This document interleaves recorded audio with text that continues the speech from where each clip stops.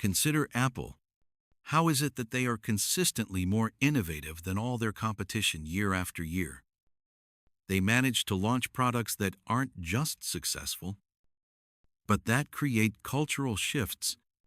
Yet, they're just a computer company. They're like everyone else. They have the same access to the same talent, the same agencies, the same consultants, the same media. How is it that they seem to have something different? Why do people feel such a profound sense of belonging to this brand that they will permanently tattoo the company's logo on their bodies? Why do customers queue for 6 hours, sometimes overnight in the rain, just to be the first to buy a new iPhone, when they could simply walk in a week later and buy one off the shelf? There is something more at play here than just quality products and clever marketing. Something deeper is at work. Or think about Martin Luther King Jr. He wasn't the only man who suffered in a pre-civil rights America. He wasn't the only great orator of his day. He wasn't the only person with powerful ideas about a more equitable future. But he had a gift. He knew how to inspire people. On that summer day in 1963, 250,000 people showed up on the Mall in Washington, D.C. to hear him speak. Think about the logistics of that. In 1963, there were no websites to check the date, no email blasts, no social media to spread the word. How did you get 250,000 people to show up at the right place, at the right time, on the right day? Dr. Didis King didn't go around telling people what needed to change in America. He went around telling people what he believed. He gave the "I have a dream" speech, not the "I have a plan" speech. It was a vision, a deeply held conviction about a future world that did not yet exist, that resonated in the hearts of millions. People showed up for themselves, for what they believed, and they traveled from every corner of the country to stand together, not for him, but for the idea he represented. And what about the Wright brothers? Why were Orville and Wilbur the ones to achieve powered, manned flight? They weren't the most likely candidates. In the early 20th century, the pursuit of flight was like the dot-com boom of its day. Everyone was trying. The man who seemed destined for success was Samuel Pierpont Langley. He had what we would assume to be the recipe for success. He was given a $50,000 grant from the War Department, a fortune for that time. He held a seat at Harvard and worked at the Smithsonian. He knew the most brilliant minds in the country and had access to the best materials. The New York Times followed him everywhere. Everyone was betting on Langley. A few hundred miles away in Dayton, Ohio, Orville and Wilbur Wright had none of these advantages. They had no funding, no government grants. Not a single person on their team had a college education. Not even Orville or Wilbur. They were funded with the meager proceeds from their bicycle shop. But they had something Langley's team did not. They had a cause, a purpose, a belief. They believed that if they could figure out this flying machine, it would change the course of the world. Langley, in contrast, was in pursuit of a different goal. He wanted to be first. He wanted to be rich and famous.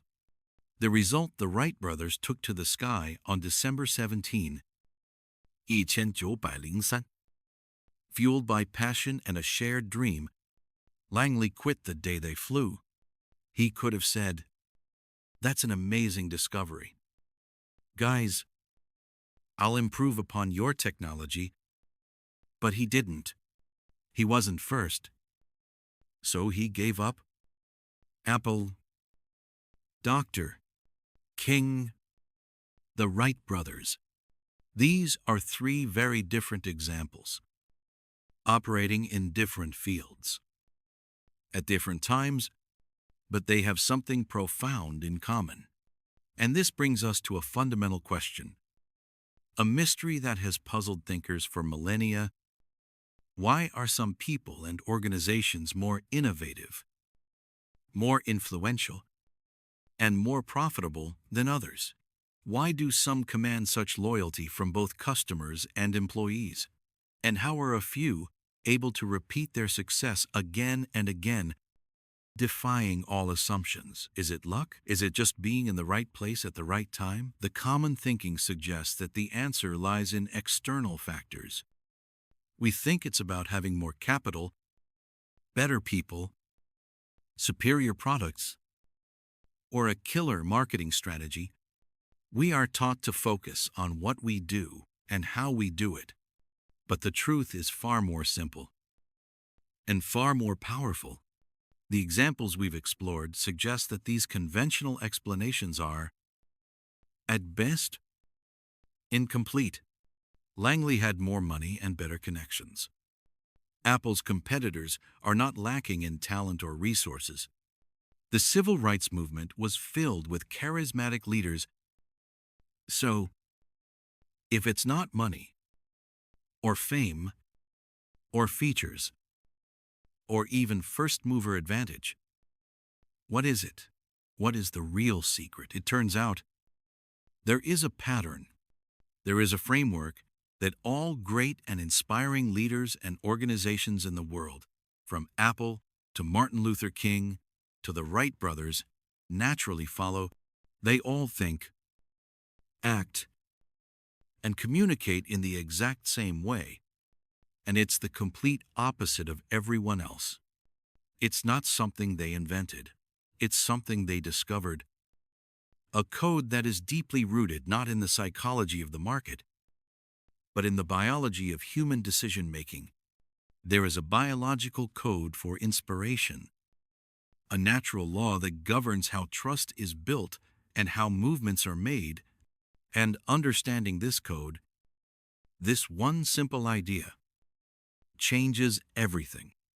It explains why we are drawn to some leaders and brands over others. It gives us a blueprint for how to inspire others ourselves. It all starts with a very simple, 2 million-year-old question: why?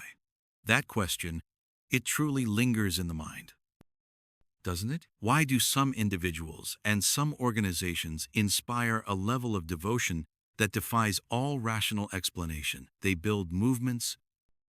They foster unbreakable loyalty.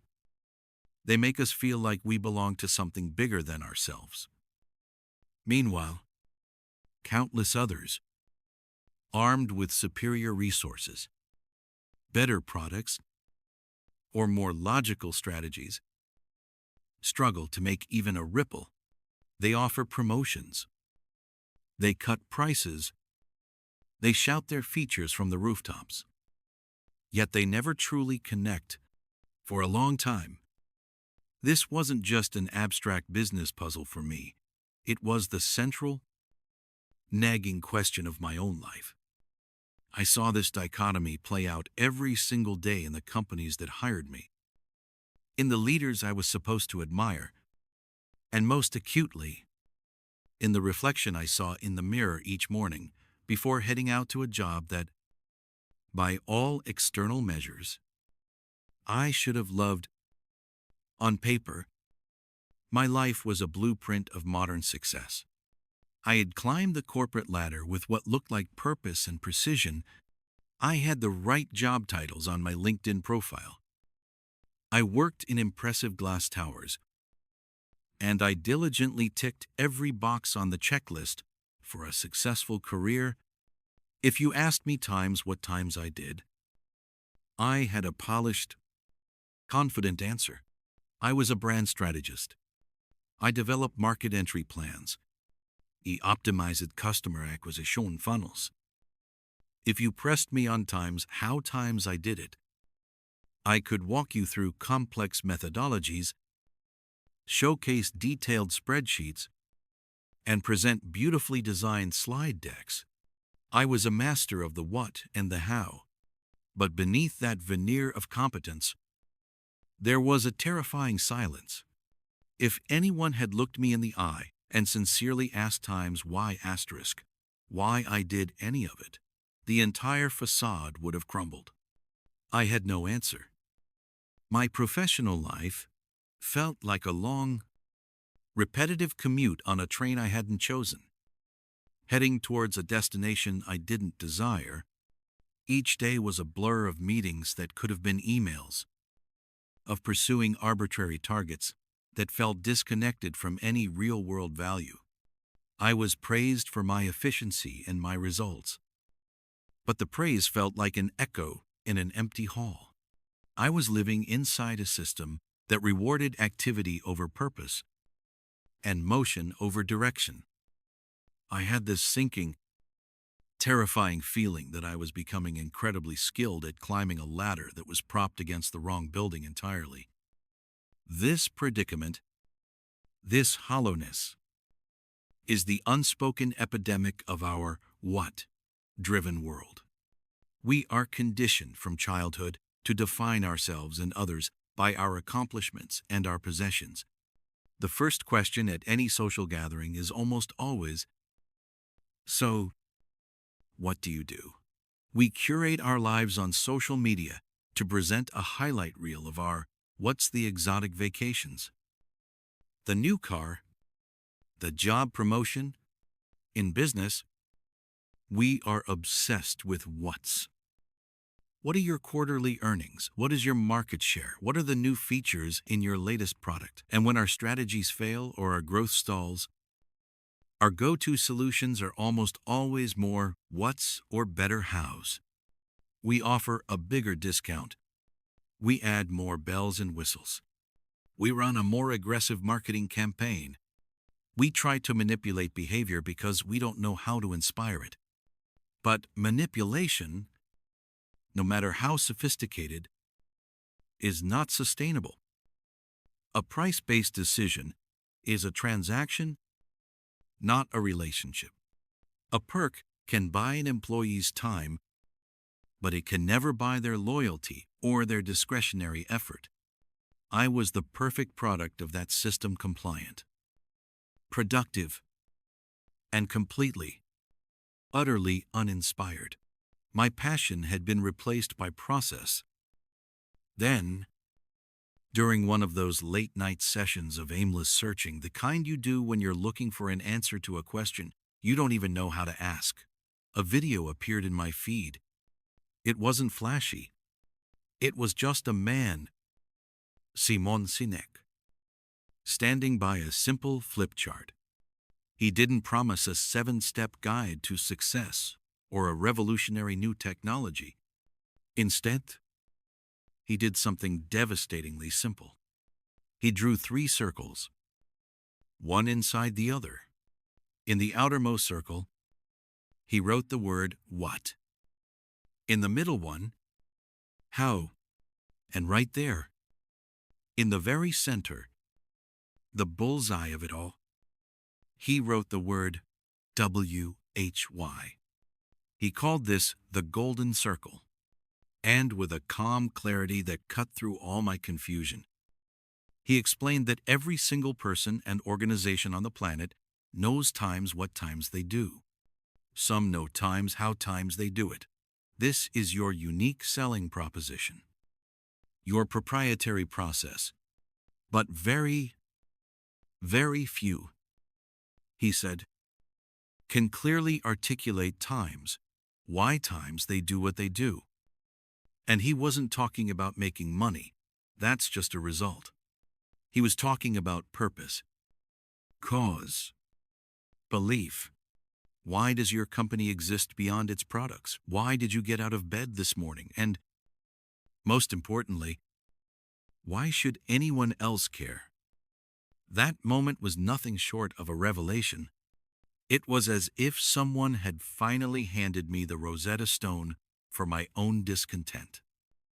And for the mysterious nature of inspiration itself, Sinek laid it out.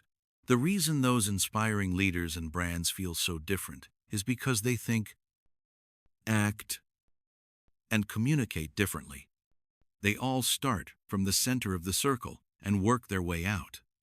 They start with why. Suddenly, I saw it everywhere.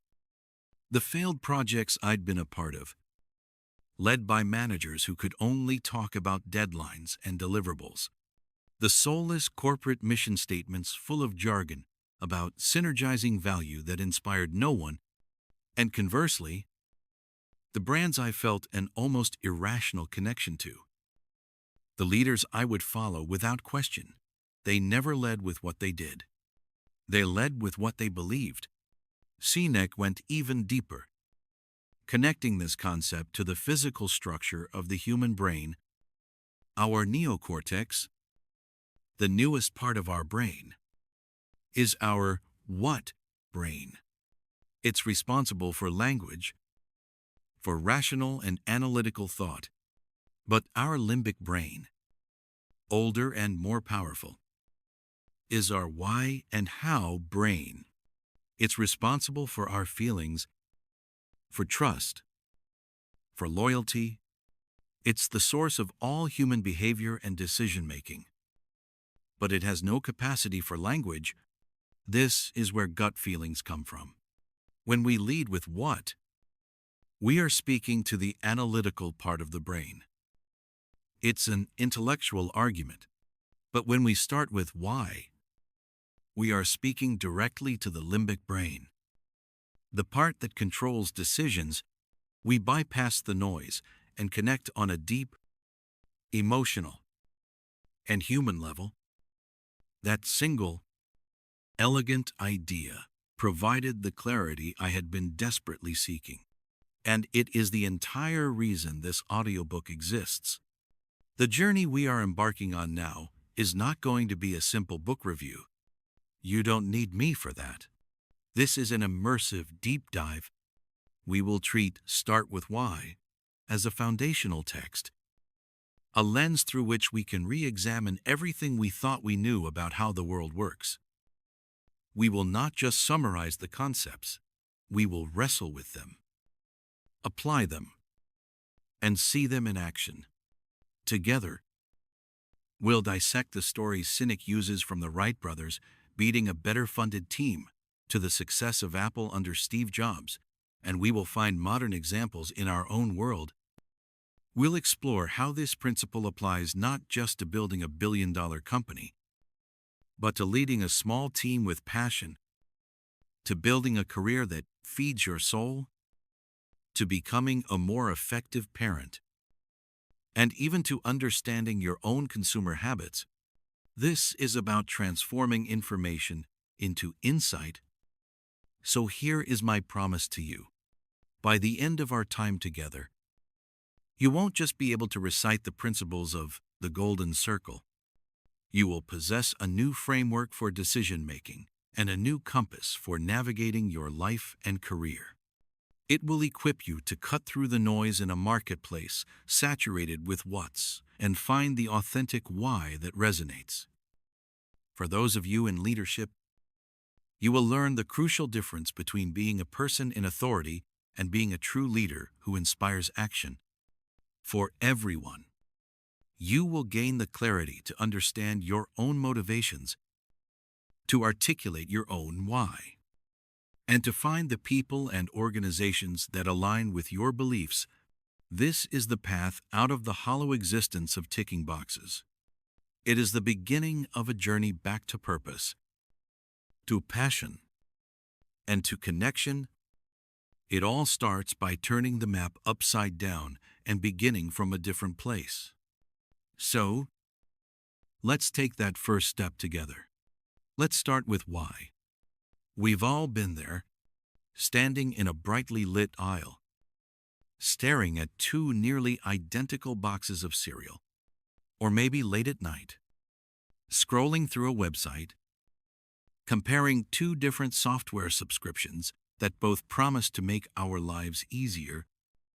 How do we ultimately make a choice? And perhaps more importantly, how do companies, leaders, and marketers attempt to make that choice for us. When you peel back all the intricate layers of branding strategy, marketing jargon, and slick advertising campaigns, you'll find that there are fundamentally only two ways to influence human behavior. You can either manipulate it, or you can inspire it. Now, that word, manipulation, it carries a heavy, sinister weight, doesn't it? It conjures up images of shadowy figures, puppet masters pulling invisible strings in smoke-filled back rooms. But in the everyday world of business, marketing, and even politics, manipulation is far more common, far more accepted, and far more subtle than we realize.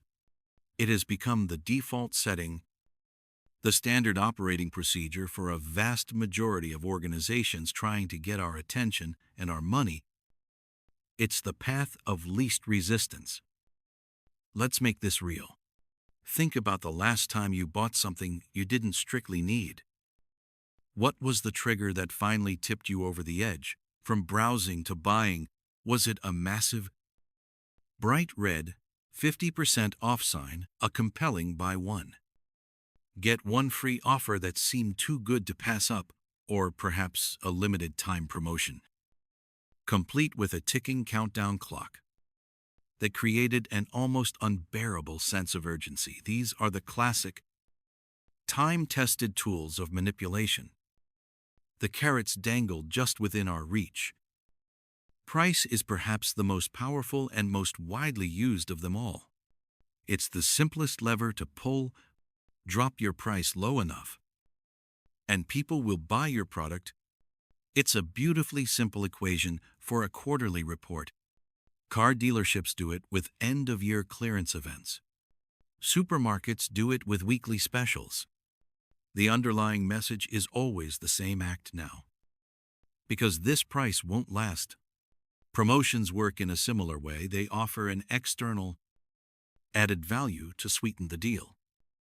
Think of the free toy in a fast food meal that convinces a child, and therefore their parent, to choose one restaurant over another, or the bonus feature that's unlocked if you sign up for a service times today asterisk. Let's be perfectly clear, these tactics generate transactions. They are undeniably effective in the short term. They can help a company smash its quarterly sales targets, clear out old inventory before a new model arrives, and create a buzz of activity. We see them work every single day, and we respond to them every single day. The fundamental problem is that they come at a significant, often invisible, long-term cost that never appears on the balance sheet. Loyalty. Playing the price game is an incredibly dangerous path because it establishes a purely transactional relationship with your customers. The person who chooses you today solely because you are the cheapest option will abandon you tomorrow without a second thought for someone who is even cheaper. There is no loyalty. There is no relationship. There is only a cold, hard commodity exchange. You haven't won a customer. You've merely rented one. Then we have the sticks. The more insidious, more emotionally charged tools. Fear is arguably the most powerful manipulation of all, because it bypasses our rational brains and speaks directly to our primal instincts for survival and self-preservation. Fear is the alarm company's advertisement that vividly details the rising crime rates in your very own neighborhood. It's the public service announcement that graphically shows you the horrific consequences of a single bad decision, like texting while driving. In the world of consumer goods, it's the marketing message that whispers in your ear, if you don't buy this revolutionary face cream, you'll look older than your friends. If you don't enroll your child in this special program, they'll be left behind academically. If you miss this investment opportunity, you will regret it. forever. Fear works. It jolts us out of our complacency and makes us act, but it achieves this by creating stress, anxiety, and doubt. Is that truly the kind of foundation upon which you want to build a lasting, positive relationship, whether with a customer, an employee, or a voter? All of these tactics, price drops, flashy promotions, fear-mongering, peer pressure, everyone is doing it. And aspirational messaging, buy this and you'll be like this successful person. They are the carrots and the sticks of modern commerce. They are pervasive. They are everywhere. And once again, it's crucial to acknowledge that they times work asterisk. They successfully produce the desired behavior. They deliver measurable, short-term results. But they all suffer from the same fatal flaw: they do not, and cannot, breed loyalty. Loyalty is something different. Loyalty is when people are willing to suffer an inconvenience, pay a premium, or turn down a technically better product or a more attractive price just to continue doing business with you. Loyalty isn't logical, it's emotional. It's a feeling of trust, of connection, of belonging. The manipulations we've discussed are utterly incapable of creating that feeling. In fact, over time, they actively erode the very possibility of it. Simon Sinek uses a brilliant and stark analogy to drive this point home. He compares these manipulative tactics to a drug addiction. They provide a quick, exhilarating hit. A company struggling to make its sales goals can slash prices across the board, and boom, they get a massive spike in sales. The numbers on the chart shoot up. The CEO is happy. The shareholders are appeased. But what happens next quarter? The artificial high has worn off. The customers who flocked in for the low price have no inherent reason to return. The underlying business hasn't actually improved. So, what do? You need another hit. Only this time, the first dose won't be enough. The tolerance has built up. You need a bigger price drop. A more aggressive buy one, get two free promotion. You, as a business, become addicted to the quick fix. The organization becomes dependent on these artificial stimulants to generate any semblance of growth. And in parallel, the customers become conditioned to only respond to these external incentives. They learn to wait for the sale. They expect the deal. It's a vicious, self-perpetuating cycle that leads to a constant, exhausting race to the bottom, commoditizing your product, devaluing your brand, and eroding your profit margins over time. It creates immense stress for both the seller, who is constantly scrambling for the next hit, and the buyer, who is constantly being pushed and prodded by fear and urgency. It's a system that focuses entirely on the transaction, not the relationship. It is a world built exclusively on what you do and how you do it, completely ignoring the most important, most powerful question of all. These carrots and sticks can certainly drive a sale today, but they can never capture a heart for tomorrow. They can't create a true believer, a loyal advocate who tells their friends about you not because they have to, but because they want to. To do that, to build something that lasts, you need something else entirely. You need a different starting point. You need to learn how to inspire. We've established that manipulations, the world of carrots and sticks, are the norm. They are everywhere. From a buy one, get one free offer to a fear tactic advertisement. warning you of all the terrible things that will happen if you don't buy a particular product. And we must admit, on the surface, they seem to work. They produce results. A promotion drives sales. A price drop increases foot traffic. These are tangible, measurable, and, most importantly, immediate outcomes. It's this short-term validation that makes manipulation so tempting, so seductive. It feels like a reliable lever to pull whenever you need to see a spike in the numbers. But what is the hidden cost of pulling that lever over and over again? What is the real price of this quick fix? The answer lies in the subtle, yet profound, corrosion of the one thing that truly sustains a business in the long run: loyalty. Let's start with the most common form of manipulation: price. Running a price-based promotion is like offering candy to a child. You will certainly get their attention, but you haven't earned their respect or their trust. Customers attracted by a lower price are loyal to the deal, not to your company.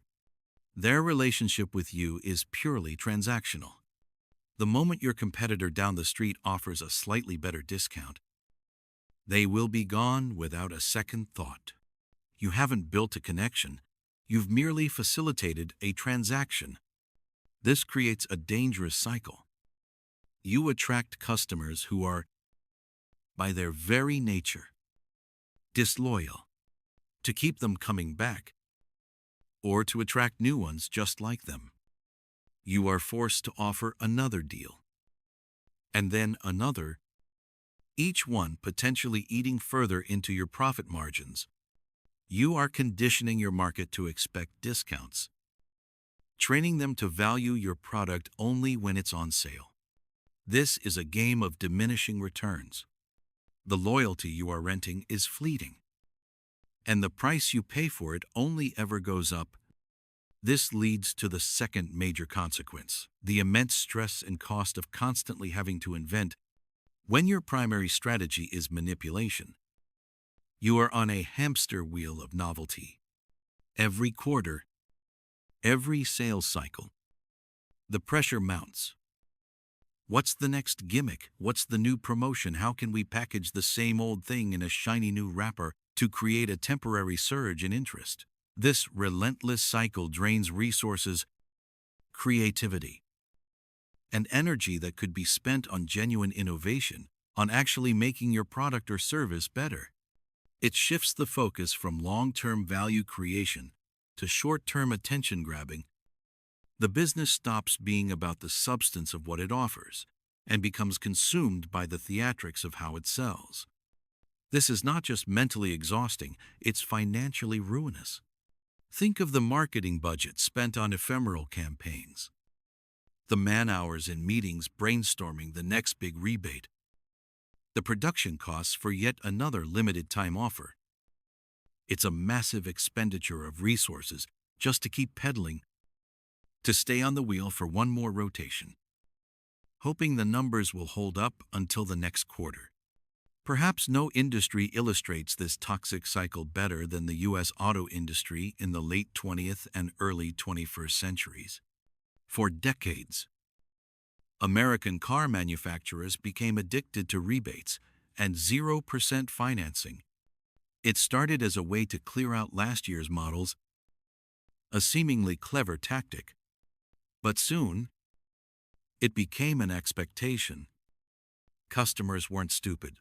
They learned the game. They knew that if they just waited a few months, or until the end of the quarter, a big cashback offer was inevitable. So they waited. Brand loyalty to giants like GM or Ford eroded. People weren't buying a Ford because they believed in its quality or innovation. They were buying a deal. The conversation shifted from which car is best for my family to which car comes with the biggest check. This put the automakers in a terrible bind. If they stopped offering rebates, their sales would plummet because their customer base was conditioned to them. But by continuing They were hemorrhaging money, cheapening their brand, and admitting to the public that the sticker price was an inflated, meaningless number. They were in a price war with themselves. The short-term gain of moving inventory off the lot created a long-term crisis of identity and profitability. They were so focused on the transaction of today that they forgot to build a relationship for tomorrow. So, here, we see the true price of the quick fix. Manipulation, whether through price, promotions, or fear, is a short-term strategy with devastating long-term costs. It attracts the worst kind of customer, one with no loyalty. It places the organization under constant innovation-killing stress. And it can erode the value of a brand until it stands for nothing more than its latest discount. It's a strategy based on transactions, not relationships. And in the world of business, as in life, relationships built on a foundation of trust and shared values are the only ones that last. The question, then, is not how to become better at manipulating, but how to escape the cycle altogether. How do we build something that generates loyalty naturally, without the constant need for carrots and sticks? We've seen how the blunt instruments of manipulation, the fleeting allure of a price drop, the manufactured urgency of a promotion ultimately corrode the very foundation of trust. They create transactions, not loyalty. But beyond these overt tactics lies a far more sophisticated, more deeply human form of influence. It operates not in the bright glare of discounts, but in the subtle shadows of our own psyche. It doesn't shout about what you can save. It whispers seductively about who you could become. This is the masterfully crafted world of peer pressure and aspirational marketing, a quiet and persistent campaign waged on the battleground of our deepest insecurities and our most profound need to belong. At our very core, we are pack animals. Our evolutionary software is coded with an overwhelming drive to be part of a group, to find acceptance within a tribe. For millennia, social inclusion meant survival, and exclusion meant certain death. That ancient, primal fear of being cast out, of not measuring up to the group's standards, still hums beneath the surface of our modern lives. Marketers, as astute students of human nature, understand this instinct intimately. They know the most potent catalyst for action isn't a list of product features, but the silent, nagging question that echoes in our minds. Will this make them accept me? Will this help me fit in here? The modern tribal chieftain, the celebrity, is brought onto the stage. A celebrity endorsement is not an exercise in logic. It is a powerful emotional transference. When we see a revered athlete drenched in sweat, taking a triumphant sip of a specific sports drink, or a globally adored movie star checking the time on a luxury watch, the message has little to do with electrolytes or Swiss engineering. The implicit, unspoken promise is one of affiliation. Our subconscious, bypassing all rational thought, makes a simple but powerful connection. This person is successful, admired, and part of the in-group. If I use the same product, I can borrow a fragment of their status. I can get closer to their world. We are not buying a beverage. We are buying a taste of victory. We are not purchasing a timepiece. We are acquiring a symbol of elegance and belonging. The manipulation is brilliant in its simplicity, as it circumvents our critical faculties and appeals directly to our primal yearning for validation and social approval. It transforms a mass-produced item into a perceived totem of a higher social standing. This powerful principle is then scaled up and broadcast to the masses through the broader strategy of aspirational messaging. This is the celebrity effect without the celebrity, where the product itself becomes the star, promising to elevate us. Open any lifestyle magazine or scroll through any curated social media feed, and you are immersed in a meticulously constructed reality built on these promises. An advertisement for a luxury car rarely talks about horsepower or fuel efficiency. Instead, it sells the feeling of serene freedom, showing the car gliding along a dramatic, empty coastal highway at sunset. You aren't buying a machine. You are buying an escape from your mundane daily commute. A campaign for a perfume doesn't list its botanical notes. It presents a whirlwind romance in a cinematic far-flung city, implying the scent is the invisible catalyst for connection and passion. These messages are precision engineered to first identify and then widen the gap between your actual self and your idealized self. They subtly diagnose insecurities. You weren't consciously aware of a lack of adventure, a deficit of romance, a social life that isn't glamorous enough, and then they gallantly present their product as the simple, immediate solution.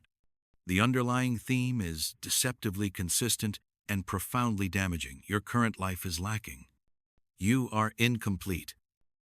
But with the purchase of this item, you can instantly bridge that gap and become the idealized person you see in this advertisement. It is a deft hijacking of the natural human desire for growth, twisting it into a relentless, externally driven cycle of consumption and inadequacy. And this is where the entire illusion shatters, leading to a deep and pervasive emotional fallout. What happens in the cold light of day? After the transaction is complete, the new luxury car is inevitably caught in the same gridlock traffic as everyone else. The enchanting perfume doesn't magically produce a soulmate on a Tuesday afternoon. The state-of-the-art oven is, more often than not, used to reheat last night's pizza. The grand, cinematic promise evaporate, and the mundane reality of life rushes back in to fill the void. This chasm between the advertised fantasy and our lived experience becomes a fertile breeding ground for a corrosive cynicism each time a product fails to deliver on its implicit promise of transformation. Another small crack appears in our ability to trust the messages we are sold. Over years, this accumulation of minor betrayals builds a formidable defensive wall around us. We begin to view all marketing with a default setting of suspicion. We see every corporate communication as a potential deception. The cynicism born from one brand's overpromise metastasizes, coloring our perception of the entire marketplace. The relationship is no longer just transactional, it becomes adversarial. The consumer feels played, and the brand is cast as the manipulative charlatan. In this environment, true loyalty cannot possibly take root. Only a lingering resentment and a weary skepticism toward the next beautifully crafted lie. So, what is the path away from this cycle of hype and disappointment? The alternative is not to market better lies, but to stop selling lies altogether. It requires a complete reversal of the aspirational model. Instead of projecting a fantasy for the customer to chase, authentic brands project a reality that they themselves embody. They don't sell what you could be. They validate who you already are. They start with why. Take a brand like Patagonia.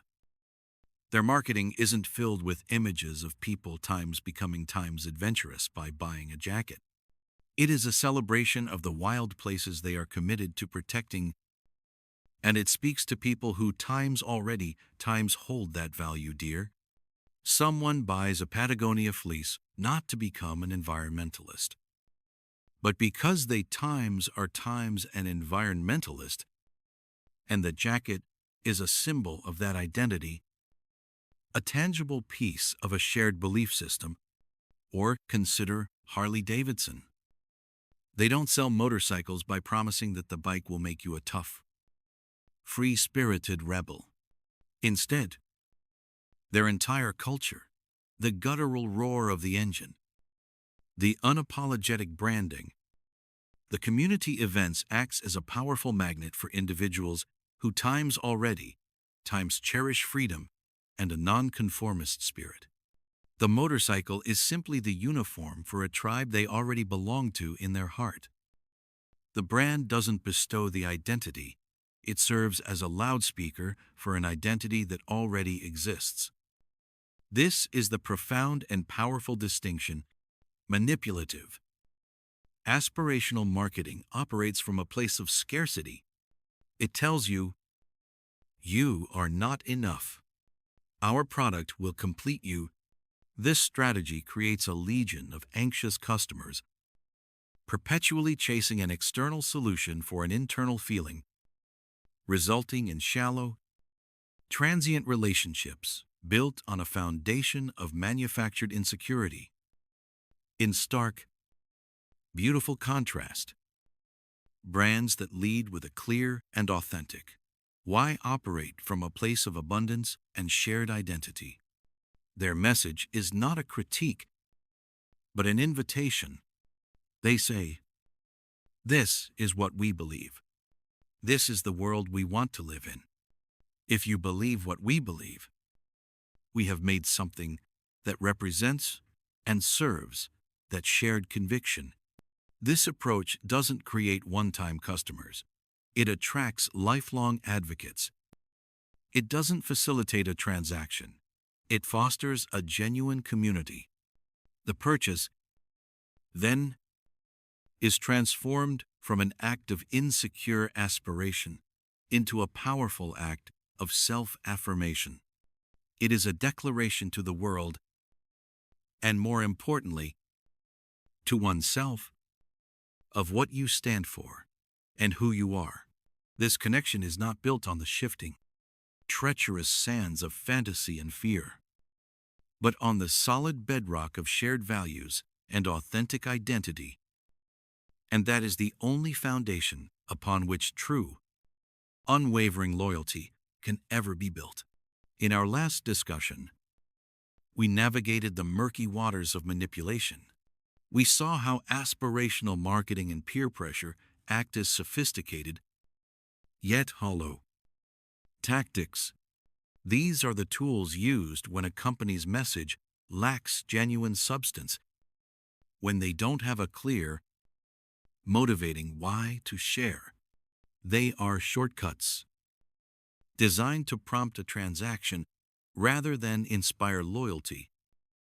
But what happens when these manipulations begin to show their wear? What does a company do when it has nothing left to say?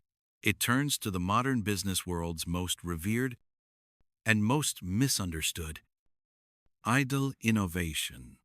The word is everywhere.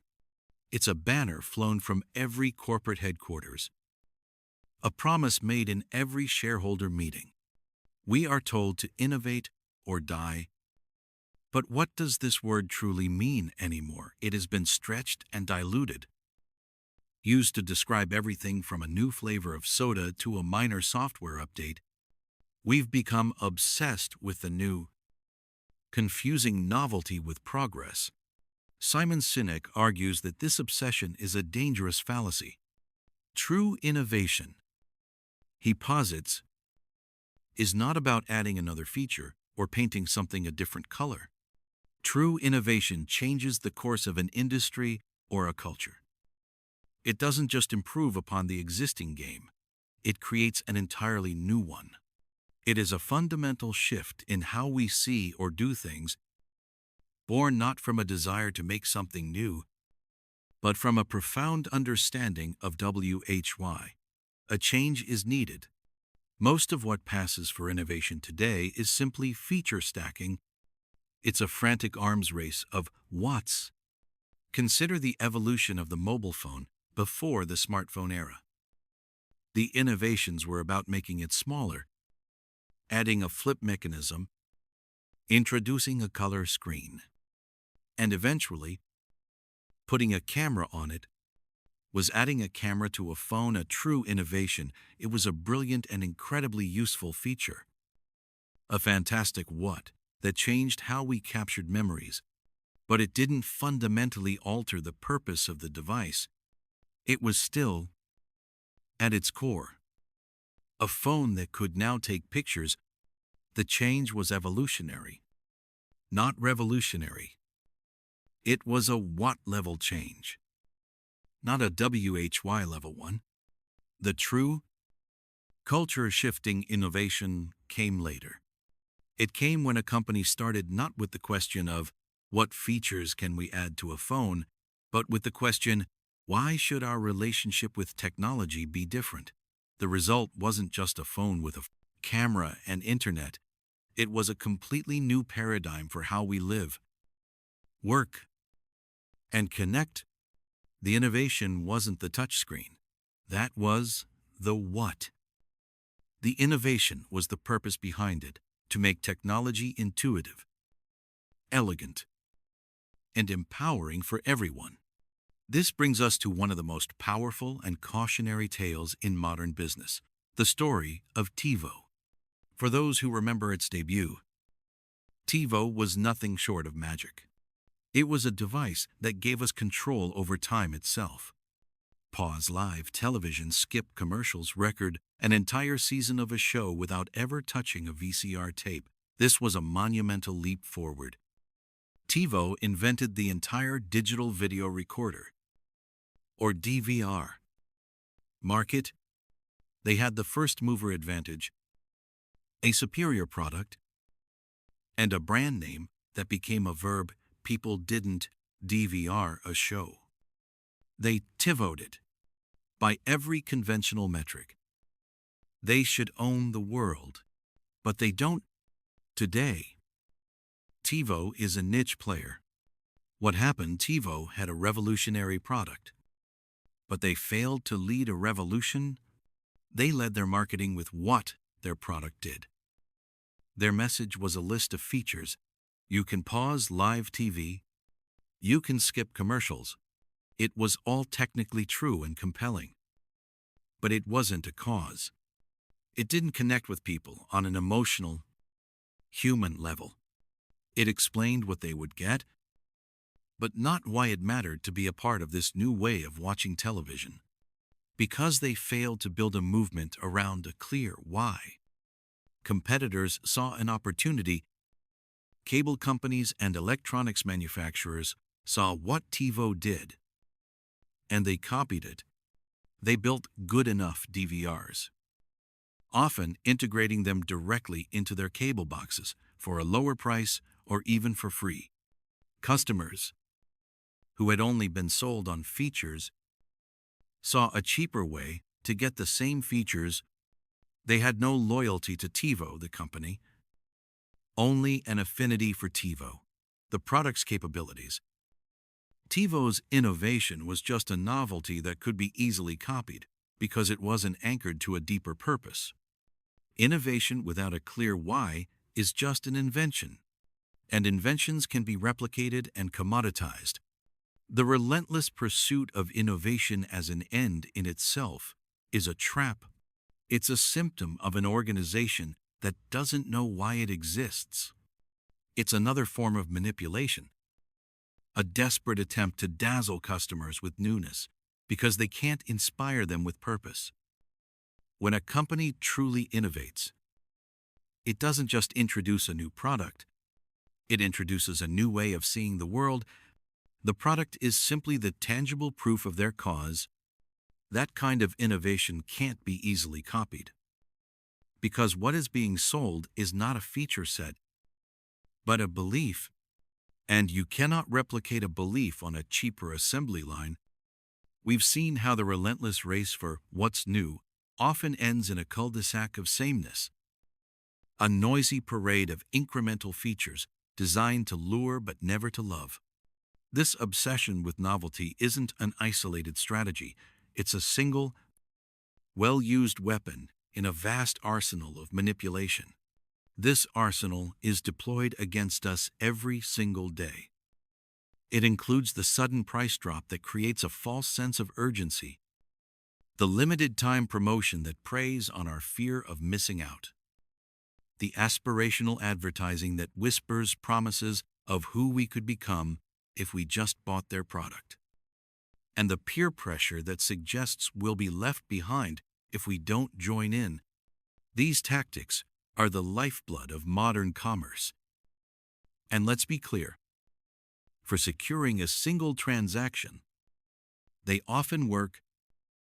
They can move inventory and boost quarterly numbers, but they operate like a sugar rush, a temporary spike, followed by an inevitable crash. The real, hidden cost is not measured in marketing budgets or profit margins. The true cost is the systematic destruction of the single most valuable asset any organization can possess. The one thing that ensures resilience and long-term prosperity, genuine, human loyalty. But what even is loyalty in this transactional world? We've co-opted the word for corporate programs that are anything but. A card in your wallet that gives you a free coffee after 10 purchases is not a loyalty program. It is a frequency program. It manipulates our behavior with a simple reward. True loyalty is the exact opposite. True loyalty is when a person is willing to suffer an inconvenience or pay a premium to continue doing business with you. It's when a customer would rather drive past 5 cheaper competitors to get to your store. It's when they turn down a demonstrably better product from a rival because they feel a connection to you, your people, and your mission. It is an emotional allegiance that defies the cold, hard logic of a spreadsheet. It's a choice to belong. This profound connection is possible only because loyalty is not born in the rational, analytical part of our minds. It is a feeling generated deep within our limbic system, the primal, ancient part of the brain responsible for all our emotions, our trust, our behavior. But with no capacity for language, this is the source of our gut feelings and our steadfast intuition. When a company communicates its purpose, its beliefs, its why, it speaks directly to our limbic brain. If their why resonates with our own worldview, a bond is formed. It's a feeling of trust and kinship. This is why we struggle to explain our loyalty.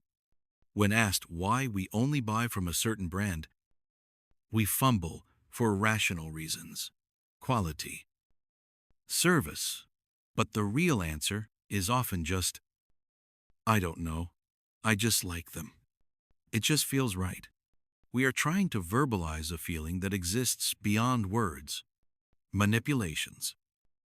By contrast, target the neocortex, our new brain.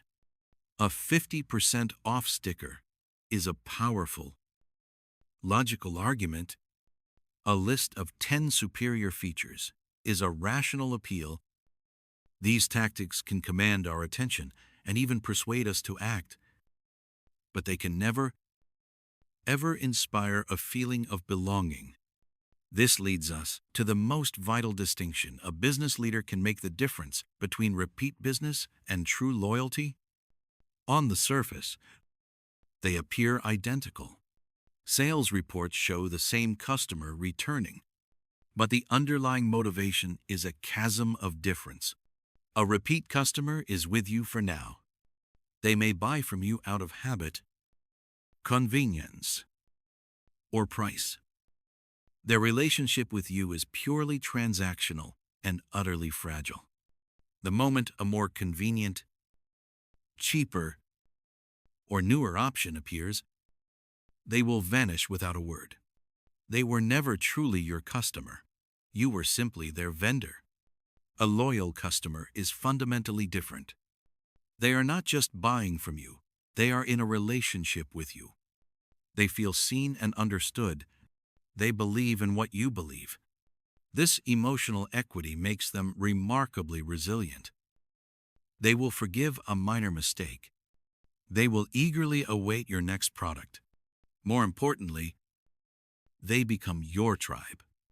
They are volunteer marketers, spreading the word with an authenticity that no advertising campaign could ever buy. They don't just wear your logo, they embody your values. They are the foundation of a business that can weather any storm. A company built on a constant stream of manipulations is a company living in a state of perpetual anxiety. It is on a hamster wheel, spending more and more money and energy just to stay in the same place. Every quarter is a new battle. Every customer, a new conquest. The focus is relentlessly short-term. It is an exhausting and ultimately unsustainable way to exist.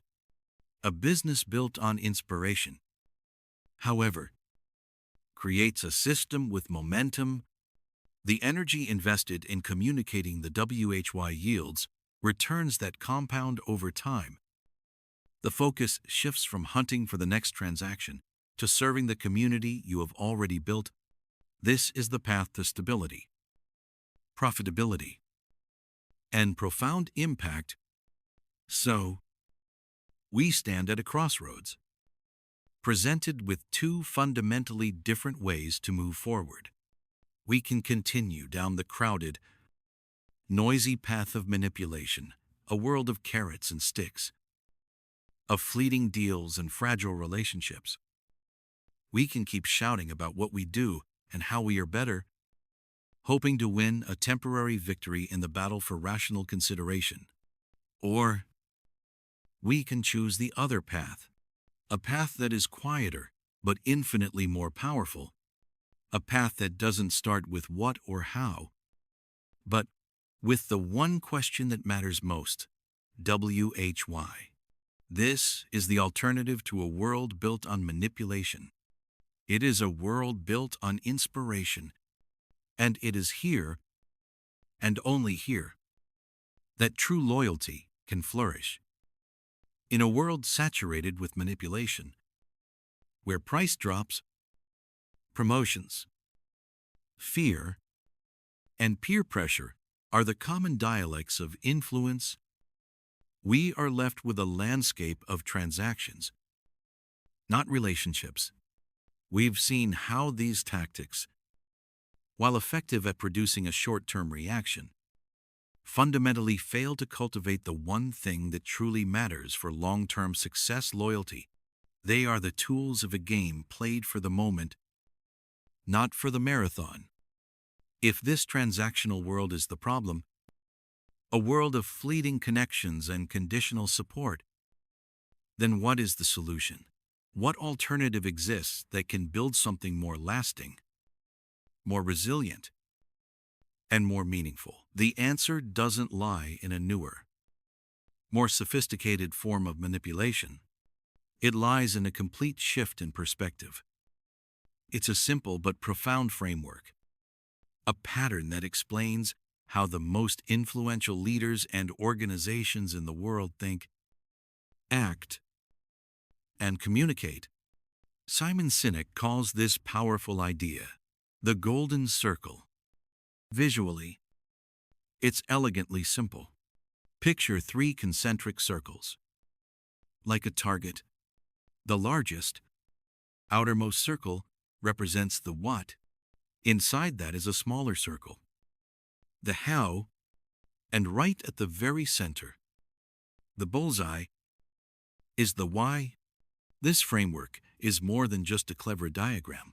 It represents the very structure of how we operate and how we can inspire. Let's peel back these layers one by one. The what is the easiest to identify. Every single company, organization, and even individual professional on the planet knows what they do. This is the layer of clarity. It encompasses the products a company sells, the services it offers, or the job function a person performs. A car company makes cars. A law firm provides legal counsel. A barista makes coffee. We can describe the what with specific, tangible details. It's the most concrete aspect of our existence in the marketplace. There is no mystery here. Moving one layer deeper, we find the how. Some organizations know how they do what they do. The how is often what a company uses to explain its differentiation or superiority. They might call it their unique selling proposition, their proprietary process, or their value proposition. It's the specific actions they take to realize the what. For a software company, the how might be their agile development process or their elegantly designed user interface. For a restaurant, it might be their use of locally sourced, organic ingredients. The how explains the difference, the special sauce. While fewer organizations have a clear and well-articulated how compared to the what, many successful ones do. It provides a degree of distinction in a crowded field, but it is at the very core of the golden circle that we find the element that is most often missing. At the center is the WHY. Very few people or organizations can clearly articulate WHY they do what they do. And this is not a reference to making money that is a result. Profit is and always will be a result of doing business. The WHY is something much deeper. It's about purpose, cause, or belief. It's the foundational reason your organization exists. Beyond its products and processes, why does your company exist? Why do you get out of bed in the morning to go to work? And, most critically, why should anyone else care? The why is the source of passion, the wellspring of innovation, and the anchor of identity. Without it, work is just a job, and a company is just another entity selling goods. The profound insight of the golden circle lies not just in defining these three layers, but in understanding the direction of communication. Nearly everyone thinks, acts, and communicates from the outside in. We start with the clearest, most tangible thing, the what, and we work our way toward the fuzziest concept, the WHY, if we even get there at all. This outside-in approach is logical. It's direct. It feels safe. Marketing messages are filled with it. We make great computers.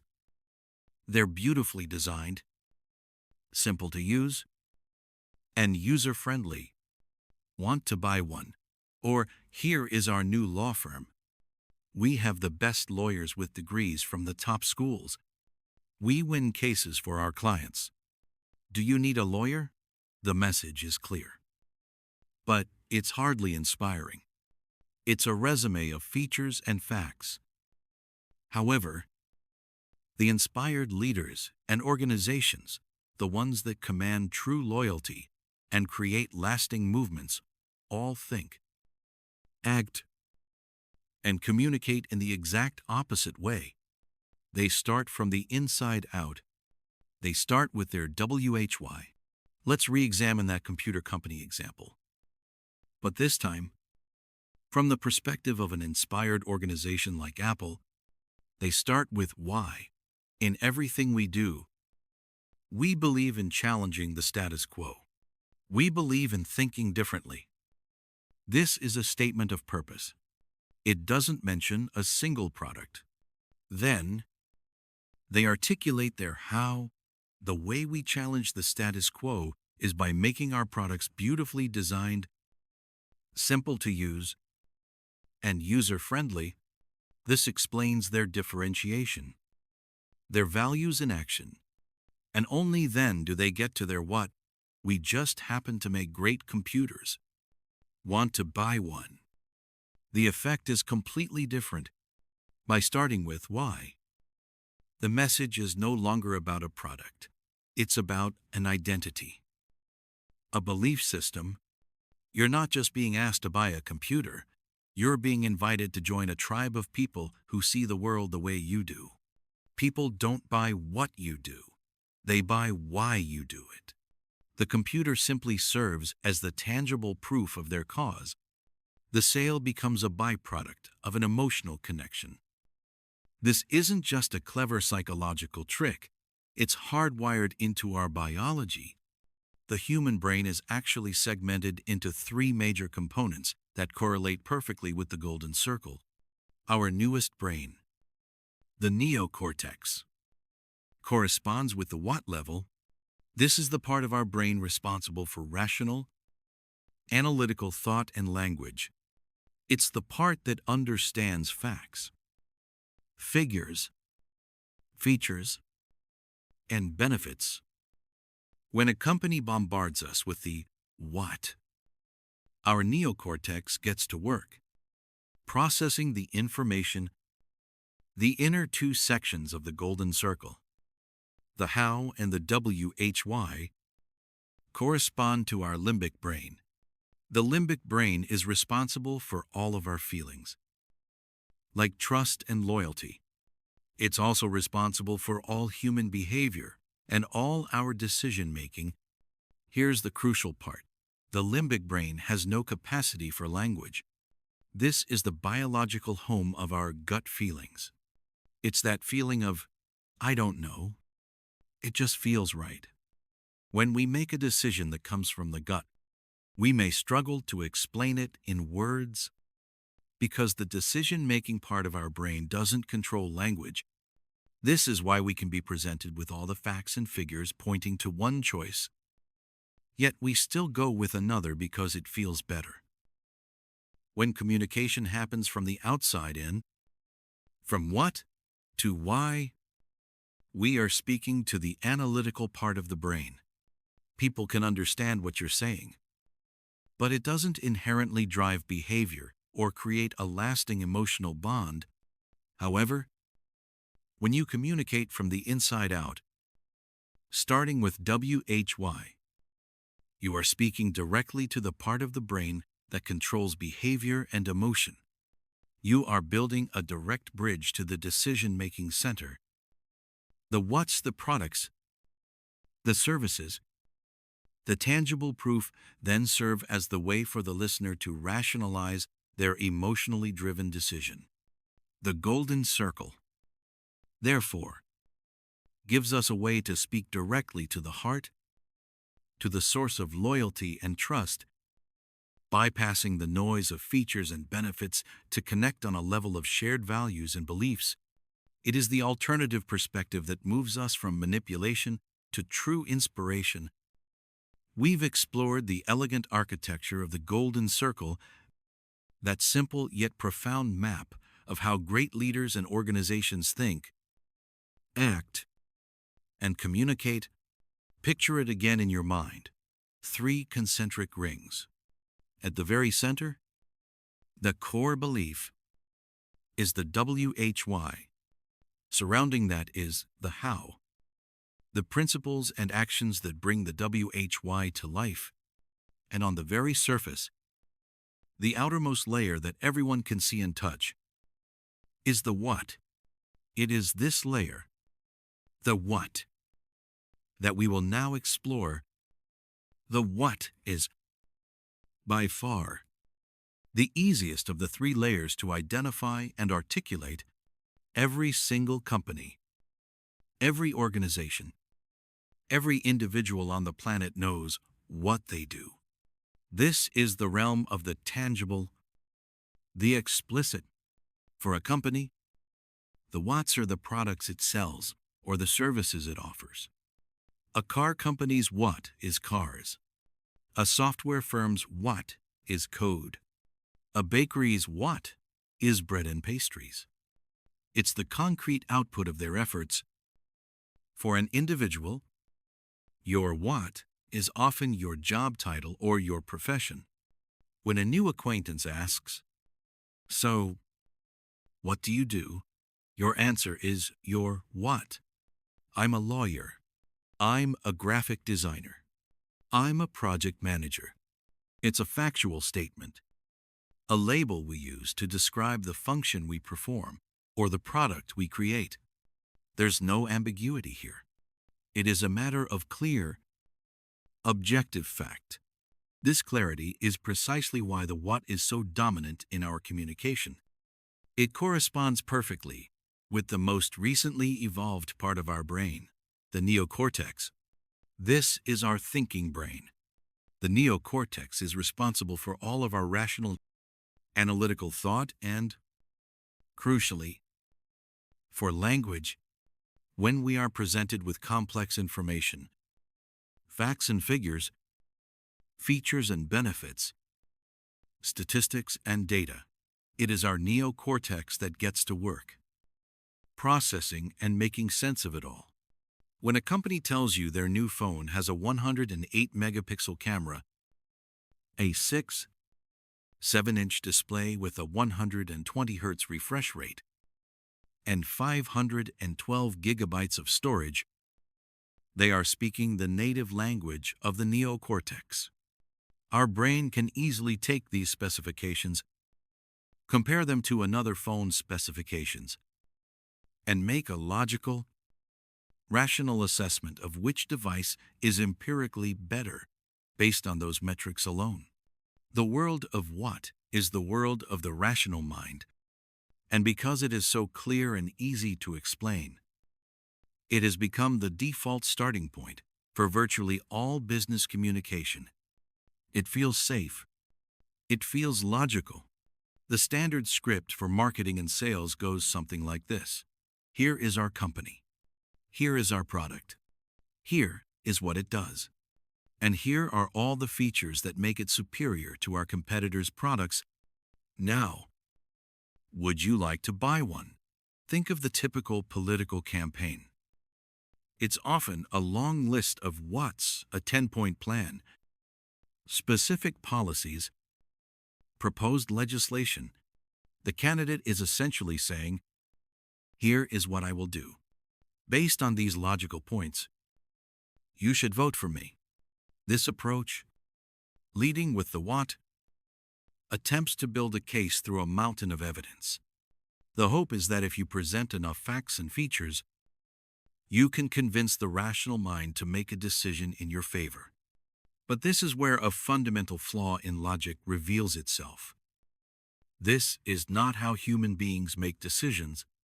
While our neocortex can process all the what's, it is not the part of our brain that drives behavior. The power of decision-making does not reside in our rational language processing center.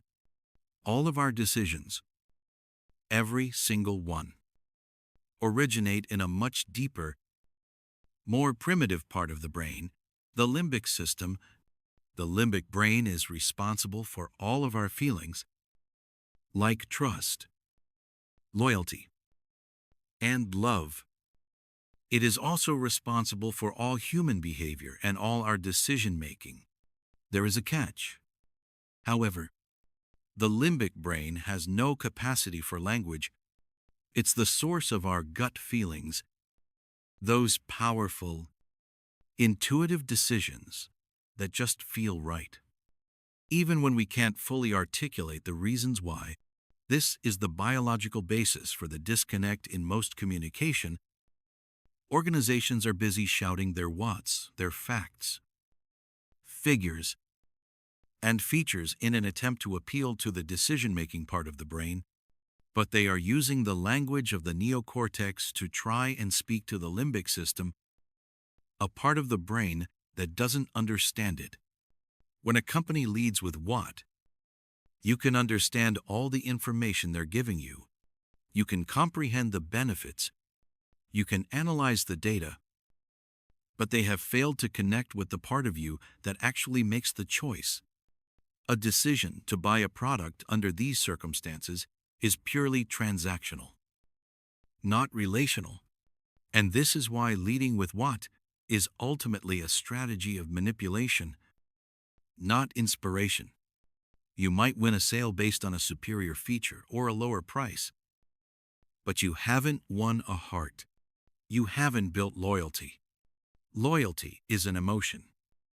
It's a feeling of connection to something larger than a product's specifications. If a customer chooses you simply because you offer the best price or the most features, what happens the moment a competitor comes along with a better price or a few more features? The customer leaves without hesitation, because their relationship was never with your brand. It was with your spreadsheet of what's. There was no emotional bond, no shared belief to keep them there. The clarity and tangibility of the what are seductive. It's the easiest thing to talk about, the safest ground to stand on, but it is the weakest place to start if your goal is to inspire others to act, to build a loyal following, or to create a movement. True, lasting influence is not built on a foundation of features. It's built on a foundation of shared values and beliefs. It requires us to communicate in the way we are biologically wired to decide, not from the outside in, but from the inside out. It demands that we move beyond the simple clarity of what we do and learn to articulate the far more powerful reason why we do it. We've spent time in the most superficial, yet most visible layer of the golden circle, the what. It's the tangible evidence of our work, the products we sell, the services we render, the specific job functions we perform. It's what the world sees first. And as we've learned, while it's the easiest thing to identify, it's the least effective place to start if you want to inspire action. It communicates information, but it seldom builds trust or loyalty. To find the source of that connection, we must venture deeper, peeling back this outer layer to reveal the engine that drives the action. We move from the result to the process. This brings us to the how.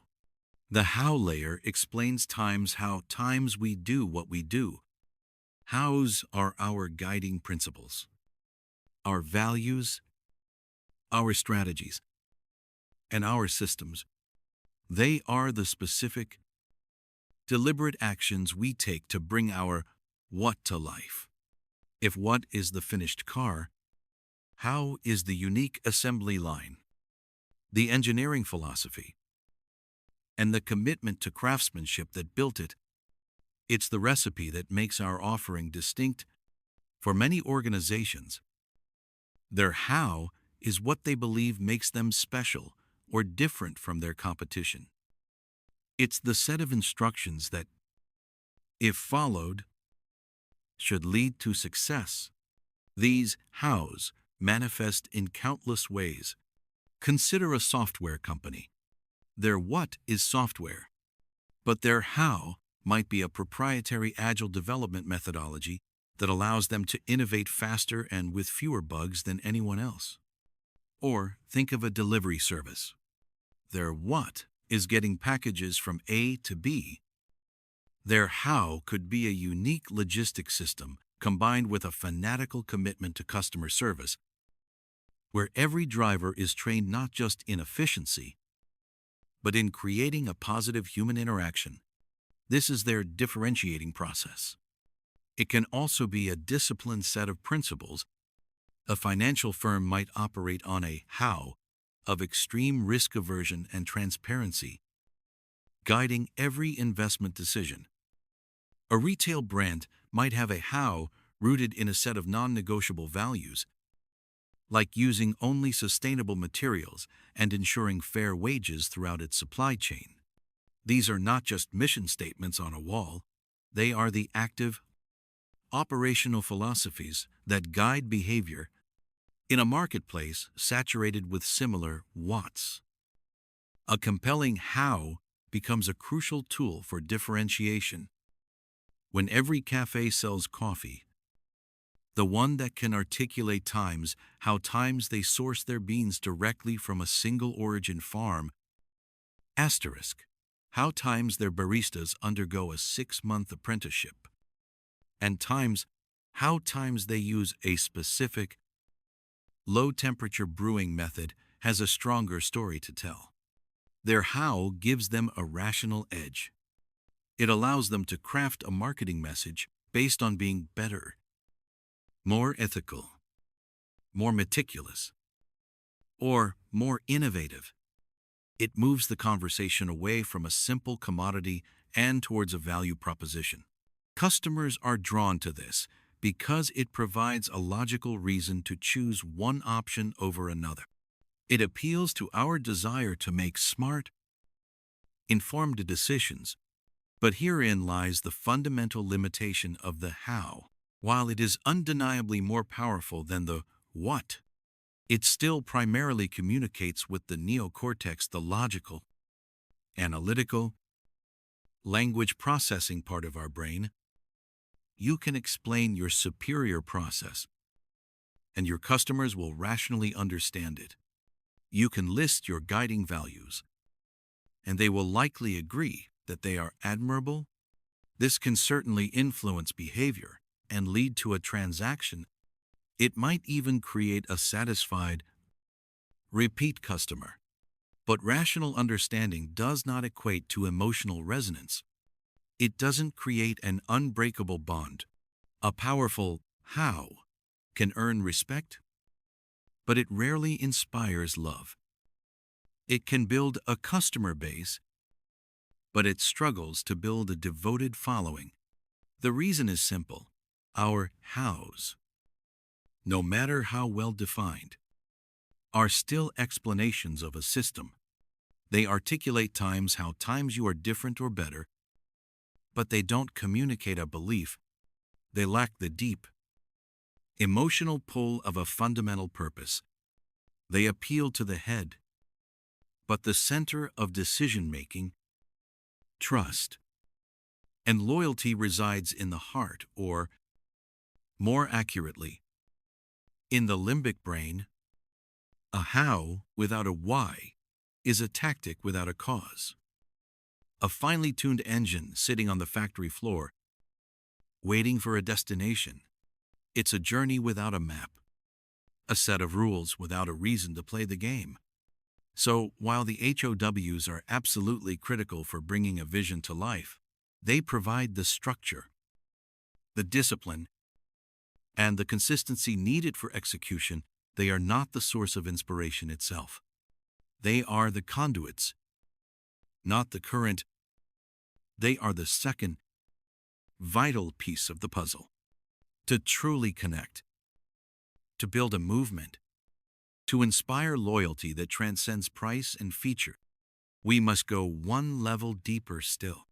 We must journey to the core, to the starting point of all meaningful action, to the question that gives our hows their power and our whats their context. We must start with why.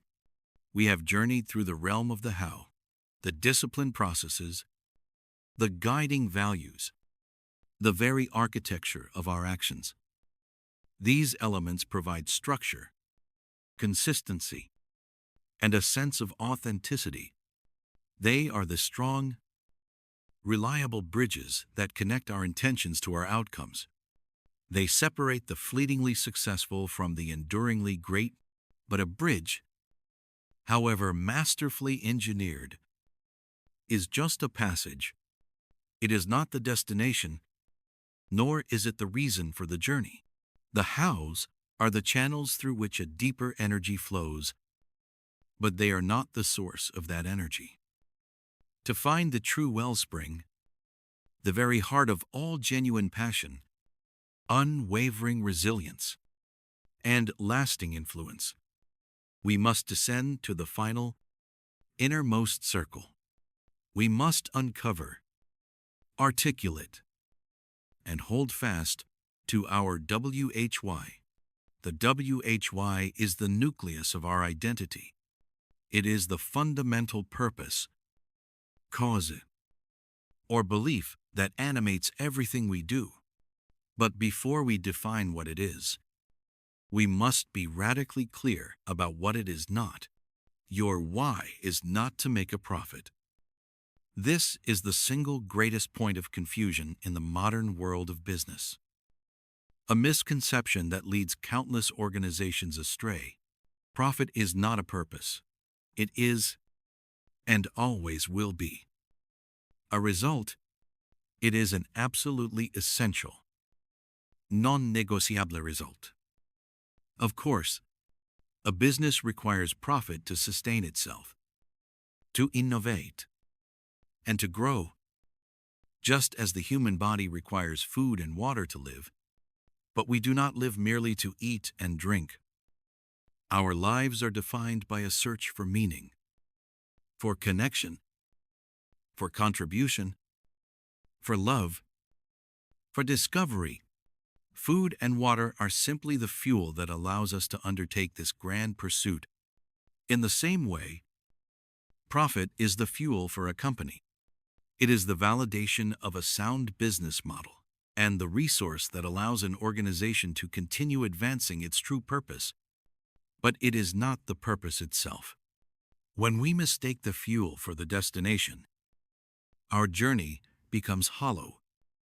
The relentless pursuit of numbers on a spreadsheet, divorced from a deeper meaning, inevitably leads to short-term decisions, a culture of expedience, and the use of manipulation rather than inspiration to motivate behavior. It erodes trust, both internally and with the customers we claim to serve. So, if the WHY is not about financial outcomes, what is its essence? The WHY is your reason for being. It is the profound answer to the question, why does your organization truly exist? Beyond its products and services, your WHY has almost nothing to do with what you do. The whats you produce, the goods, the software, the consulting are merely the tangible proof of your WHY, the artifacts of your belief. Your real why is about the specific contribution you aspire to make to the lives of others, to your community, or to the world. It is the clear, unwavering vision of a future state you want to help bring into existence. It is the reason you leap out of bed in the morning with a fire in your soul. And it is the only reason anyone else should genuinely care about what you do. It's the flag you plant firmly in the ground, a beacon that rallies all those who believe what you believe. This is not a soft, feel-good idea. It is a biological imperative, a pattern etched into the history of human achievement.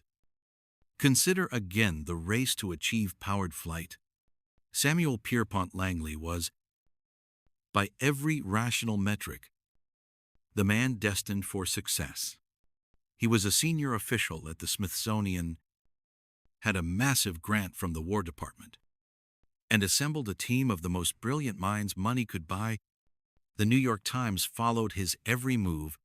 He possessed the perfect what to be the first man to fly, and the ideal hows, the resources, and the talent. Yet, his driving force was the pursuit of fame and riches.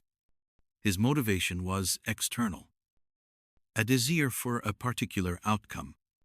200 miles away, in Dayton, Ohio, Orville and Wilbur Wright operated from a completely different foundation. They had no funding, no powerful connections, and not a single person on their small team had a college education. They ran a humble bicycle shop, but they possessed something infinitely more powerful than all of Langley's resources. Combined a clear and resonant WHY. They held a passionate belief that if they could unlock the secret of flight, it would fundamentally alter the course of human history. It would connect people, dissolve boundaries, and expand the potential of the human spirit. This belief, this transcendent cause, was their inexhaustible engine. It was this why that gave them the strength to endure ridicule and persevere through hundreds of failed experiments. It was this why that inspired their small team to work with blood, sweat, and tears. Not for a paycheck, but for the chance to be part of building a different future. Their loyalty was not to the rights themselves, but to the cause, the rights so perfectly embodied. So when that historic day came, it was this belief-driven team that achieved the impossible. And what of Langley, the moment he learned that his goal of being first was gone? He gave up. He did not seek to improve his machine or contribute to the new field of aviation. His motivation was gone because it was tied to the outcome, not the purpose. His story ended there. The right story was just beginning. This transformative power of a clear WHY is the engine of all great leadership and social change. Dr. Martin Luther King Jr. never toured the country presenting a detailed 12-point plan for achieving civil rights. He did not focus on the Watson House of legislation. Instead, he shared his belief in front of the Lincoln Memorial. He did not say, "I have a plan." He declared, "I have a dream." He painted a vivid picture of a future America, a world that did not yet exist, but that everyone in the crowd could see and feel in their hearts. He articulated a WHY, a deeply held belief in a nation where his children would one day be judged not by the color of their skin, but by the content of their character. He didn't need to manipulate or persuade people with complex arguments. He simply broadcast his why, and those who shared that fundamental belief felt its pull. They were not followers. They were fellow believers. They made his dream, their dream. The 250,000 people who filled the National Mall that day, and the millions more who joined the cause, did not show up for the man, Martin Luther King. They showed up for themselves, for the vision of America that already existed inside them. His clarity of why gave that internal belief a voice and a community. It created a sense of belonging to something historic, something far greater than any one individual. This is the biological magic of the WHY. It speaks directly to the limbic brain, the ancient part of our neuroanatomy that governs feelings, trust, loyalty, and all human behavior. It bypasses the analytical neocortex that processes facts and figures. That's why we can be presented with all the data and still go with our gut. Our gut is our limbic brain, and it is inspired not by what you do, but by WHY you do it. The why is the genesis of genuine passion and the bedrock of inspiration. It is the story that gives context and meaning to your work. When you can finally articulate it with clarity and live it with discipline, you will not just build a business, you will start a movement. We've explored how a clear sense of WHY acts as the engine of inspiration, the very core from which lasting influence and loyalty spring. But as compelling as this idea is, it's natural to ask, is this just a beautifully crafted theory, a clever communication model, or is there something deeper at play? Something more fundamental to who we are as human beings? The answer lies not in marketing textbooks or business case studies, but in the very architecture of our own biology. The reason the golden circle is so powerful isn't a matter of opinion. It's a scientifically validated principle rooted in the evolution of the human brain. Let's peel back the layers. Our brain, from a simplified, top-down perspective, can be seen as having three main parts that evolved over time. This model is often called the triune brain. The newest part, evolutionarily speaking, is the neocortex. This is our Homo sapien brain. It's the sophisticated, wrinkled outer layer responsible for all our rational, logical, and analytical thought. The neocortex is where language lives. It allows us to process vast amounts of complex information, to understand facts and figures, to weigh features and benefits, and to articulate our thoughts in words. It is, in essence, our thinking brain. Wrapped inside the neocortex are the older, more primitive parts of our brain, collectively known as the limbic brain.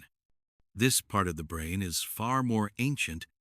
It's responsible for all of our feelings, such as trust, loyalty, love, and joy. Crucially, the limbic brain is also responsible for all human behavior and all of our decision-making. Every single choice we make, from what to eat for lunch to which person to marry, originates in this emotional core.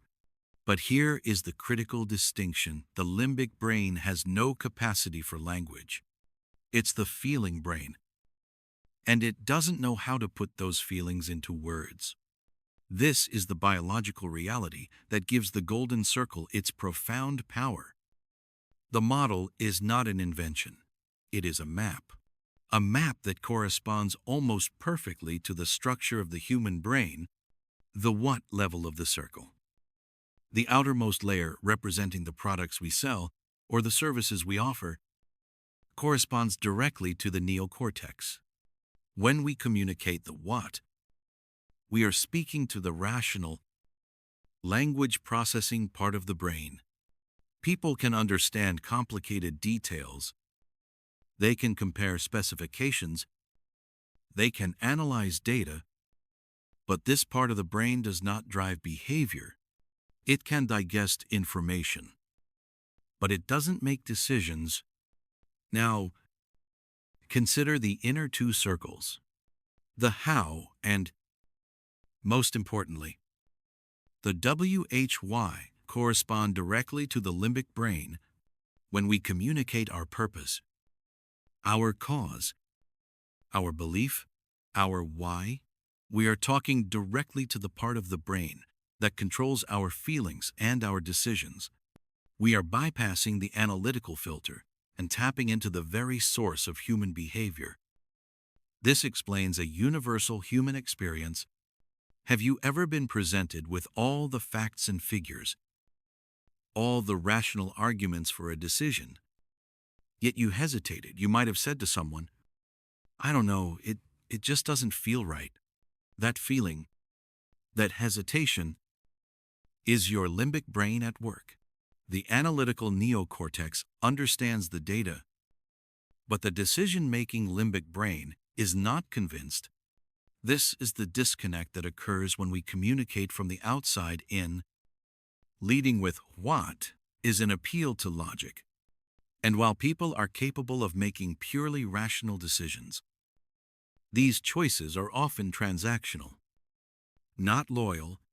They last only until a better deal or a product with more features comes along. True connection, the kind that fosters loyalty and inspires action, is emocional. It's built when communication happens from the inside out. When a leader or a company starts with WHY, they speak directly to our limbic brain. This is where gut decisions come from. They aren't mystical or random. They are choices and feelings that originate in the part of our brain that understands trust and belonging, but simply can't verbalize the reason. It's a feeling of rightness. Once that emotional decision is made in the limbic brain, we then turn to our neocortex to rationalize it. We use the what's, the tangible features, the data, the pricing to provide the logical grounding for the emotional choice we've already made. This is why we can be fiercely loyal to a brand, even if its products are not objectively the best on the market. We don't buy what they do. We buy why they do it. The brand's belief resonates with our own. This biological framework shows that starting with WHY isn't a form of manipulation. It's the most authentic way to communicate. It's about connecting with people on a deeper and human level. It's about building relationships based on shared values and beliefs, which is the only way to create the kind of trust that turns a one-time customer into a lifelong advocate or a mere employee into a passionate ambassador. The principles of the Golden Circle are not just a good idea, they are a reflection of how we are fundamentally wired to act, to connect, and to be inspired. Have you ever made a decision that defied all logic, yet felt profoundly right?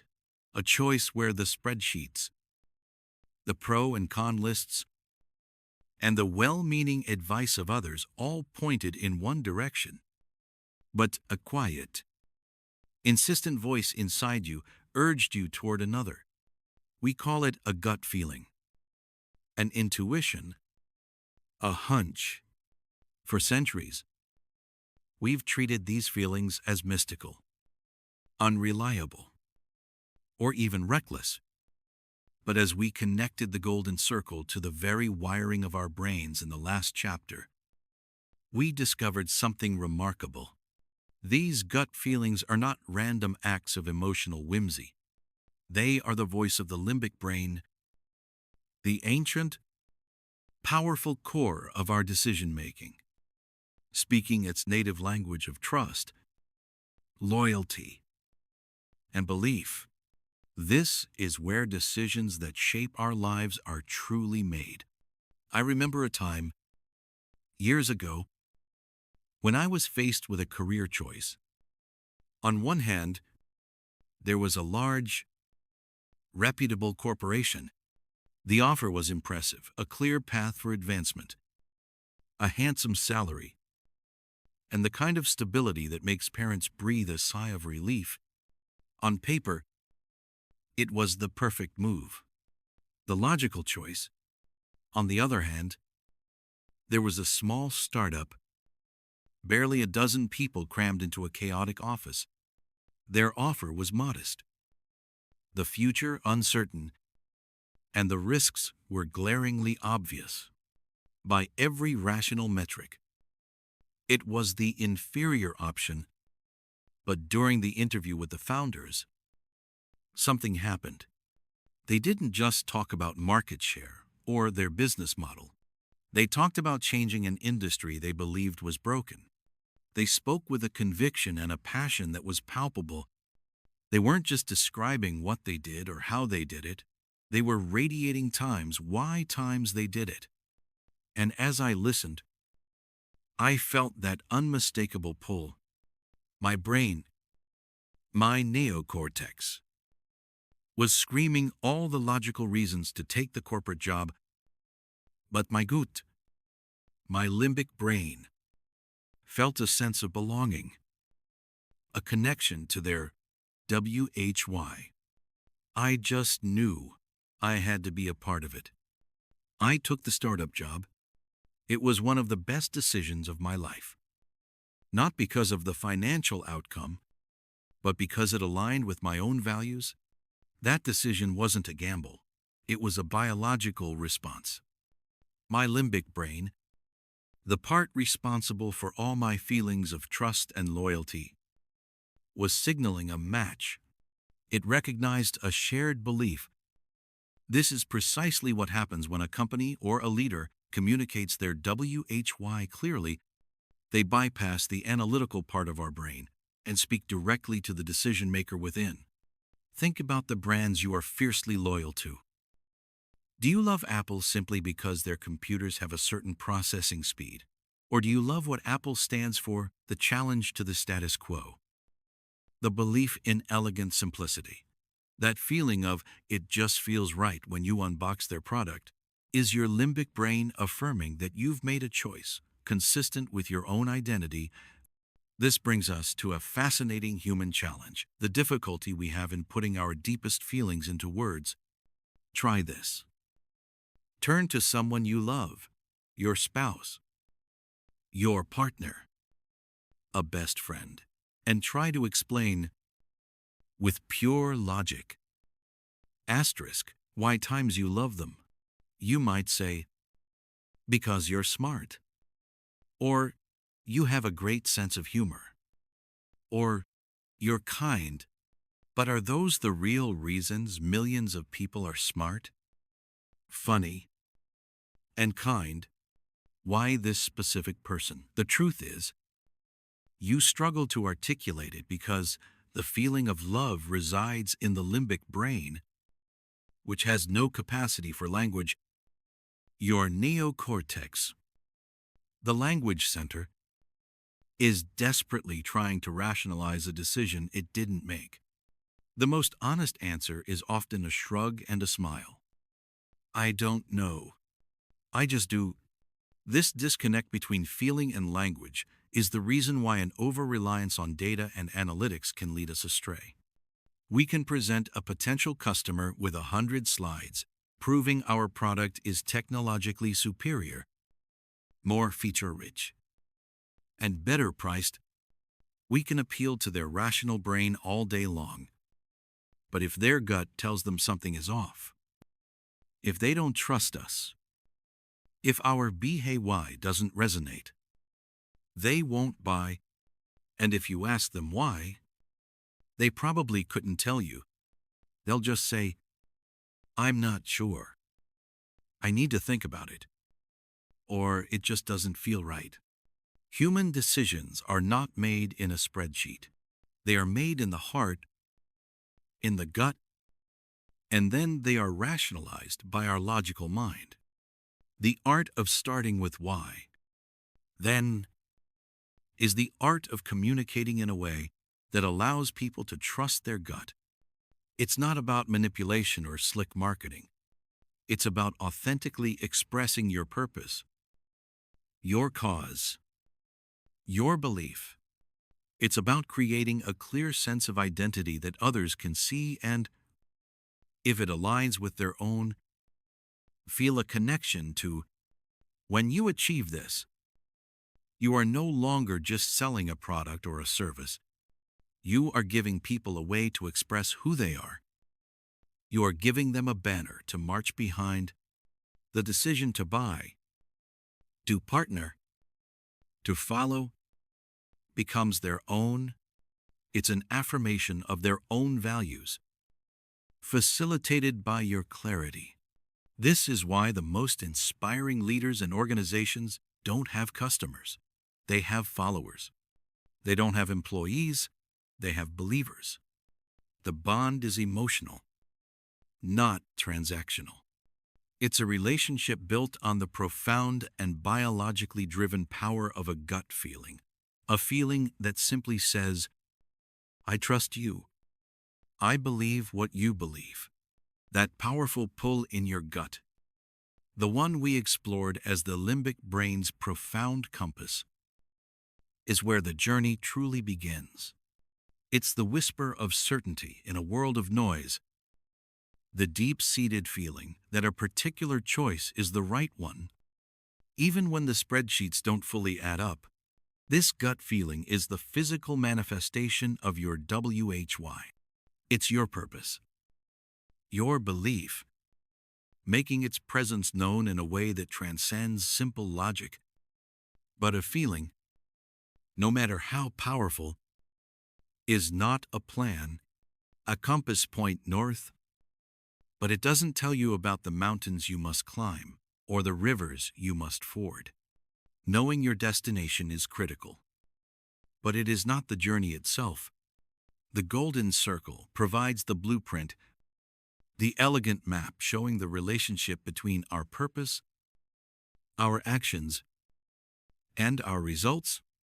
But a map is only useful if you have the fortitude to follow it, to bring a why to life, to transform that profound feeling in your gut into tangible, lasting impact. Requires a delicate, yet powerful, balance of three essential ingredients: This is the bridge from feeling to doing, from inspiration to execution. It's the very architecture of authenticity. The first and most fundamental pillar is clarity. You must have absolute, unwavering clarity of WHY. This goes far beyond a mission statement on a bulletin board. Clarity means you can articulate your purpose in simple, direct language that resonates with the human spirit. It means your why isn't an abstract corporate concept. It's a clear, actionable statement easily shared and understood by everyone from the boardroom to the front lines. Think of it as the constitution for your organization. It is the single, unifying idea from which all else must flow. Without this clarity, your WHY remains a fuzzy, internal feeling powerful for you, but opaque to others. It's like trying to describe a magnificent painting you saw in a dream. You felt its impact, but you can't put it into words for others to see. When a leader clearly articulates the WHY, they give their people a filter. Every decision, from a major acquisition to the smallest daily task, can be passed through this filter. Does this advance our cause? Does this align with what we believe? When the WHY is crystal clear, complex decisions become simpler. You know the standard against which you are measuring your options. This clarity is a gift you give to everyone who joins your journey. It provides the essential context for everything they do. It's the reason they should care. The reason they should offer their best work. Not because they have to, but because they want to. Clarity of why is the starting point for all trust. It is the declaration of intent that allows others to raise their hands and say, "Yes, I believe that too. I want to be a part of that." With a clearly defined destination, the next element is discipline. You must have the unwavering discipline of how. Your hows are your values or guiding principles in action. They are the ways you choose to operate, the systems and behaviors you put in place to bring your cause to life. If the WHY is your belief, the hows are the tangible actions you take to live that belief, and this is where discipline becomes the crucible. It's easy to list values, integrity, innovation, teamwork. They look great on a website, but they are meaningless without the discipline to uphold them, especially when it's difficult. Discipline is the relentless commitment to your path when it's tempting to take a shortcut for a short-term gain. It's choosing the harder, right decision over the easier, wrong one. Time and again, it's about holding yourself and your organization accountable to your own declared standards. For an organization, this means hiring people who believe what you believe and firing people who don't fit the culture, even if they are top performers. It means building processes that reflect your values, even if they are less efficient. Discipline of how is what gives your values muscle. It's what makes them real, not just rhetoric. When an organization is disciplined in its hows, its culture becomes a tangible manifestation of its WHY. Employees know how to behave not because of a rule book, but because the values are lived out every day. This is how you build a structure that can weather any storm. Trust isn't just born from a shared belief. It is nurtured by consistent action. When your actions consistently reflect your stated values, you prove that your why is more than just words. This discipline is the engine of true authenticity. Finally, with a clear destination and a disciplined approach, comes the third and most visible pillar: consistency. You must have the consistency of what? Your what is everything you say and do that the world sees. It's your products, your services, your marketing, your branding, every single touch point the outside world has with you. It is the tangible, cumulative proof of your WHY. Consistency is the master of perception.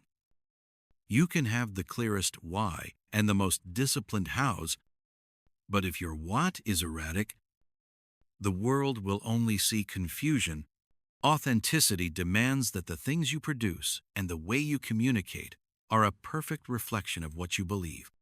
Every product launched, every email sent, every advertisement run should echo and reinforce the core purpose. This is why symbols are powerful. They are a physical representation of an abstract idea. Your whats are your symbols. When they are consistent, they build on each other, creating a powerful, coherent message. People don't fall in love with what you do, they fall in love with why you do it. But they can only experience your WHY through what you do. If there's a disconnect, if your marketing promises connection, but your product fosters isolation, trust is shattered. Consistency over time builds a formidable reputation. It's what allows people to say, with confidence, I know what they stand for. It's the relentless accumulation of evidence that proves your why is real. It's not about doing one big thing right. It's about doing a million little things right, over and over again. Clarity, discipline, and consistency are not a sequence to be checked off a list. They are a balanced, dynamic, and interdependent system. They are the three legs of the stool of authenticity. If one is weaker than the others, the entire structure becomes unstable. Clarity of why without the discipline to act on it is just a lofty, unrealized dream. You might give an inspiring speech, but nothing will change.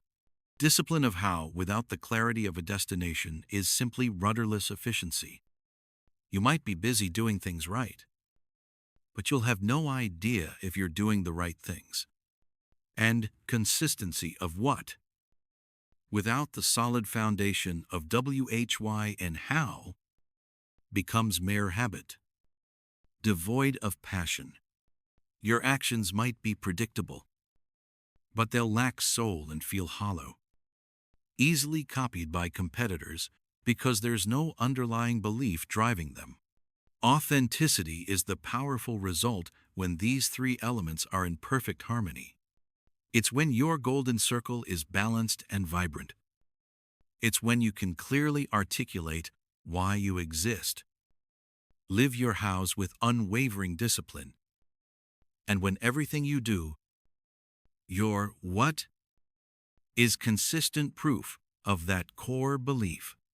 This is when trust emerges, not as a transaction, but as a deep emotional connection.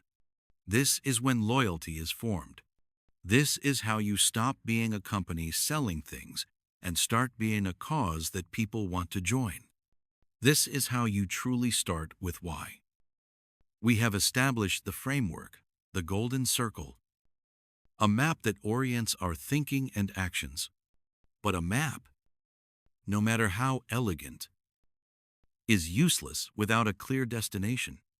It can show you the paths, but it cannot tell you which one to take. This is where the real work begins. Bringing a WHY to life requires three essential forces working in harmony: clarity, discipline, and consistency. They are the three legs of a stool. Remove one, and the entire structure of trust and loyalty collapses. Our exploration begins with the foundational pillar, the bedrock upon which everything else is built, the relentless, uncompromising quest for clarity. Clarity is not the same as having a mission statement. Nearly every organization has one of those, often a long, rambling paragraph crafted by a committee full of buzzwords like synergy, innovation, and value-driven. These statements are usually so generic they could be swapped between companies in entirely different industries with no one noticing. This is not clarity. This is noise. True clarity is the ability to articulate your purpose, your cause, your belief, with such piercing simplicity that it resonates deep within the hearts of others. It must be portable, able to be shared in a conversation, not just read from a plaque in the lobby. It must be so ingrained that it informs the smallest decisions of an intern as much as the largest decisions of the CEO, and most importantly, a clear why is actionable. It must be phrased as a contribution, a verb, something you times do, times for others. Consider the difference. Our mission is excellence, is a noun. It's a static ideal. But to pursue excellence in everything we do so that we may enrich people's lives is a directive. It's a standard for behavior. Innovation is a result. To find new ways to solve old problems is a purpose. The first is something you hope to achieve. The second is something you actively live out every single day. When your why is fuzzy, a collection of admirable but inert nouns, your execution will mirror that ambiguity. Your people will have no clear filter to pass decisions through. They will default to making choices based on metrics, on short-term gains, or on what the competition is doing, because the central guiding light is too dim to see by. This lack of a clear internal purpose often leads organizations down a dangerous path, defining themselves by what they are not. It's a common and seductive trap.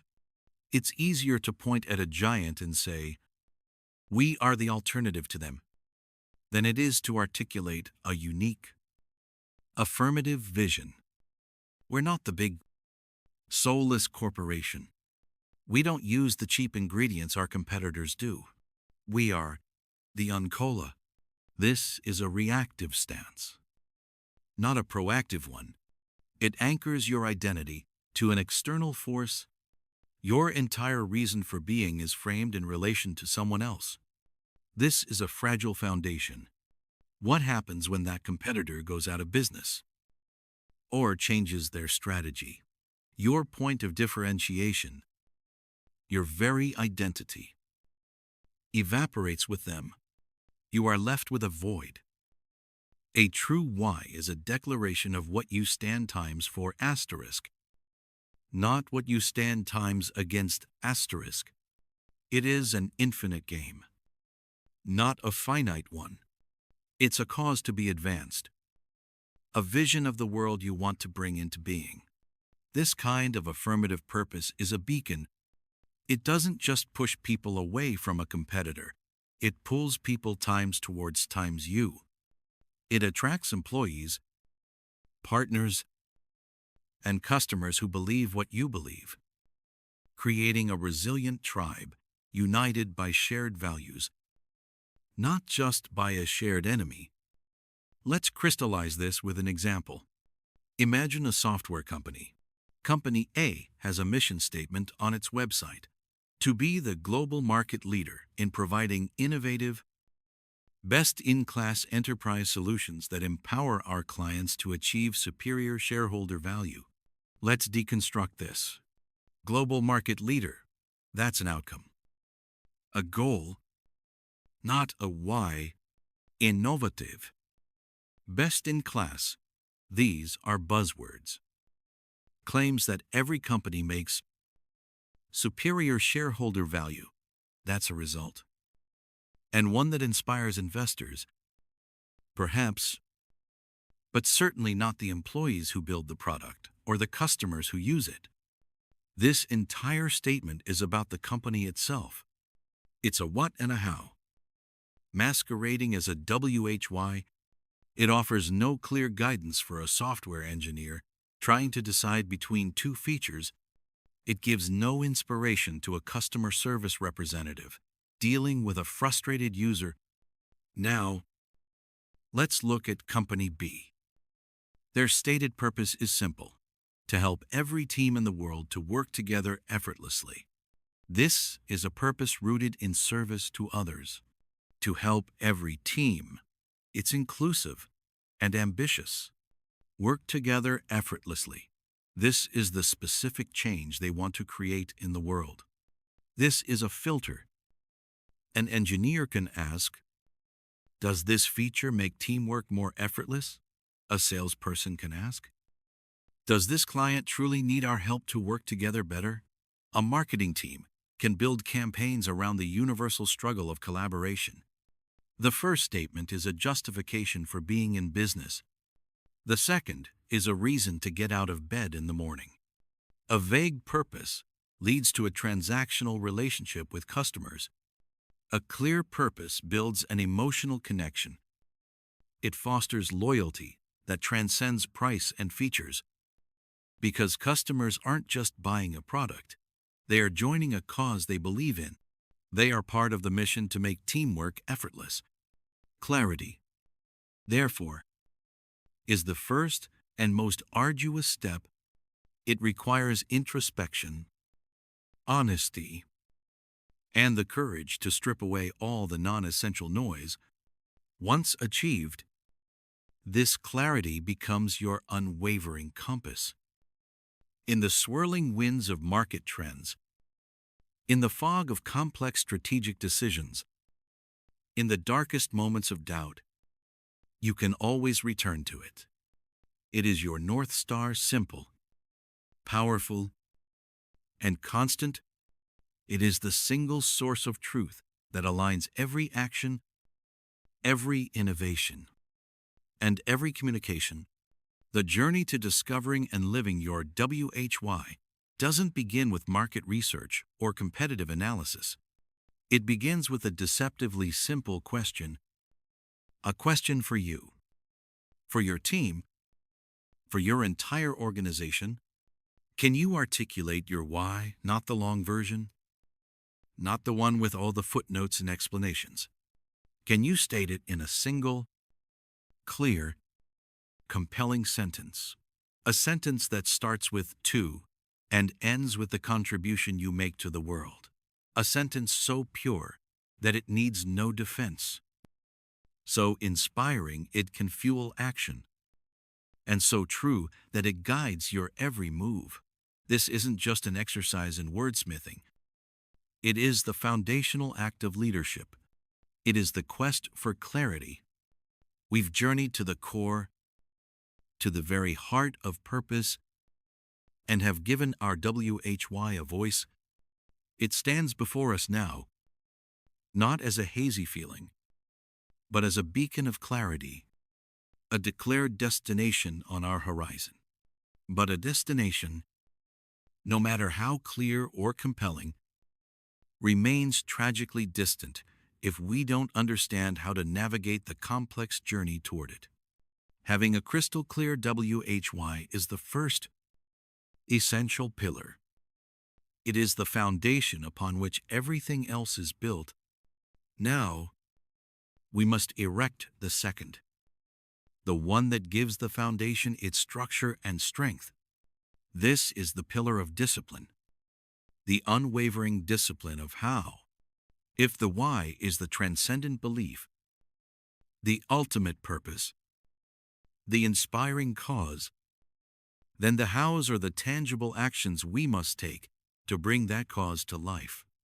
They are our guiding principles, the explicit values that dictate our behavior when no one is watching. But here, we must draw a critical distinction, one that separates a hollow corporate platitude on a wall from a living, breathing principle in the heart. True, actionable values are not, and can never be, nouns. They must be verbs. Think for a moment about the corporate values you've seen countless times, printed on glossy posters in office lobbies. Innovation, integrity, honesty, quality. They are nouns. They are admirable ideals, states of being. They are things you aspire to times have asterisk. But how do you times act? Times with integrity on a difficult Tuesday morning. What does it truly times look? Times like to be innovative when a deadline is looming. These nouns are passive, fuzzy, and dangerously open to vast, often self-serving interpretation. One person's integrity is another's situational ethics. Simon Sinek argues that for our hows to have any real guiding power, they must be articulated as actionable statements. They must be verbs that demand a course of action. So, instead of the noun integrity, your how might be the verb phrase, always do the right thing, even when it costs us. Instead of innovation, it could be, look at every problem from a different angle before settling on a solution. Can you feel the difference? Integrity is a result, an outcome. Always do the right thing is an instruction, a command you give yourself. It's a clear, unambiguous standard you can hold yourself and your team to. These verb-based principles create a culture where people know times what to do, times to be in alignment. They are the specific recipes for living your WHY. They are the tangible systems and processes, the operating system that runs in the background of every decision, every interaction, and every product you create. Without these actionable hows, the WHY remains a beautiful but abstract idea, a dream without a plan. The hows are the architecture of its implementation, the tangible, daily proof of your belief. But simply defining these powerful, verb-based principles isn't the end of the work. It's the beginning. A map is utterly useless if you don't follow it, especially when a tempting shortcut appears through treacherous terrain. This is where the profound challenge of discipline enters the picture. Discipline is not about punishment, rigid control, or joyless routine. In this context, discipline is the most difficult and therefore the most important part of the entire equation.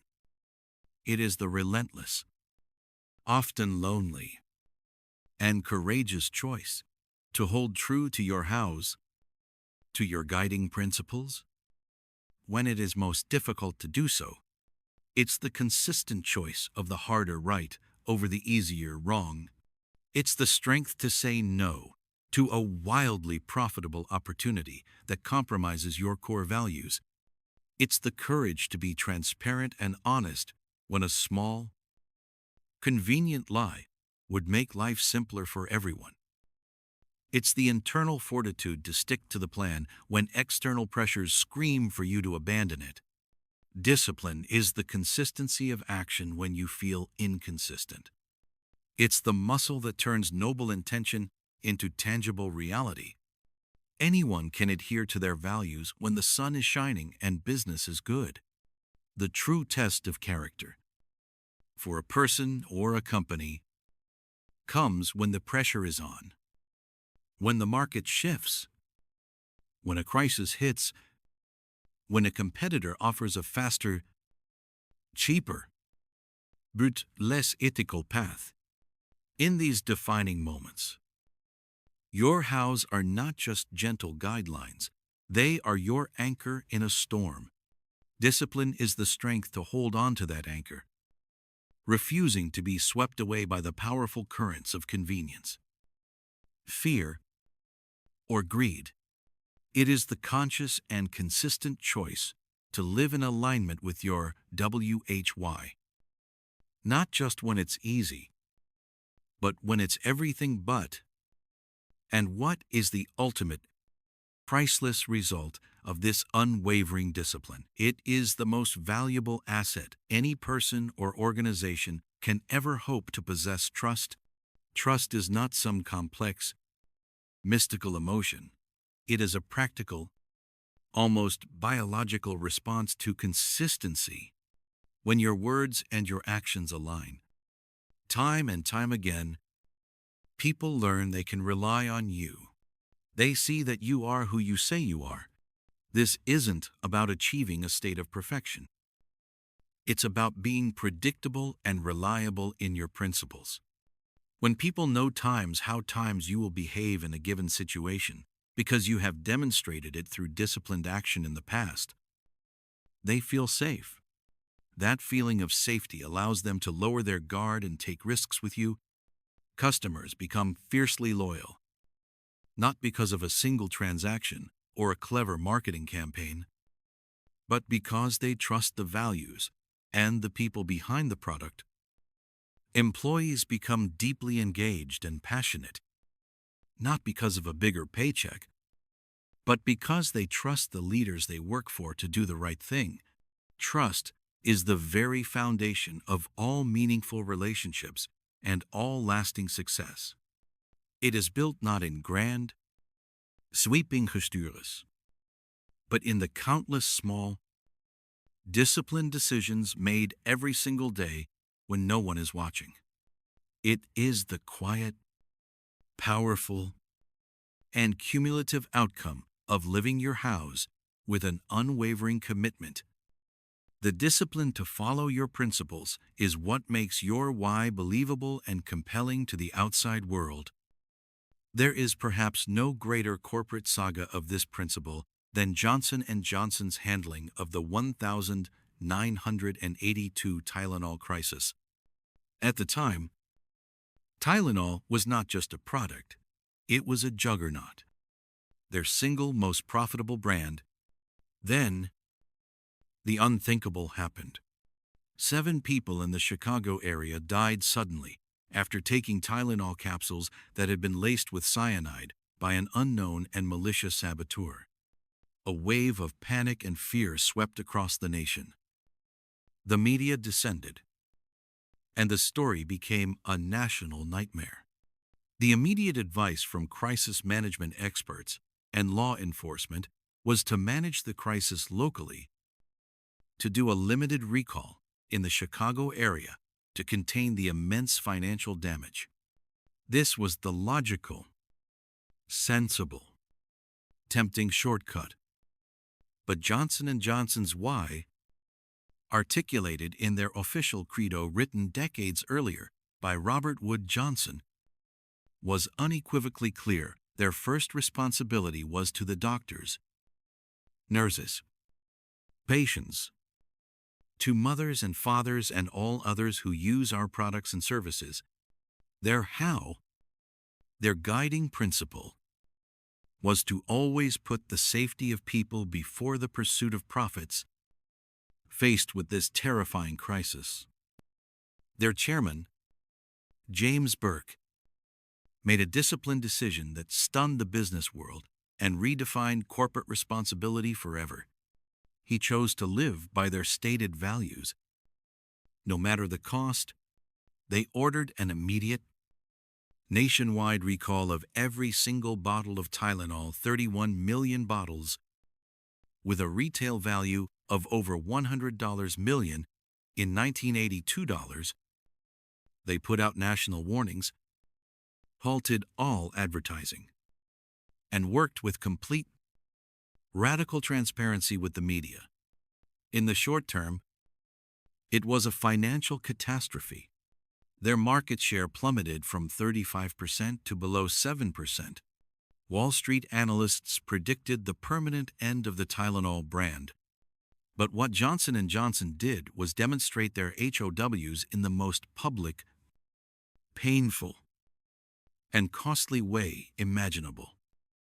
They proved, through decisive action, that their credo was not just a dusty plaque on a wall. It was their living, breathing operating manual. As a result, they didn't just earn back the public's trust, They forged it into an unbreakable bond of loyalty. Tylenol was relaunched with new tamper-proof packaging and, astonishingly, quickly regained and even surpassed its previous market share. Why? Because people trusted the company behind the product. Johnson & Johnson's disciplined adherence to their hows in their darkest hour became their greatest and most enduring triumph. That is the incredible power of discipline.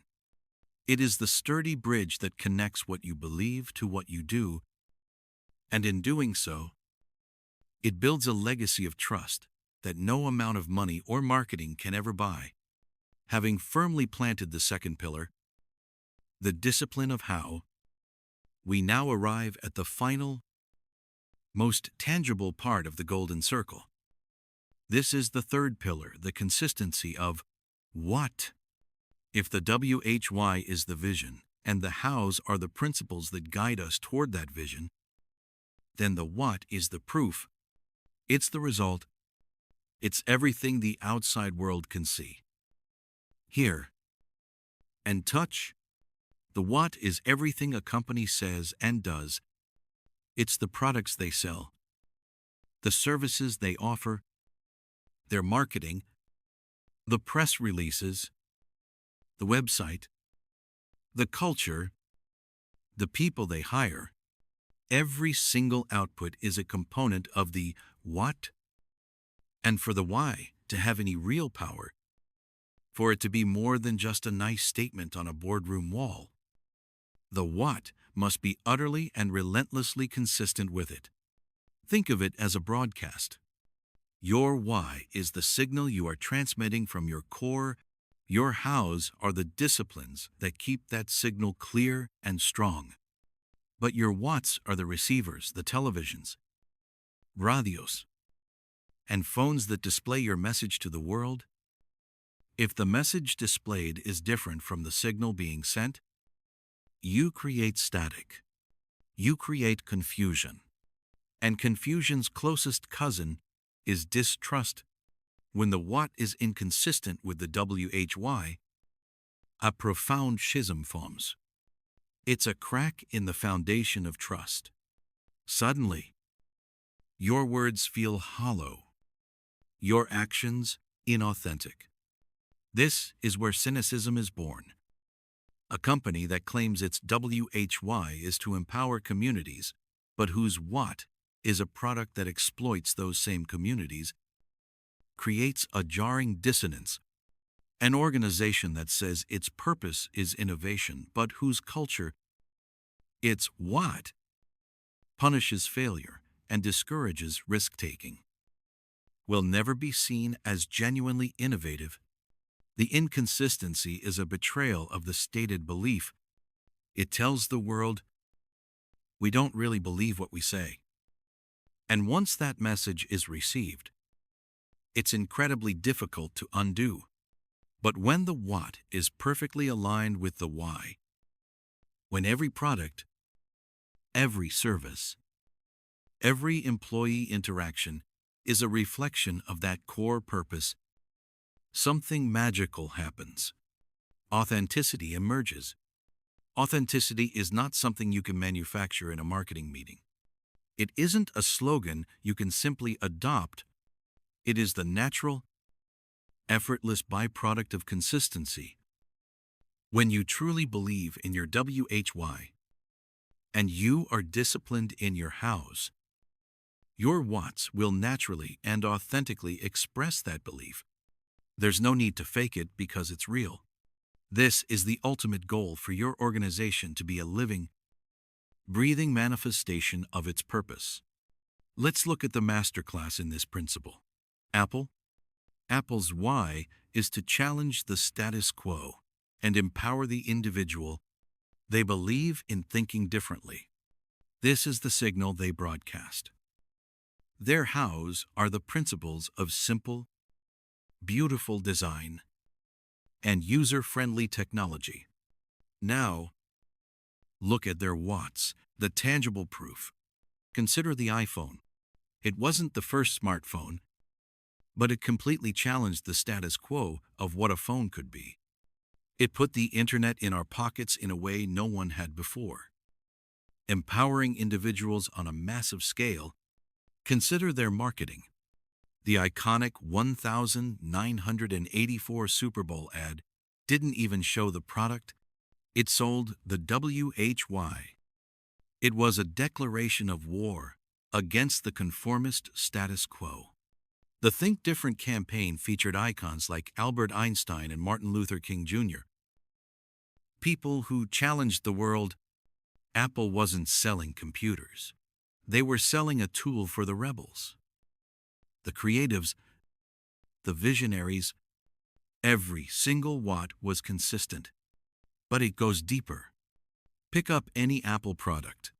The experience begins with the packaging, the clean, minimalist box, the satisfying way it opens, the careful placement of every component inside. This isn't just a box. It's the first piece of evidence that this company is obsessed with simplicity and thoughtful design. It's a what that proves their how and serves their why. Then you turn on the device. The interface is intuitive, clean, and elegant. It challenges the long-held status quo that powerful technology must be complex and intimidating. It's a what that empowers the user, making them feel capable and in control. This consistency permeates everything. It's in the architecture of their retail stores, which feel more like community hubs or museums than shops. It's in their customer service, which aims to solve problems rather than just sell products. From the very font they use to the satisfying click of a button on their website, every single watt is a data point that reinforces their WHY. There is no dissonance. Each product, each advertisement, each customer interaction is a consistent, resonant note in the symphony of their purpose. This is the third pillar in its full glory. The consistency of what is the final and most crucial test. It's where the abstract belief becomes a tangible reality. Your why may inspire, your hows may guide, but it is your whats, consistently executed day in and day out, that build the cathedral of trust and loyalty. It is what you do that proves what you believe. We've established that consistency is the bedrock of trust. It's the tangible, living proof of your why, the evidence whispered in every action that you truly believe what you say. It's the difference between a mission statement hanging on a wall and a mission lived out in the world, but in the daily whirlwind of decisions. Amidst the siren call of market trends and the pressure of quarterly reports, how do you ensure that every action, every choice, every product launch remains unwaveringly true to that core belief? How do you filter out the seductive noise and stay on the authentic course? It's one thing to commit to the idea of consistency. It's another thing entirely to possess a practical, everyday tool that guarantees it. This brings us to a simple yet profoundly powerful concept Simon Sinek calls the celery test. To understand it, let's leave the boardroom for a moment and walk into a grocery store. Imagine your personal why is simple and clear: to live a healthy, vibrant life, to only put things into your body that nourish and strengthen it. This is your guiding principle. As you walk down the aisle, you get some advice from a well-meaning friend, a health guru you follow. You should buy celery. They say, it's packed with nutrients, low in calories, great for hydration. You look at the celery. You hold it up against your WHY. Does this align with my purpose of living a healthy life? The answer is an immediate, resounding yes. It passes the test. You put it in your cart. A few minutes later, you run into another person. A savvy business consultant, they look at your cart and say, "That's great, but you know what you really need? M and Ms. Place them right by your kitchen entrance. They have an incredible ROI. They're a bestseller, and they capitalize perfectly on impulse cravings. The data is undeniable. From a purely financial or tactical standpoint, this is excellent advice. It's data-driven, logical, and likely profitable. But you hold this advice up against your WHY. Does buying a bulk bag of M and Ms. align with your purpose of living a healthy, vibrant life? The answer is an equally immediate and obvious no. The advice wasn't times bad times advice. It was just bad advice for times U asterisk. It fails the test. The celery test. This is the filter in action. Your why becomes the unwavering standard. Any decision, whether it's what to stock in your pantry or which new habit to adopt, must pass through this filter. Does this action reinforce what I stand for? If yes, you proceed with confidence. If no, you discard it. No matter how tempting the short-term metrics or expert opinions might seem, it provides clarity where there was once only a confusing array of good ideas. How why acts as a filter. A clearly defined why is more than just an inspiring statement. It is a practical decision-making tool. It gives you a lens through which to view every opportunity and challenge. It transforms complex, multifaceted decisions, often presented in daunting spreadsheets filled with endless variables, into simple, binary choices. Without this filter, we get lost in the weeds. We become paralyzed by analysis, weighing every option based on isolated metrics, revenue potential, market share, efficiency gains, competitor actions. These are the whats, and while they are important measures, when pursued in isolation, they can pull us in a dozen different, often contradictory, directions. They can slowly, almost imperceptibly, erode the very foundation of our purpose. A company might start with a noble why, but one good decision at a time, find itself becoming something it never intended to be, all in the pursuit of favorable whats. The celery test is the antidote to this strategic drift. It anchors every single what back to the why.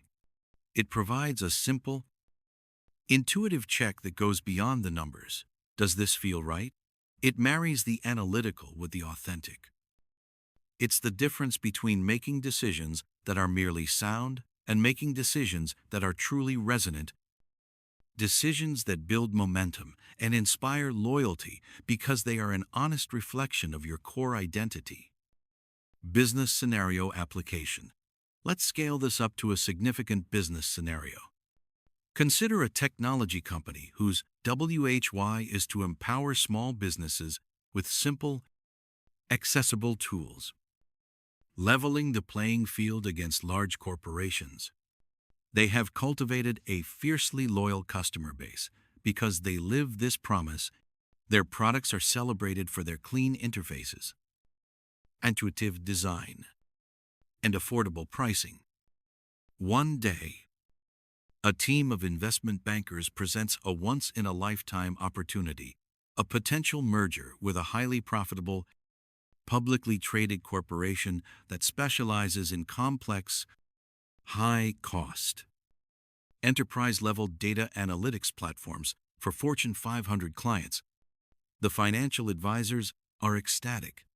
They present slide after slide of charts showing exponential growth, market dominance, and massive synergistic potential.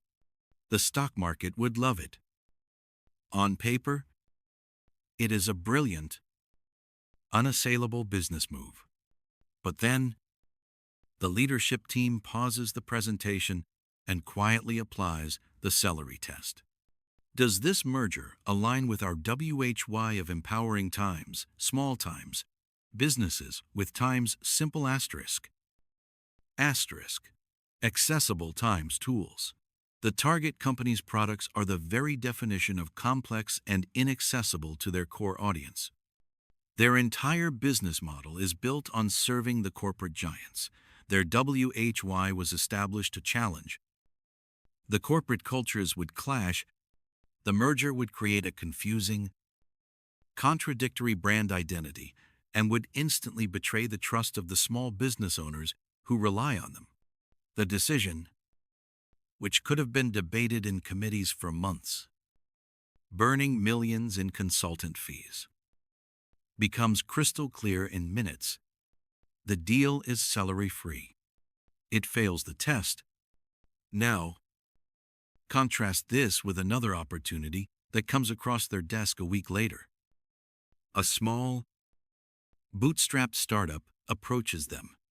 This startup has developed an innovative, incredibly simple invoicing tool that helps freelancers and solopreneurs get paid faster. The financial return is a fraction of the mega merger. It won't make the front page of the Wall Street Journal, but does it pass the celery test? Absolutely. It is a perfect, tangible embodiment of their WHY. It empowers small businesses. It is simple and accessible. This is the right move. It's an authentic move. It strengthens their identity, deepens their connection with their community, and reinforces the very reason they exist. Encourage audience reflection. This powerful filter is not just a tool for corporations, it's a profound tool for life. It scales seamlessly from billion-dollar mergers to your most personal career choices. Take a moment right now and think about a recent decision you made. It could be taking a new job, starting a new project, buying a car, or even just choosing how to spend your precious free time. First, take a moment to connect with your personal WHY. What is the core purpose? The central belief that drives and fulfills you. Now, run that recent decision through the filter. Did it pass your celery test? Did that new job truly align with your desire for creative freedom and making an impact? Or was it a reaction to the allure of a bigger paycheck and a more prestigious title? Did that major purchase reflect your stated values of sustainability and minimalism? Or was it an impulse driven by marketing and social pressure? There is no right or wrong answer in this reflection. The purpose of the celery test is not to induce guilt or judge your past decisions, but to bring empowering clarity to your future ones.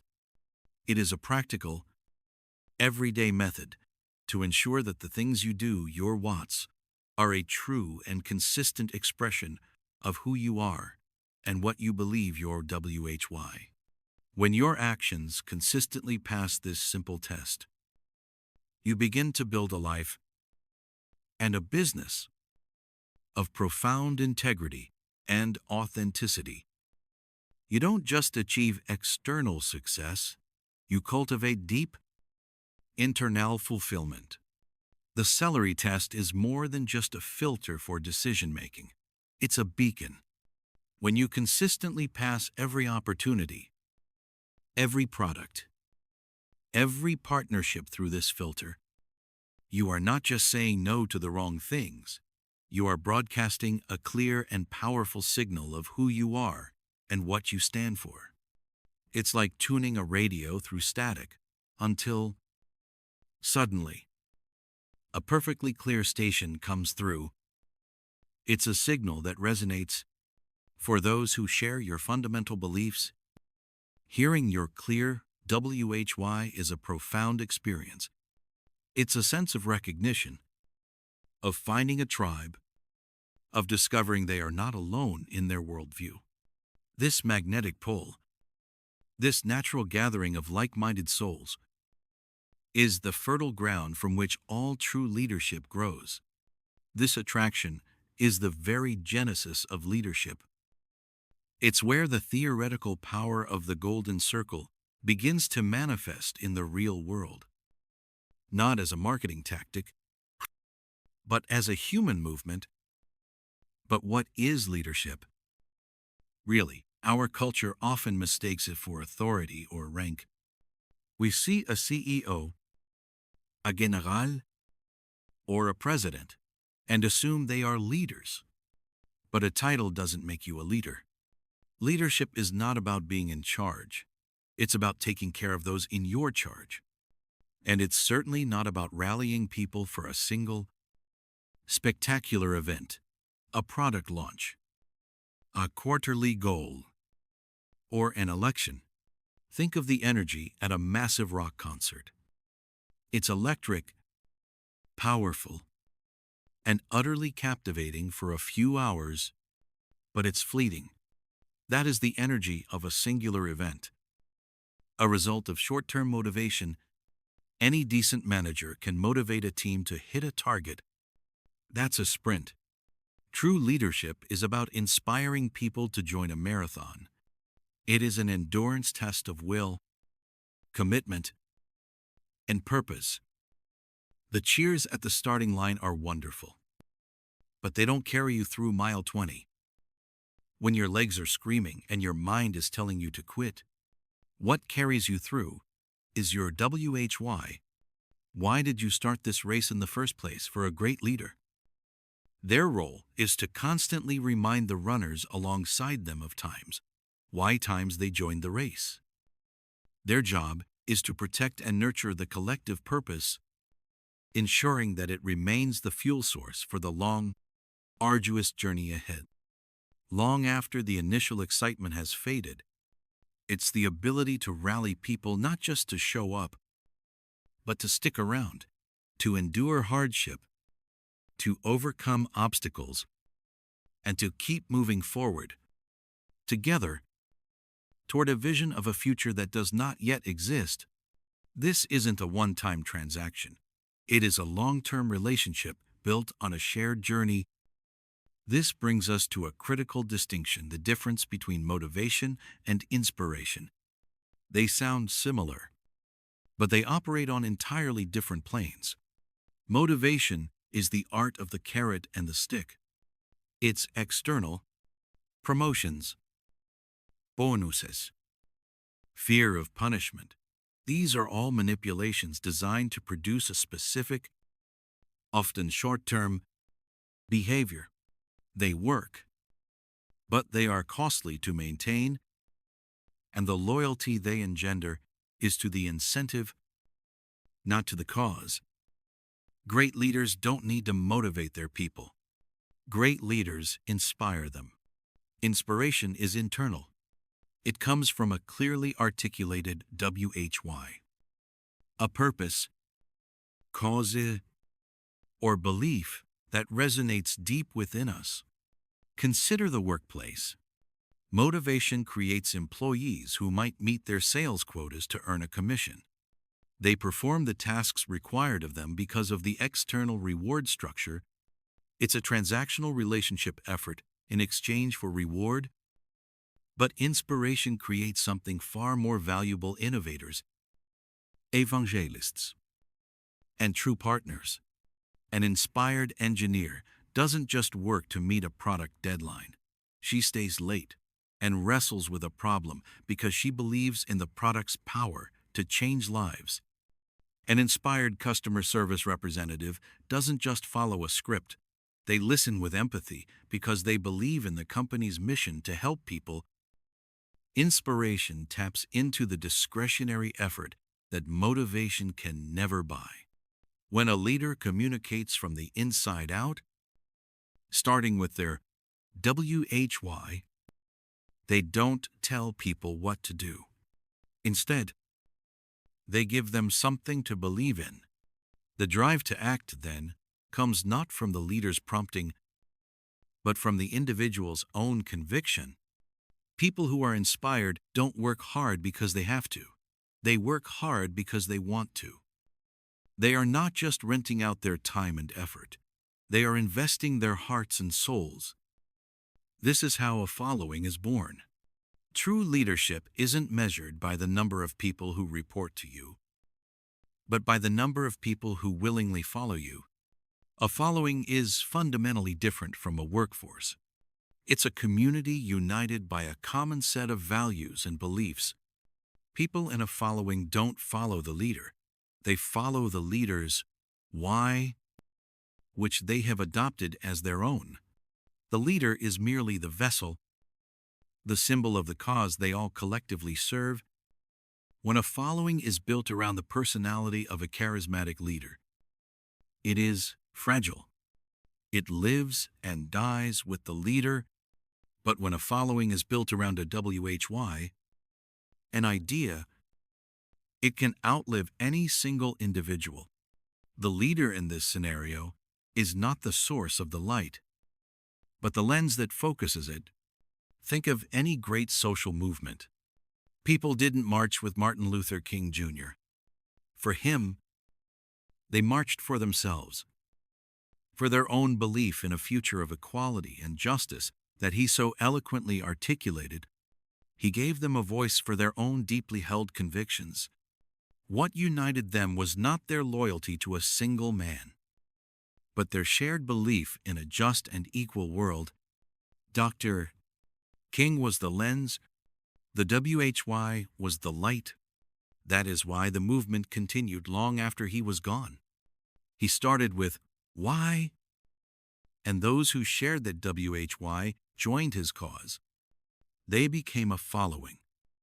This is the ultimate goal of the Golden Circle in practice: to create a culture, a company, or a movement where people show up not just to get a paycheck, but to be part of something bigger than themselves. So, what is the invisible force that binds a leader to their following? What transforms a group of individuals into a cohesive, resilient community? It is trust. Trust is not a checklist item or a deliverable. It is a feeling, an earned confidence in the integrity of another. Trust is not born from grand gestures, but from the quiet accumulation of 1,000 small, consistent actions. It is the byproduct of authenticity lived out over time. In the context of the Golden Circle, trust emerges when people believe that a leader's what's, their actions and words, are consistently aligned with their stated why. It's the tangible proof of authenticity. When we say we trust someone, we are really saying two things. First, we find them predictable in their principles. Their actions in the future are likely to mirror their actions in the past because they are governed by a consistent internal belief system, their WHY. Second, we believe their intentions are good. We believe their why incorporates a sense of value or service that extends beyond pure self-interest. This is why the celery test is so foundational. Every time a leader makes a decision that is consistent with their stated why, they make a deposit in the bank of trust. When they make an expedient choice that violates their WHY, they make a massive withdrawal. A leader with a high trust balance can lead their people through immense uncertainty and challenge. A leader with a low trust balance will find themselves alone at the first sign of trouble. This trust is the essential currency of leadership. It's what gives a leader the license to lead, the permission to take risks, and the benefit of the doubt when things go wrong. Without trust, you cannot inspire. Without trust, you cannot build a following. It is the bedrock upon which all great leadership is built, the silent partner in every successful human endeavor. And understanding how to build and maintain it is the next critical step in our journey. We've established that great leaders don't simply manage, they inspire. They don't just have employees, they create followers. But this raises a fundamental question: on what basis do we choose to follow? Is it a calculated, rational decision? Or is it something deeper, something more visceral? The answer lies in understanding the critical difference between two powerful, yet distinct, human experiences: certainty and trust. Certainty is a product of the rational mind. It is the feeling of confidence we get when we have enough data to make an informed decision. When you buy a new television, you seek certainty. You read reviews, compare specifications like screen resolution and refresh rates, and look at the price. You gather facts. The more positive data you collect, the more certain you feel about your purchase. This process is governed by the neocortex, the part of our brain responsible for analytical thought and language. Certainty is tangible, measurable, and provable. It's about knowing the what and the how. You know what you're getting, and you know how it stacks up against the competition. In business, we are obsessed with certainty. We create spreadsheets, PowerPoint presentations, and market research reports, all in an effort to eliminate unknowns and guarantee an outcome. We try to prove our value with numbers and features, hoping to convince someone's rational brain that we are the best choice. But here's the flaw in that logic. People don't make their most important decisions, the decisions of loyalty and commitment, based on spreadsheets. Trust, on the other hand, is an emotional experience. It is not born from data, but from a feeling of safety and shared values. It resides in the limbic system, the same part of the brain that governs our feelings, our behavior, and our decision-making, but has no capacity for language. This is why it's often so hard for us to articulate exactly why we trust someone. We just say, "I don't know. I just have a good feeling about them." Or "I just trust my gut." Trust is the belief that another person or organization is driven by things other than their own self-gain. It's the confidence that, even when you can't see them, they are acting in your best interest. We don't trust people because their numbers are good. We trust them because we believe they share our fundamental values and beliefs. Trust begins to emerge when we sense that another person or organization is driven by a purpose that goes beyond the tangible. It's a feeling of connection to their WHY. To see this distinction in action, consider the deeply personal decision of hiring a babysitter. Imagine you have two candidates. The first candidate provides a pristine resume. They are certified in CPR and first aid, have 10 years of documented experience, and come with a folder of glowing, albeit anonymous, references. On paper, they are the perfect choice. They provide a high degree of certainty. All the data suggests they are qualified. Now, consider the second candidate. It's a 16-year-old who lives down the street. She doesn't have a resume or formal certifications. Her experience consists of looking after her younger siblings. But you've seen her in the neighborhood. You've seen how she patiently plays with her little brother. You know her parents. And you share similar values about community and responsibility. You don't have any hard data, no spreadsheets to prove her capability. All you have is a feeling, a gut feeling. Who do you hire? For almost every parent, the choice is the teenager from down the street. Why? Because while the first candidate offers certainty, the second one inspires trust. You aren't just entrusting your home to this person, you're entrusting them with your children. This is a decision that transcends rational calculation.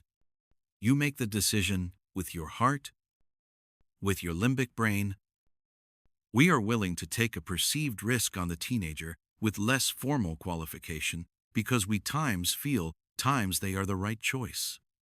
We trust that their values align with ours. And that is a more powerful motivator than any certificate on a wall. We don't trust her because of what she's done. We trust her because of who we believe she is. This is the very essence of how great leadership functions. Companies that operate from a clear sense of why don't just sell you what they have, they communicate what they believe. And in doing so, they build trust.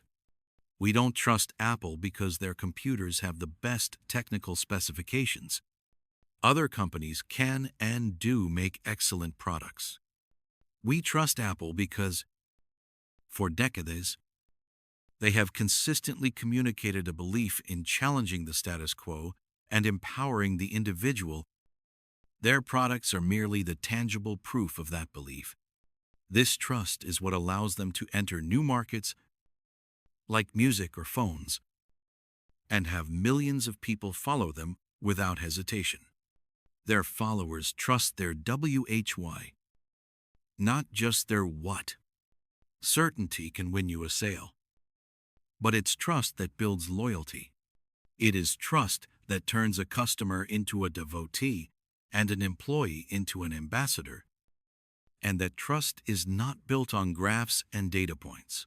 It is forged in the fires of shared belief and common purpose. It is the foundation upon which all inspired movements are built. In our last discussion, we explored the profound difference between certainty, a rational calculation, and trust, an emotional connection.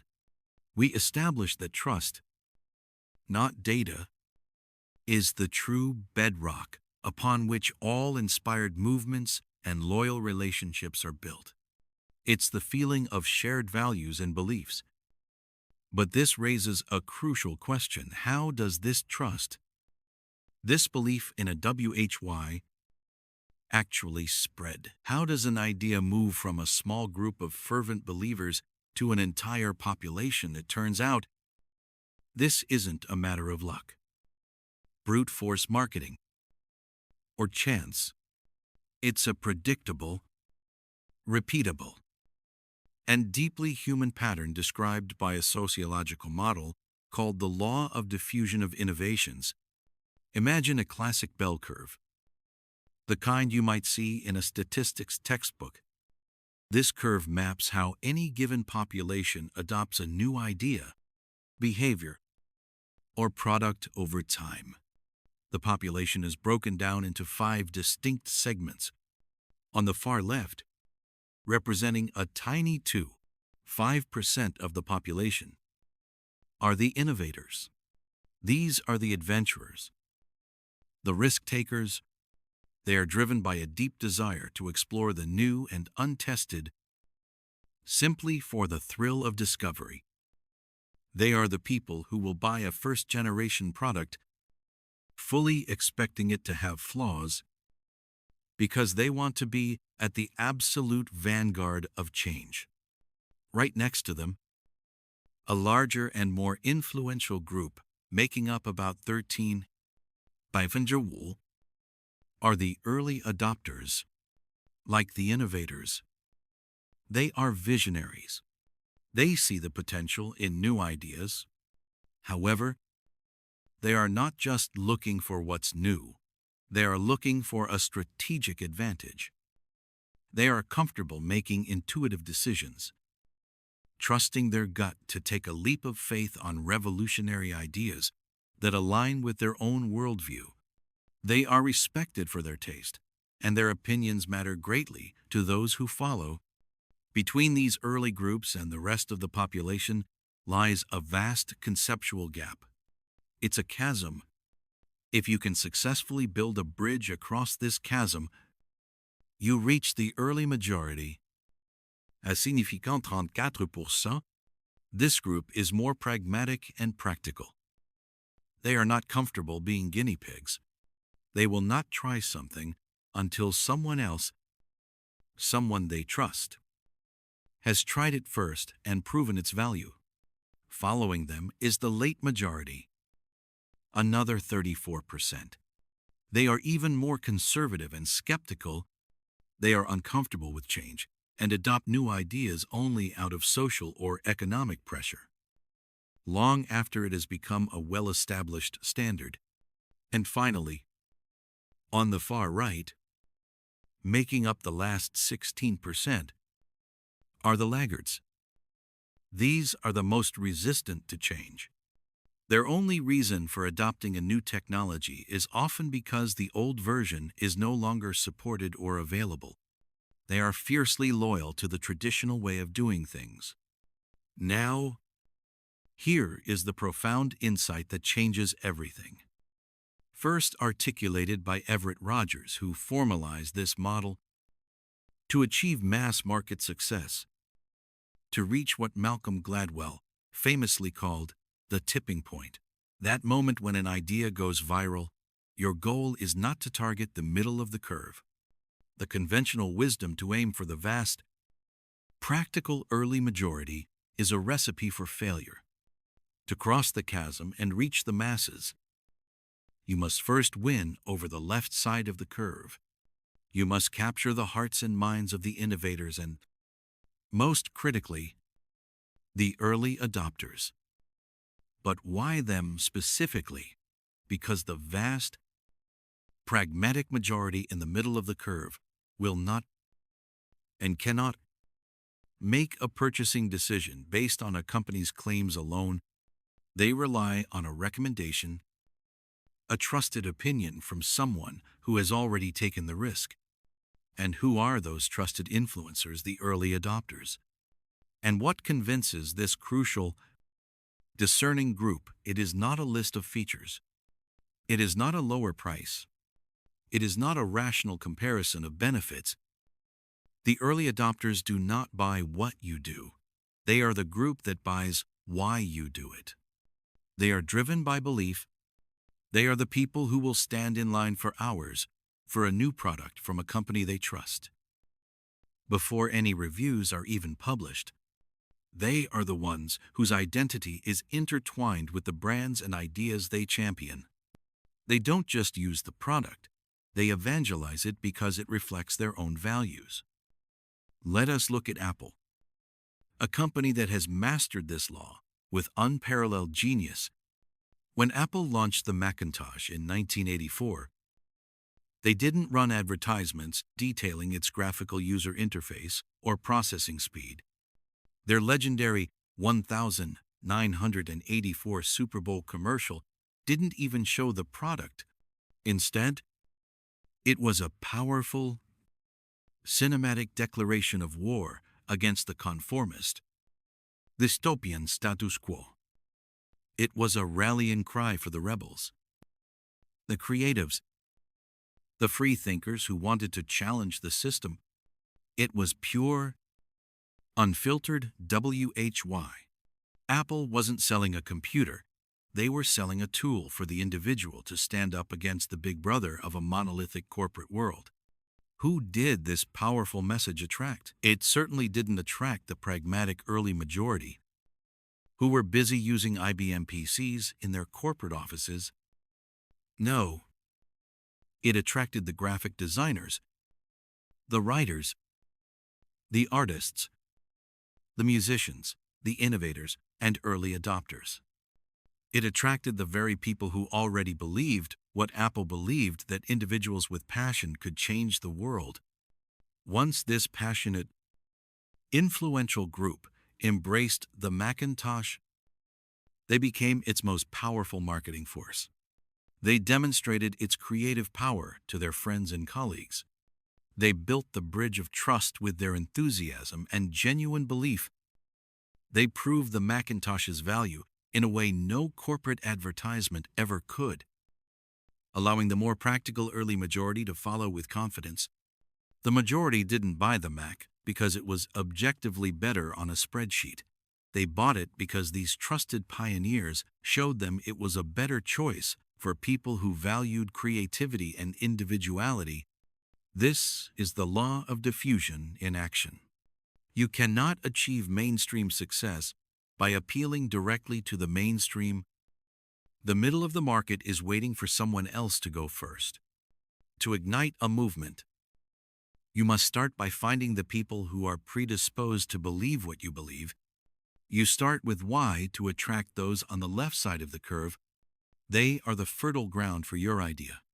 They will be the ones who carry your message, who build the trust that spans the chasm, and who ultimately create the tipping point that transforms a simple idea into a revolution. In our last discussion, we navigated the elegant curve of the law of diffusion of innovations. We saw how ideas, like ripples in a pond, spread from the daring innovators to the early adopters and eventually to the masses. But that smooth, reassuring bell curve hides a treacherous secret. It's not a gentle slope from one group to the next. Between the visionaries, the early adopters who are quick to see the potential of a new world, and the pragmatists, the early majority who are far more cautious, lies a chasm. This isn't a small crack in the road. It's a vast, deep canyon. And it's where most new ideas and businesses fall to their demise. This is the great filter for innovation. The chasm represents the psychological gap between those who trust their gut and those who trust the herd. The early adopters are comfortable making intuitive decisions. They are driven by what they believe about the world, not just by the practicalities of a product. They are willing to suffer through imperfections and bugs because they see the promise, because they are aligned with the WHY. But the early majority, the pragmatists who make up that first critical bulge of the mass market, they don't operate that way. Their decision-making process is far more analytical and far less risky. They are not looking to lead a revolution. They are looking for an improvement in their current lives. A proven enhancement. They won't try something new just because it's new. They will only try it when someone else has tried it first and confirmed its value. Their dominant question is not, "What's the vision?" but rather, "Has this worked for someone like me?" This creates the ultimate paradox. How do you sell a new idea to a group of people who won't buy it until it's already popular? You can't simply market to them in the same way. All the features, benefits, and rational arguments that might appeal to a pragmatist are useless if they don't first feel safe. They need proof, not just of function, but of social acceptance. They need to see others crossing the chasm before they will even consider approaching the edge. This is where the true power of WHY becomes the bridge. The only way to cross the chasm is for the idea to be carried over by the passion and belief of the early adopters. The pragmatists in the early majority might not trust the company selling the idea, but they do trust their peers, their colleagues, and the influencers they respect. When the early adopters are truly inspired by a WHY, they don't just become customers, they become evangelists. They talk about it. They share it. They proselytize. Their belief is infectious. The energy they put out into the world, fueled by a shared purpose, creates the social proof that the pragmatists desperately need. They see people they know and trust using and loving this new thing. And suddenly, it feels less risky. The chasm begins to feel a little narrower. Consider the rise of Airbnb. In the beginning, the idea was absurd to the majority. Stay in a stranger's home, let a stranger sleep in my spare room. No, thank you. This was the voice of the pragmatist majority. The risk seemed immense. The concept alien. The chasm was wide and deep. But the innovators and early adopters saw something different. They believed in a why of a more connected, authentic, and affordable way to travel. They believed in a world where you could belong anywhere. This belief was so powerful that they were willing to take the risk. They tried it, and they loved the experience. They didn't just save money, they made connections and lived like locals. And they couldn't stop talking about it. They wrote glowing reviews, they posted photos, they told their friends, "You have to try this. It's not weird, it's wonderful." Their stories, their genuine enthusiasm, became the bridge. The pragmatists, hearing these testimonials from people they trusted, started to think, well, if Sarah did it and had an amazing time, maybe it's not so crazy. One by one, they tentatively stepped onto that bridge of trust built by the early adopters' passion. Eventually, enough of them crossed over that a tipping point was reached. The idea tipped from being a fringe concept for adventurous travelers into a mainstream phenomenon. The chasm was crossed. The mass market had arrived. This is the critical lesson. You cannot cross the chasm with brute force marketing or a list of benefits. You cross it with belief. A clear and powerful why gives the early adopters a cause to rally behind, and their rally cry is the only sound that will convince the majority to follow. The tipping point isn't just when a product gets popular. It's the moment the belief of the few becomes the trust of the many. In the early years of the 20th century, the pursuit of powered, manned flight was not some obscure hobby. It was the great technological race of the era, the equivalent of the space race of the 1,960 seconds. The world watched, captivated, waiting for a hero to conquer the skies. And the man everyone bet on was Samuel Pierpont Langley. On paper, he had the perfect recipe for success. He was a senior official at the Smithsonian Institution, a mathematics professor at Harvard, and had secured a staggering $50,000 grant from the War Department to fund his project. His network was a who's who of power and influence. He counted men like Andrew Carnegie and Alexander Graham Bell among his friends. The New York Times followed his every move, documenting his progress for an eager public. Langley had assembled a dream team. The best minds money could buy: engineers, mechanics, and scientists, all paid handsomely for their expertise. The conditions were perfect. The funding was in place. The talent was secured. But Langley was driven by something external. He wanted to be rich and famous. He craved the legacy. His motivation was to build the flying machine to achieve a result. He was driven, fundamentally, by the what. And because of this, he was destined to fail. Hundreds of miles away in Dayton, Ohio, Orville and Wilbur Wright were working on the exact same problem. But from a completely different starting point. They had no funding to speak of. Their entire venture was paid for with the modest profits from their bicycle shop. No one on their team had a college degree, not even Orville and Wilbur themselves. Their team wasn't composed of paid experts, but a small, passionate group of friends from their local community who simply believed. They didn't work for the Wright brothers. They worked with them. They shared the same conviction.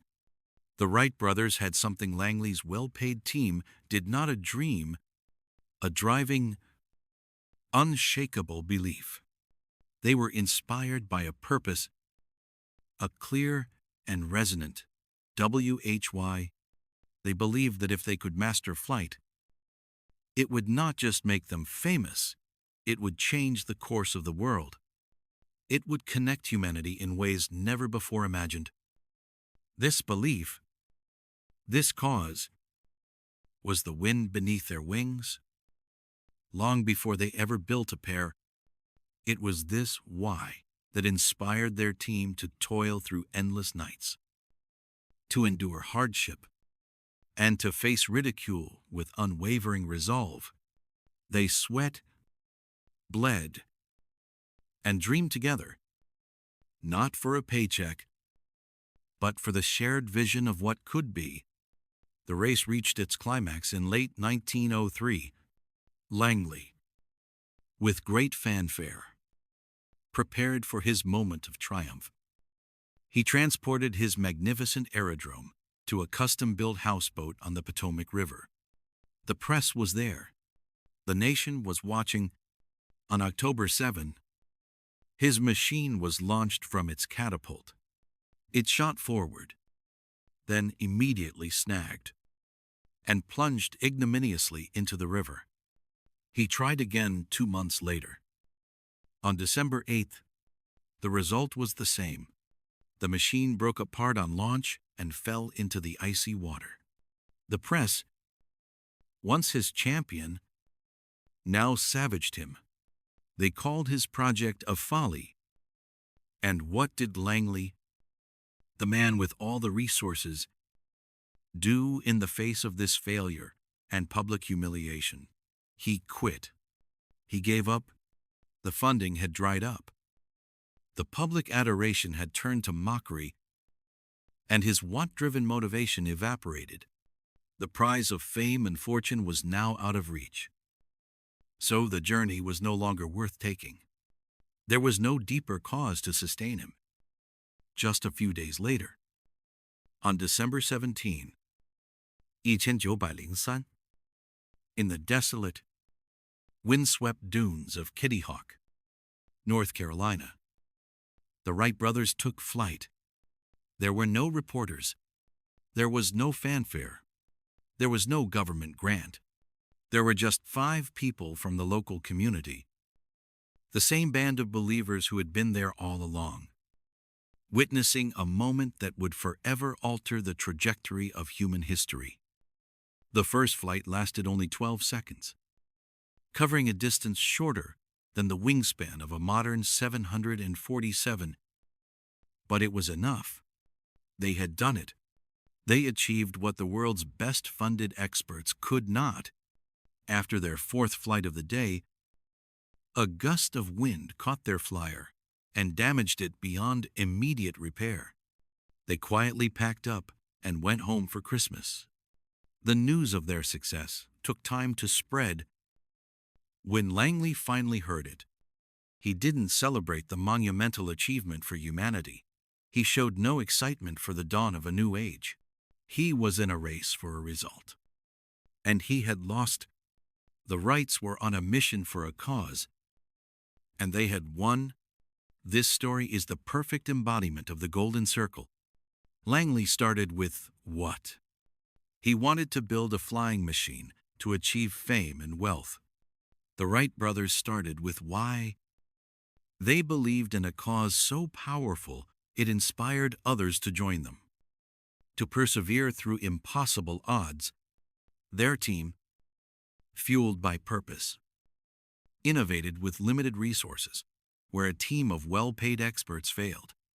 It proves unequivocally that it is not resources, connections, or even intellect that drives true, world-changing innovation.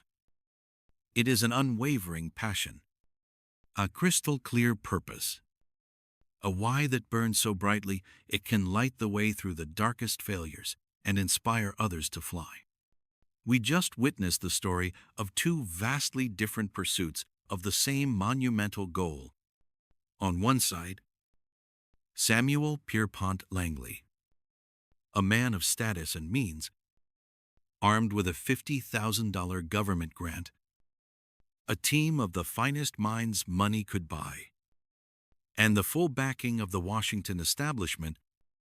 His endeavor was a whirlwind of activity, a high-stakes race fueled by what we might call raw energy, the frantic drive to achieve a specific outcome, to be the first to claim the prize of manned flight. It was an enterprise built entirely on what and how. On the other side of the country, in the quiet, dusty workshops of Dayton, Ohio, were Orville and Wilbur Wright. They had scraped together what little funding they could, held no government contracts, and worked with a small, fiercely dedicated group who were paid little to nothing, showing up day after day for the love of the cause. Their workshop was not a place of frantic, chaotic energy, but of focused, unwavering passion. They were driven by something deeper, something that couldn't be quantified in dollars or manpower. They were fueled by a dream, a profound belief in the potential of flight to change the world for all humankind. They were powered by an unmistakable why. This fundamental difference in their fuel source explains not just their ultimate success, but the very nature of their influence and the loyalty they commanded. It leads us directly to a crucial question about leadership, motivation, and what truly makes people commit to a cause. Is it raw, palpable energy, or is it something else entirely? Imagine you're at a massive corporate sales conference. The arena is dark, the air thick with anticipation. Suddenly, strobe lights flash, and a heart-pounding bass line kicks in, vibrating through your seat. A speaker, radiating an almost manic vitality, bounds onto the stage. He's a blur of motion and sound, a human dynamo. He shouts affirmations. He tells you that you are a lion, a warrior, a champion destined for greatness. He gets you to chant, to high-five complete strangers, to promise loudly that you'll crush your goals. The energy in the room is electric, a tangible force that sweeps you up in its current. You leave the auditorium feeling like you could run through a brick wall, ready to conquer the world. But what happens on Tuesday morning? When a client cancels a big order and the initial buzz is gone, what happens? The following week, when your numbers are down and the memory of the music has faded, the motivational high, like a sugar rush, inevitably wears off, often leading to a crash. The feeling dissipates, and you're left with the same old reality, perhaps feeling even more discouraged than before. This is the nature of energy. It is an external force. Energy is easy to see, easy to measure, and tragically easy to manufacture. A few cups of coffee, a loud speech, a looming deadline, all can create it. But it is finite, and it is fleeting. Energy excites. But it rarely produces lasting change or genuine loyalty. Now, let's step out of that noisy arena and picture a different kind of leader. They might not be the loudest person in the room. In fact, they may not even appear particularly dynamic in the traditional sense. But when they speak, an entire room falls silent. Leaning in to catch every word, they communicate with a quiet conviction, a deep-seated clarity that cuts through the surrounding noise and resonates on a different, more profound frequency. They don't just tell you what you need to do, they share with you, often with profound simplicity and vulnerability, why it all matters. You don't leave their presence feeling merely energized. You leave feeling inspired. You feel a sense of belonging, a connection to a shared purpose that settles deep within your bones. This is the effect of charisma. And it is here that we so often misunderstand its true source. We have come to associate charisma with a certain personality type, the outgoing, the charming, the naturally gifted public speaker. But this is a dangerous and limiting misconception. True charisma has nothing to do with these external traits. It is not some magical quality we are born with. It is the natural, undeniable result of having an absolute, unwavering clarity of WHY. It is the profound ability to articulate a belief, a purpose, so clearly and so authentically that others are irresistibly drawn to its light. When your why is clear, your passion is not just a fleeting emotion. It is a visible, tangible force that emanates from everything you do and say. Aligning your words with your actions, it's the difference between a firework and the sun. The firework is a brilliant burst of manufactured energy, loud, espectacular, and over in an instant, leaving only smoke behind. The sun, however, is a constant, unwavering source of light and warmth. It doesn't need to shout to prove its power. Planets are simply and naturally drawn into its orbit. In the same way, people are not ultimately drawn to a leader's energy, but to the certainty behind it. They see someone who knows where they are going and why, and it gives them something to believe in, a direction for themselves. This clarity of purpose acts like a gravitational force, attracting not just followers, but fellow believers. Energy can manipulate. It can coax people into making short-term decisions that they may not make with a clear head. Think of a high-pressure sales pitch or a fear-mongering political rally.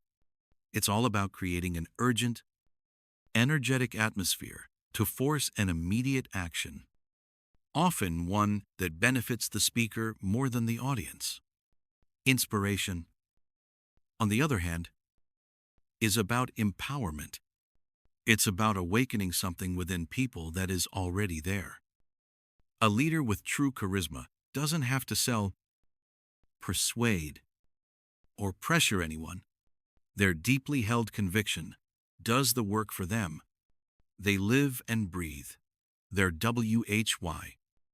And that unwavering authenticity is magnetic. They don't create followers who need constant prodding and motivation.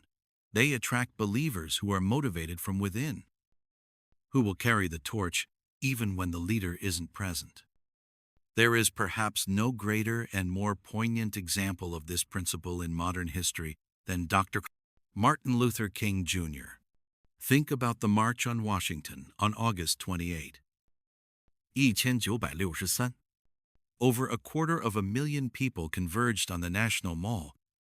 In an era without the internet, email, or social media. How did this happen? How did so many people from every state, from every walk of life, to show up on that specific day, at that specific time? They weren't summoned by a celebrity. They weren't promised a prize. They were there for themselves. They braved travel, expense, and even the threat of violence because they shared a common belief about the future of America, a belief that the country was finally ready for change. Dr. King stood before that vast sea of humanity, but he wasn't there to present a detailed 12-point plan for achieving civil rights legislation. He didn't deliver a speech titled, "I have a plan." He delivered a speech that began, "I have a dream." A plan is a list of actions. It speaks to the analytical brain, the part that processes logic and steps. A dream is a vision of a better future. It speaks directly to the heart, the part of us that hopes and believes. A plan is about how. A dream is about WHY. He articulated a belief in a world where people would be judged not by the color of their skin, but by the content of their character. He painted a picture so vivid, so hopeful, that everyone listening, black and white, rich and poor, could see themselves in it. His charisma wasn't born from a high-energy delivery or a booming voice. It was born from the profound, unshakable clarity of his why. He believed with every fiber of his being in the dream he described, and that belief was so pure and so powerful that it became a tangible force resonating with millions. People saw their own unspoken hopes and deepest aspirations reflected in his words. He gave a clear voice to a feeling they already carried in their hearts. He didn't invent the civil rights movement. He inspired it by giving its purpose a simple, powerful, and unforgettable articulation. That is the very essence of charismatic leadership. It's not about being in charge. It's about taking care of those in your charge by reminding them why their efforts matter. Energy exitas. Yes, but it's the quiet, unwavering certainty of charisma that truly inspires. It is the difference between a fleeting moment of motivation and the beginning of a lifelong movement. It is what separates the leaders we forget from the leaders we can never forget. And so, charisma isn't about manufactured energy or a checklist of leadership qualities. It is the glowing, undeniable result of someone who has absolute clarity of their why. It's a belief that radiates outward, attracting those who believe what you believe. There is perhaps no greater example of this principle in modern history than the man who stood on the steps of the Lincoln Memorial on a hot August day in 1963. On August 28th, 1963, Dr. Martin Luther King Jr. delivered a speech that would not only define the civil rights movement, but would also become a masterclass in inspirational leadership. The power of that day, the reason 250,000 people gathered in Washington, D.C., had nothing to do with a plan. It had everything to do with a dream. Consider the title of his speech. Dr. King gave the "I have a dream" speech, not the "I have a plan" speech. This distinction is not merely semantics. It is the very core of why his message resonated so deeply and continues to echo through generations. A plan is tactical. It's rational. It's the how and the what. A plan might have detailed proposals for legislative changes, strategies for voter registration, and outlines for economic boycotts. It would appeal to the logical mind, the part of the brain that understands facts and figures.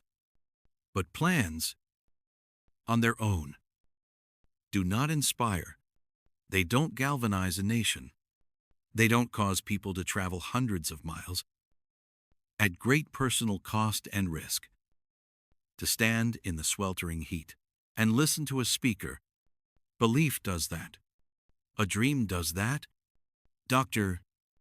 King didn't present a 12-point plan to end racial injustice. Instead, he painted a vivid, optimistic picture of the future. He shared his belief in an America that hadn't yet been born. He spoke of a future where his own 4 little children would one day live in a nation where they will not be judged by the color of their skin, but by the content of their character.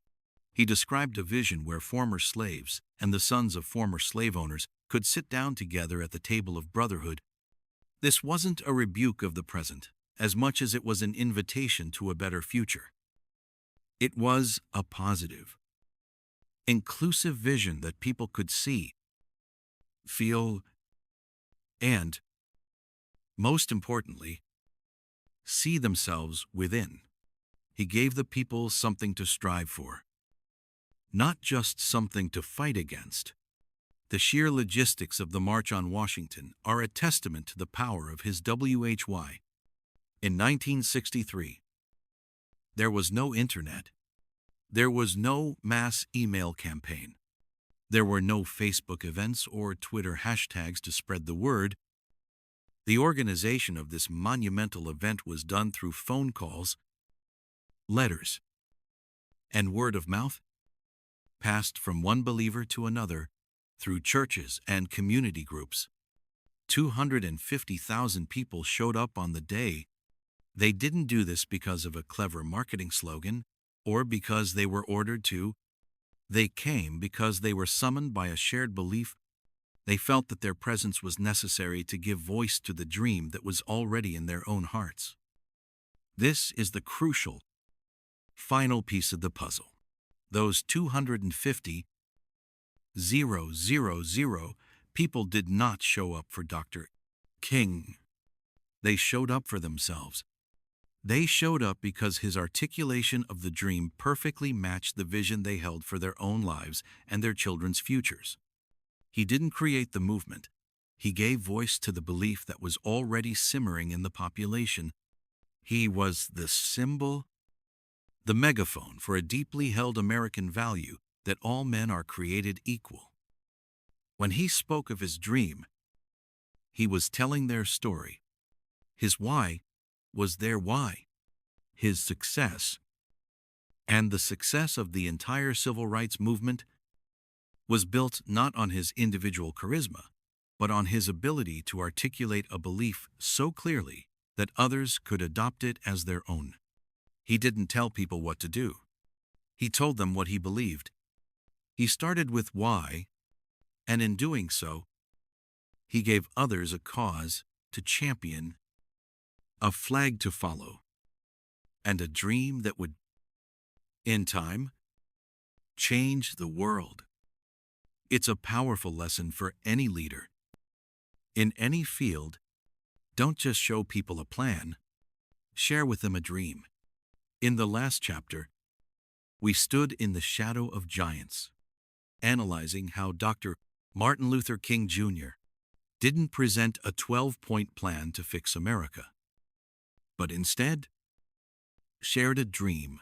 He gave the world his why, and in doing so, he inspired a movement, but a single voice, no matter how powerful, needs a structure to amplify its message. Dr. King wasn't just a man with a dream. He was the leader of an organization, and for any organization, for any movement, for any idea to scale, it needs a mechanism to carry the founding belief from the one to the many. The clarity of that initial message is paramount, but so is the system designed to broadcast it. This brings us to a powerful visualization of how great organizations work.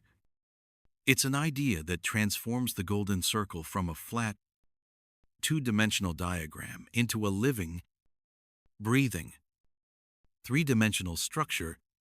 Imagine the golden circle, why at the center, then how, then what, and now. Picture it tipped on its side and spun into a cone. This cone is the organization. It's not a pyramid or a traditional organizational chart. It is a megaphone. At the very top, at the narrow mouthpiece of this cone, stands the leader, the CEO, the founder, the visionary. This is the speaker, the WHY, the purpose, the cause. The belief originates here. It is the breath that will become the sound.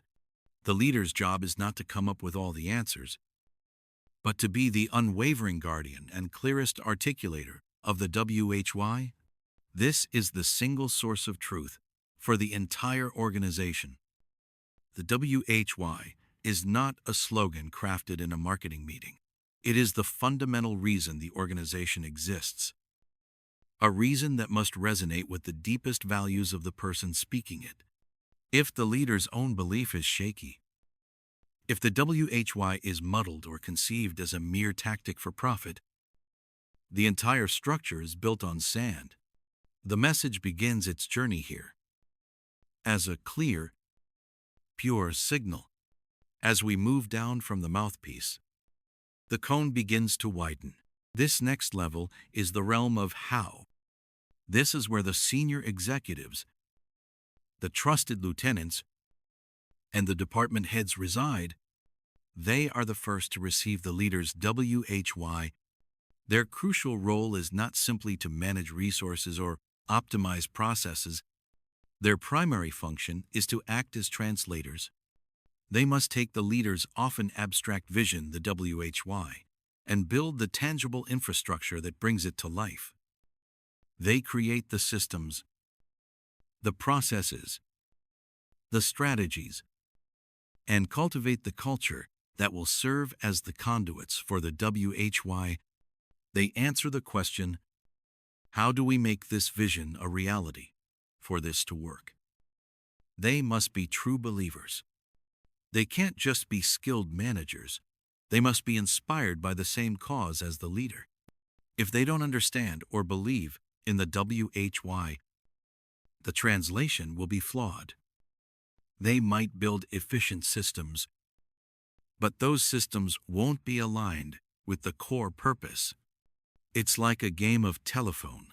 Any distortion at this level will be magnified exponentially as the message travels outward. The how level is the engineering of the megaphone itself, shaping how the sound will travel and what form it will take. Finally, we reach the widest part of the cone, the bell at the end. This is the what level. This is where the organization interacts with the world. The whats are the tangible results of the WHY, filtered through the how. They are the products sold, the services rendered, the marketing campaigns launched, the customer service calls answered. This is what the market sees, hears, and touches. When the system functions perfectly, when the megaphone is well built and the speaker is clear, the message that booms out of the bell is a loud, clear, and resonant expression of the original WHY. Customers don't just see a product, they feel the belief behind it. Employees don't just perform a task, they contribute to a cause. The what becomes the proof of the why.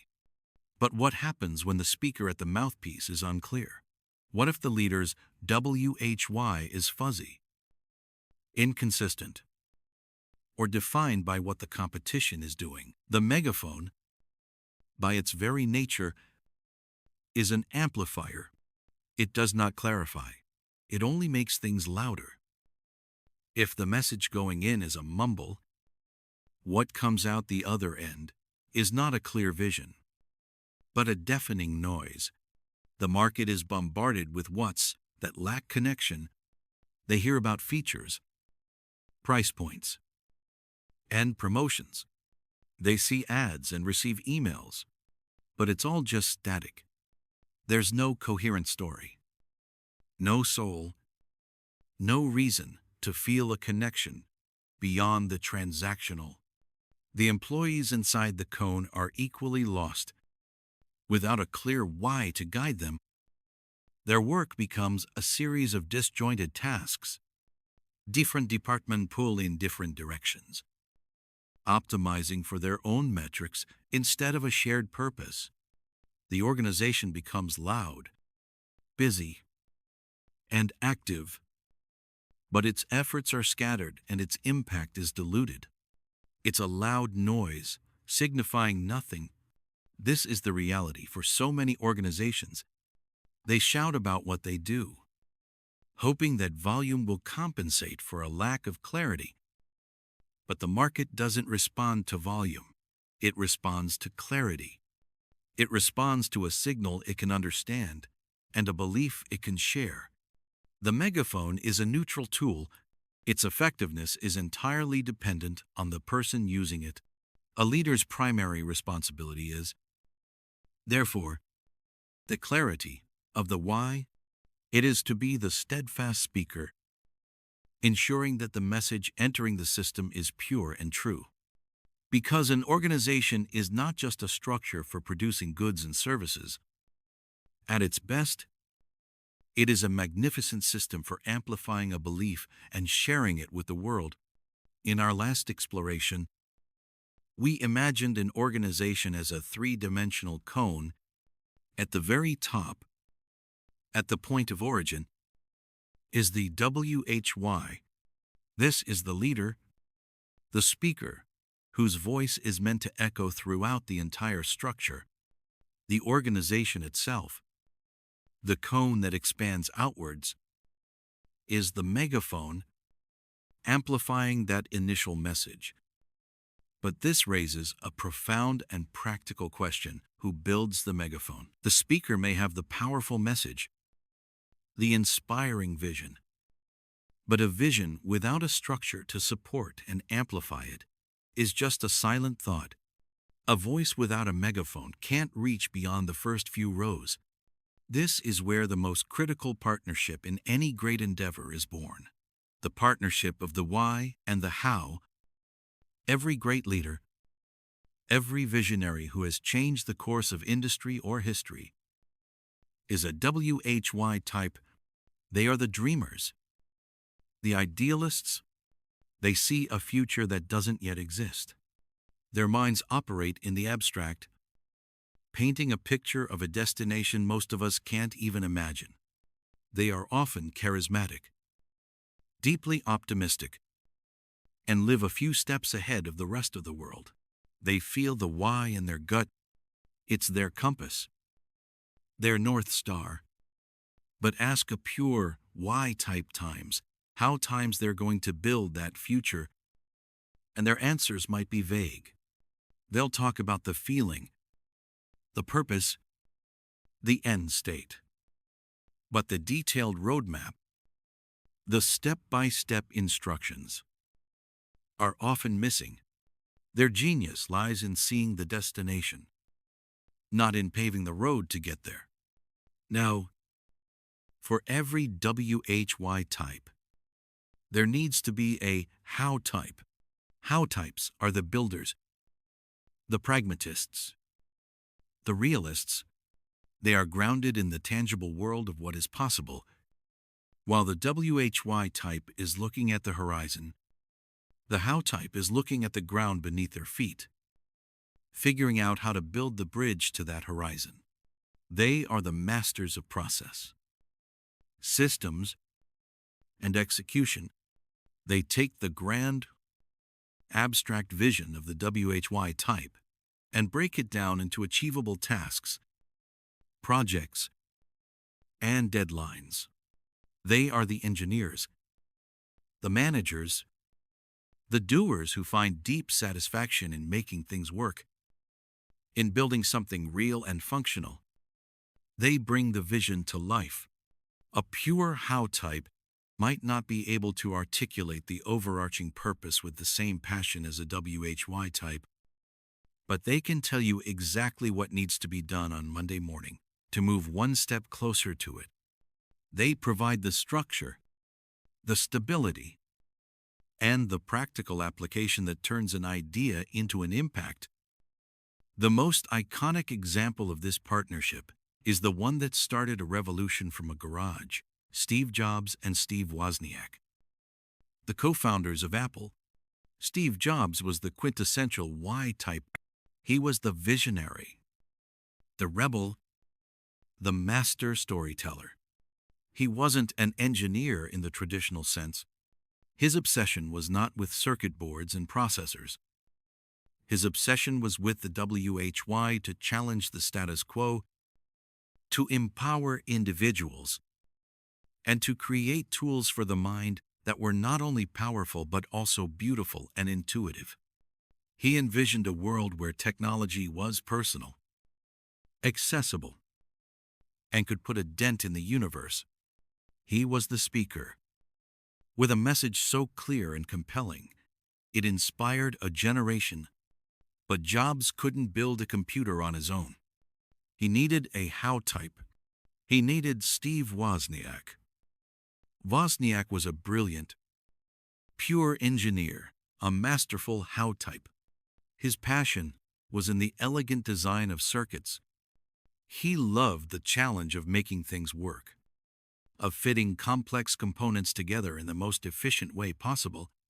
Left to his own devices, Wozniak would have happily built amazing computers and given the designs away for free to his friends at the hobbyist club. He loved building.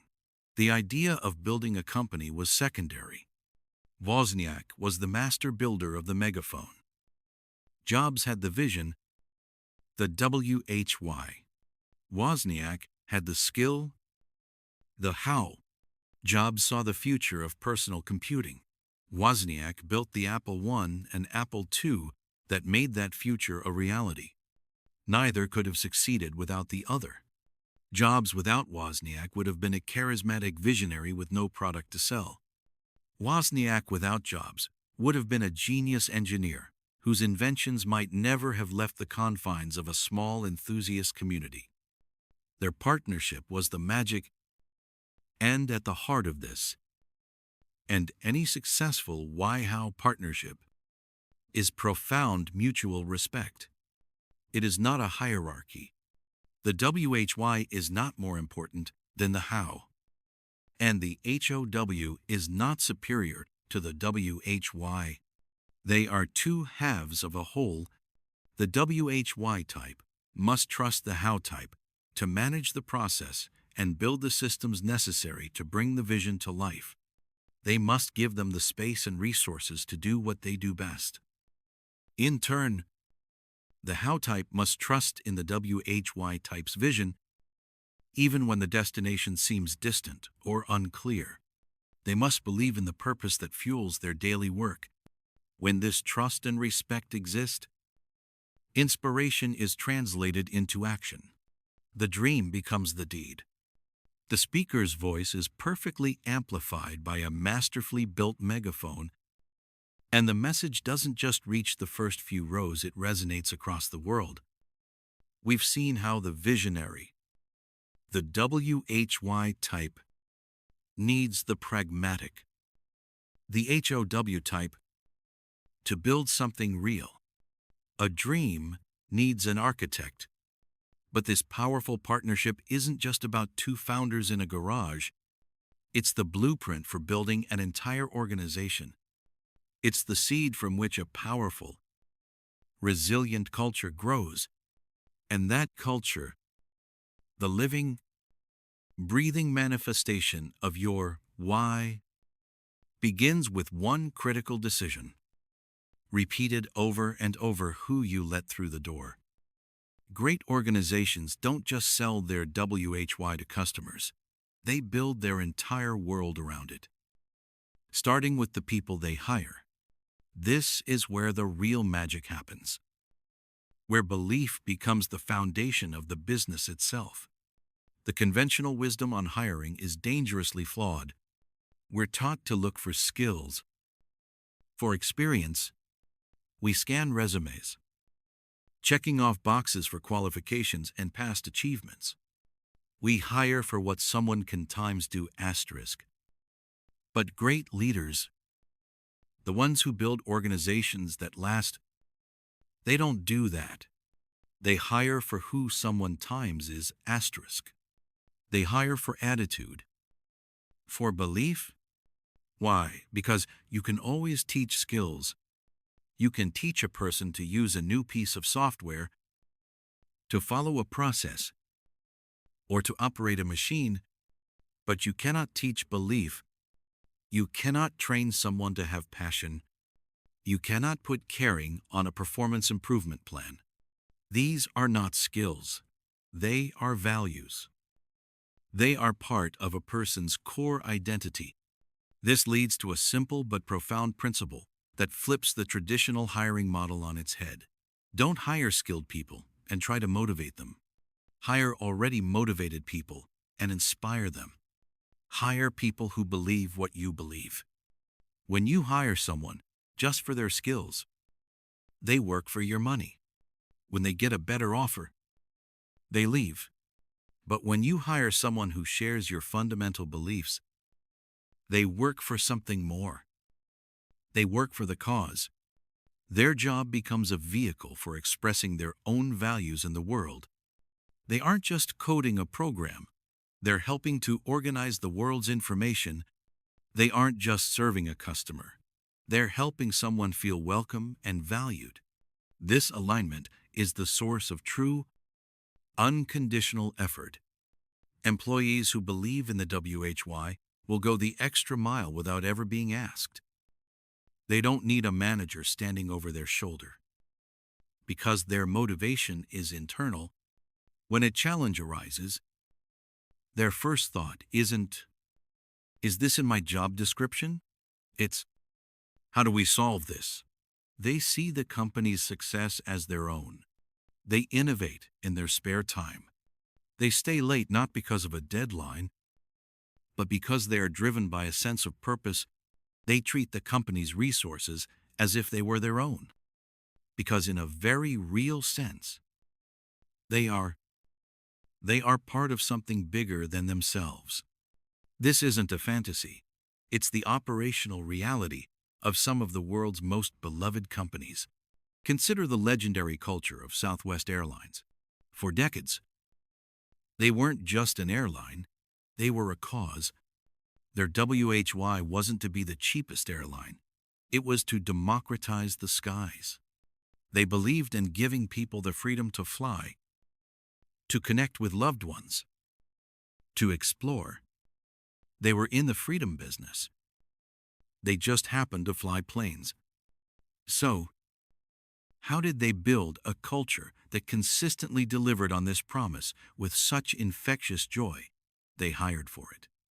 They understood that you can't train someone to have a fun-loving attitude or a servant's heart.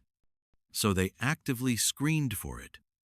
During group interviews, they would watch how candidates interacted with each other. They looked for people who naturally helped others, who listened, who smiled. They famously hired pilots and flight attendants who were also natural comedians and storytellers. Why? Because their job wasn't just to safely operate a plane, it was to be an ambassador of freedom and fun. The skills of flying could be verified, but the belief in making travel a human, joyful experience had to be there from the start. That's why flying Southwest felt different. It was an experience infused with personality, because it was staffed by people who believed in the mission. They weren't faking it. It was an authentic expression of who they were. The result was a tribe of employees so passionate, so loyal, that they consistently delivered world-class service at a low cost, a feat that other airlines could never replicate.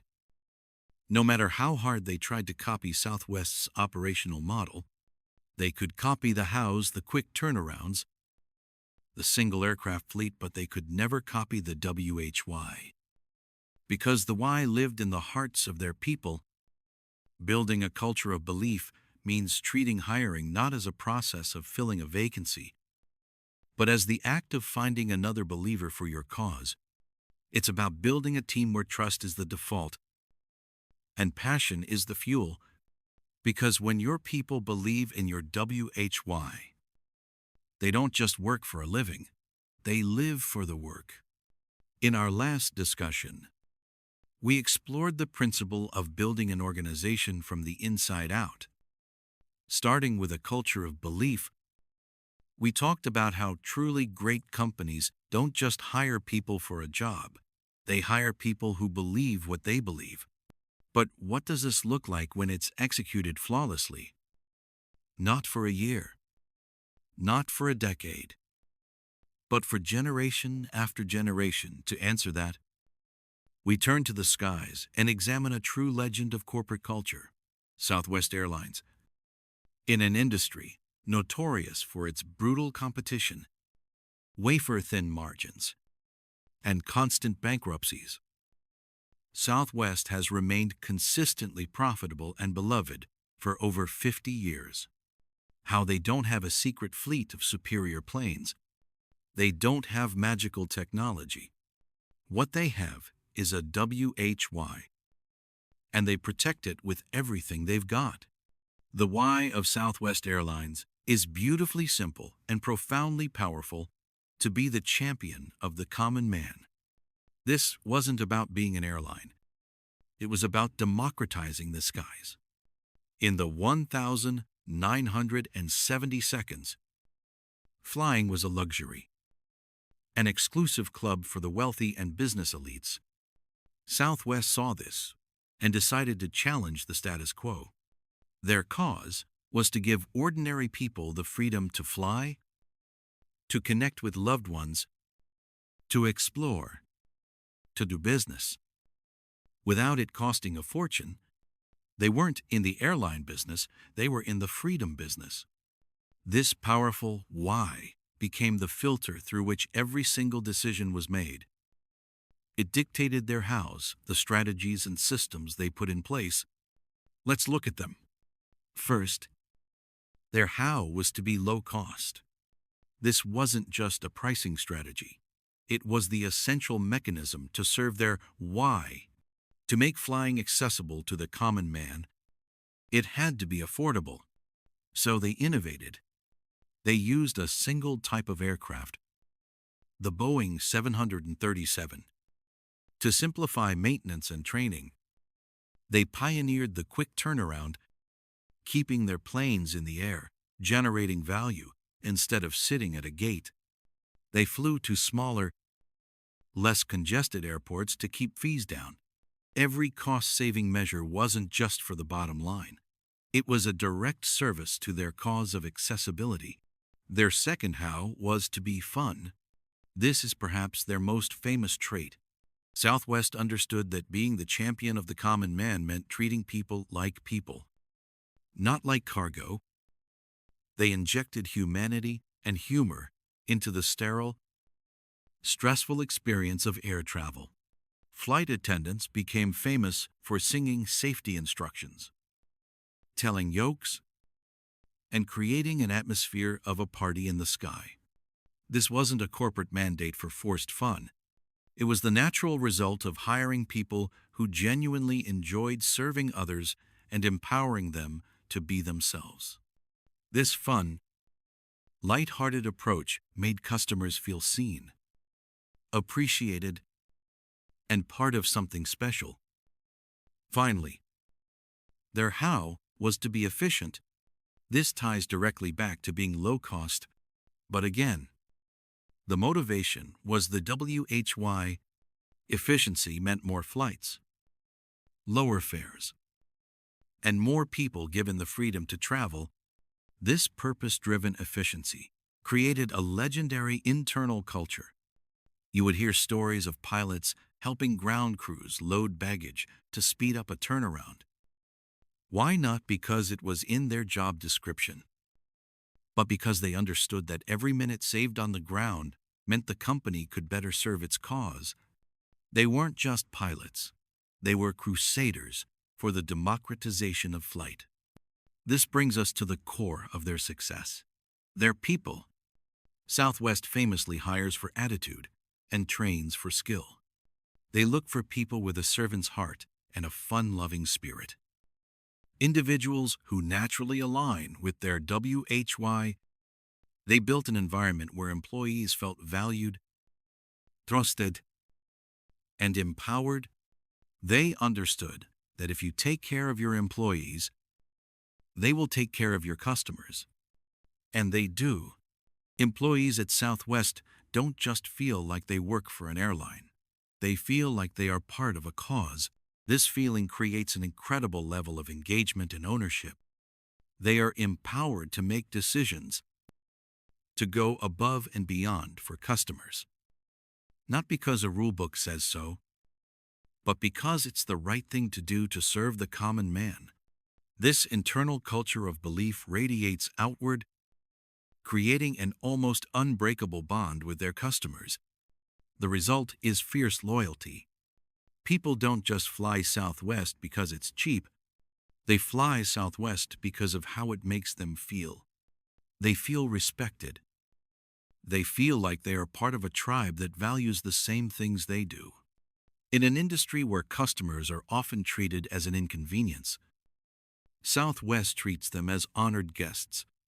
This why-driven culture, this fanatical devotion to championing the common person, is the reason for their decades of success. They proved that a company can be built on a cause, not just a product. They showed the world that when you start with WHY, when you hire people who believe in your WHY, and when you build all your processes to serve that why, you don't just build a successful company, you build a movement. And that movement creates a legacy that competitors, with all their resources and spreadsheets, can never replicate.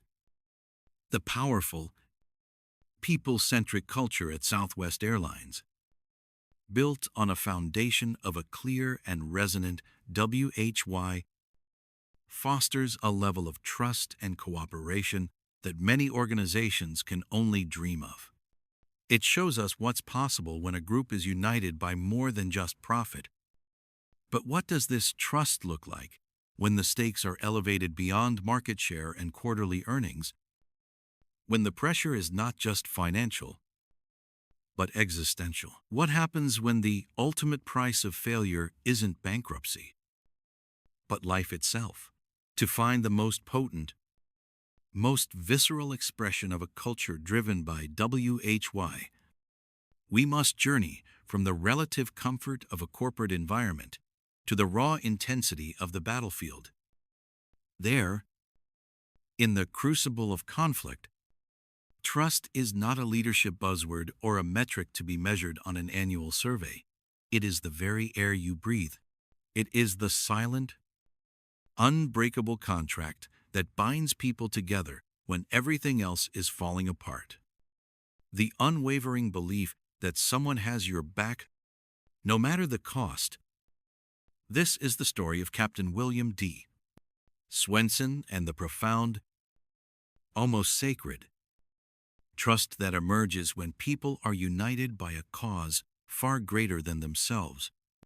The date is September 8, 2009. The place is the Ganjgal Valley of Afghanistan, a treacherous corridor notorious for insurgent activity. Captain Swenson and a combined force of American and Afghan soldiers are moving through the valley to meet with village elders. Suddenly, the quiet morning erupts into chaos. From the terraced slopes above, a well-coordinated ambush springs to life. The unit is pinned down, caught in a three-sided attack. The air is thick with the deadly hiss of machine gun fire, the thud of mortars, and the fiery whoosh of rocket-propelled grenades. The situation is not just dire, it is desperate. The enemy is concealed, organized, and holds the tactical advantage of the high ground. In the cold, unforgiving language of military strategy, Captain Swenson and his men were deep inside the kill zone.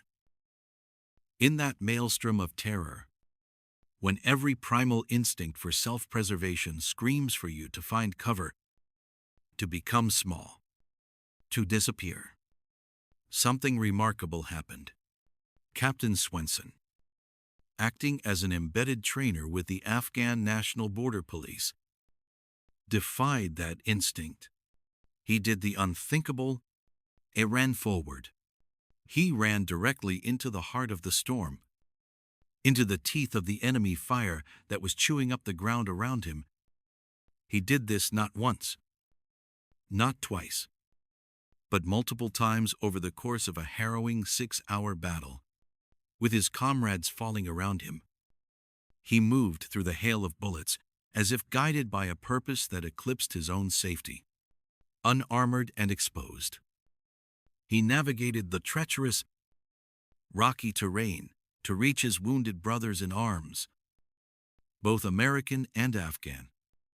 He administered first aid under constant, direct fire, organized their evacuation, and with astonishing clarity, called in and guided the air support that would ultimately save many lives. His actions were a beacon of unwavering leadership in the darkest fog of war.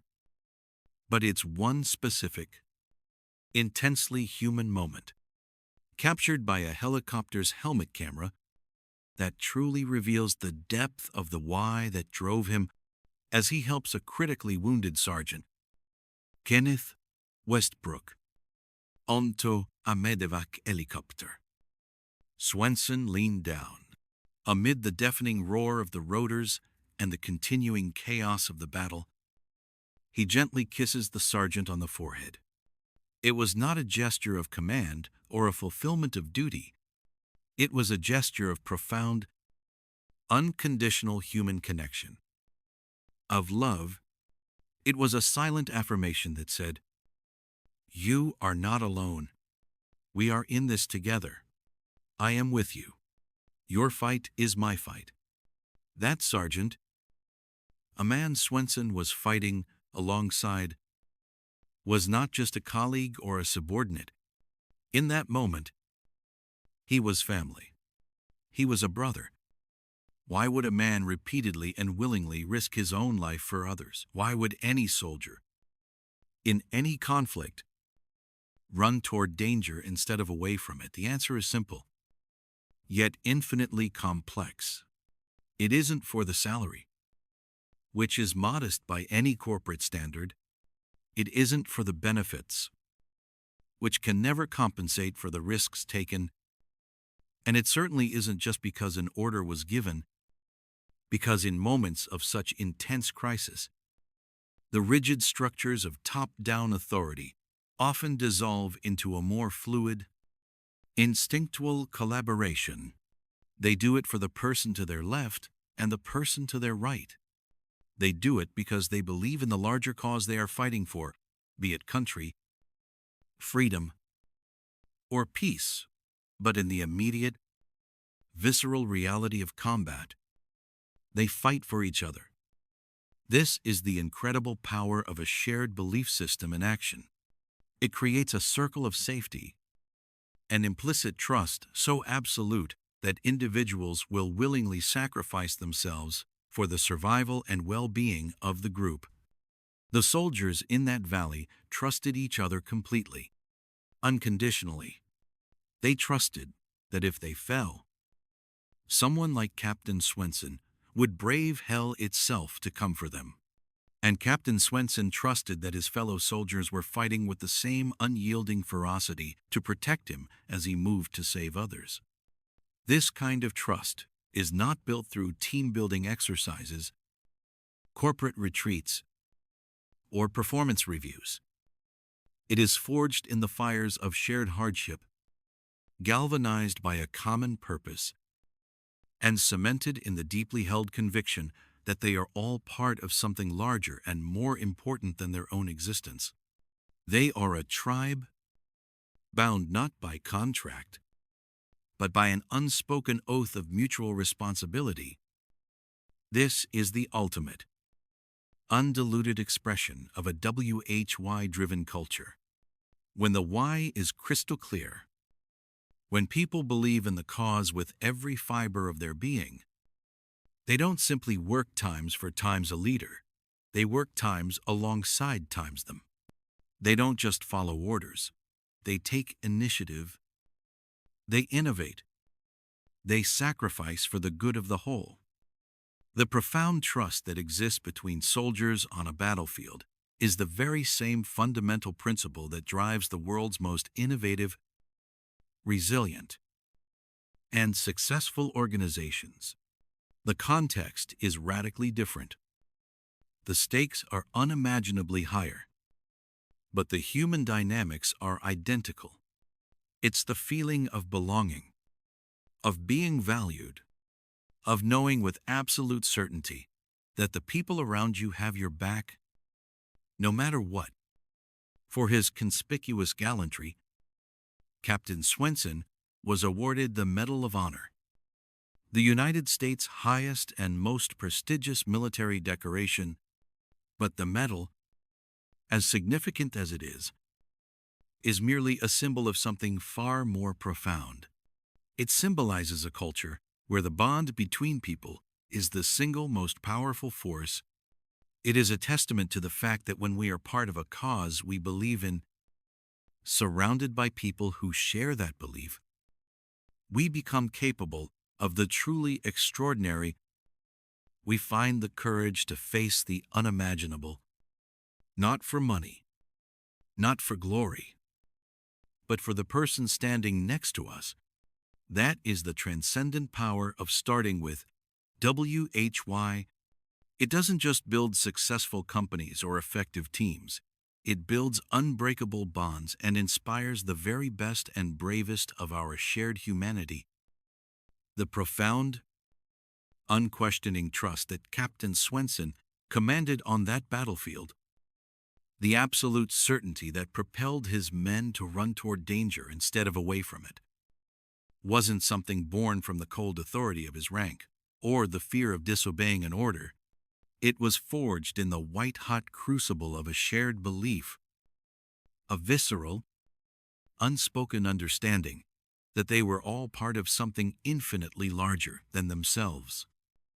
This is the very essence of true leadership, the bedrock upon which all lasting loyalty is built, but such powerful, intangible forces like belief, trust, and purpose need an anchor in the physical world. How can we see a value? How do we hold a cause in our hands and show it to others? We create symbols. Symbols are the tangible representations of our most deeply held intangible beliefs. They are the visual language, the silent shorthand that communicates incredibly complex ideas and profound emotions without uttering a single word. A logo, in our modern commercial world, is perhaps the most ubiquitous of these symbols. But we must be fundamentally clear on this point on its own. A logo is a hollow and meaningless thing. It is a shape, a color, a clever arrangement of letters, or an abstract design. A logo is not a WHY. It is merely a vessel, an empty container patiently waiting to be filled with meaning. Without a clear, potent, and consistently expressed belief poured into it day after day, a logo is just decoration. It might be aesthetically pleasing. It might look professional on a website or a business card, but it cannot, by itself, inspire the kind of passionate loyalty we saw in Captain Swenson's men. It cannot command trust on a human level. It cannot unite a disparate group of strangers and transform them into a dedicated, unified tribe. It remains a silent emblem, a pretty picture devoid of any real power. The meaning, the power, the emotion, all of it comes from the clarity, the discipline, and the unwavering consistency of the organization's WHY that it represents.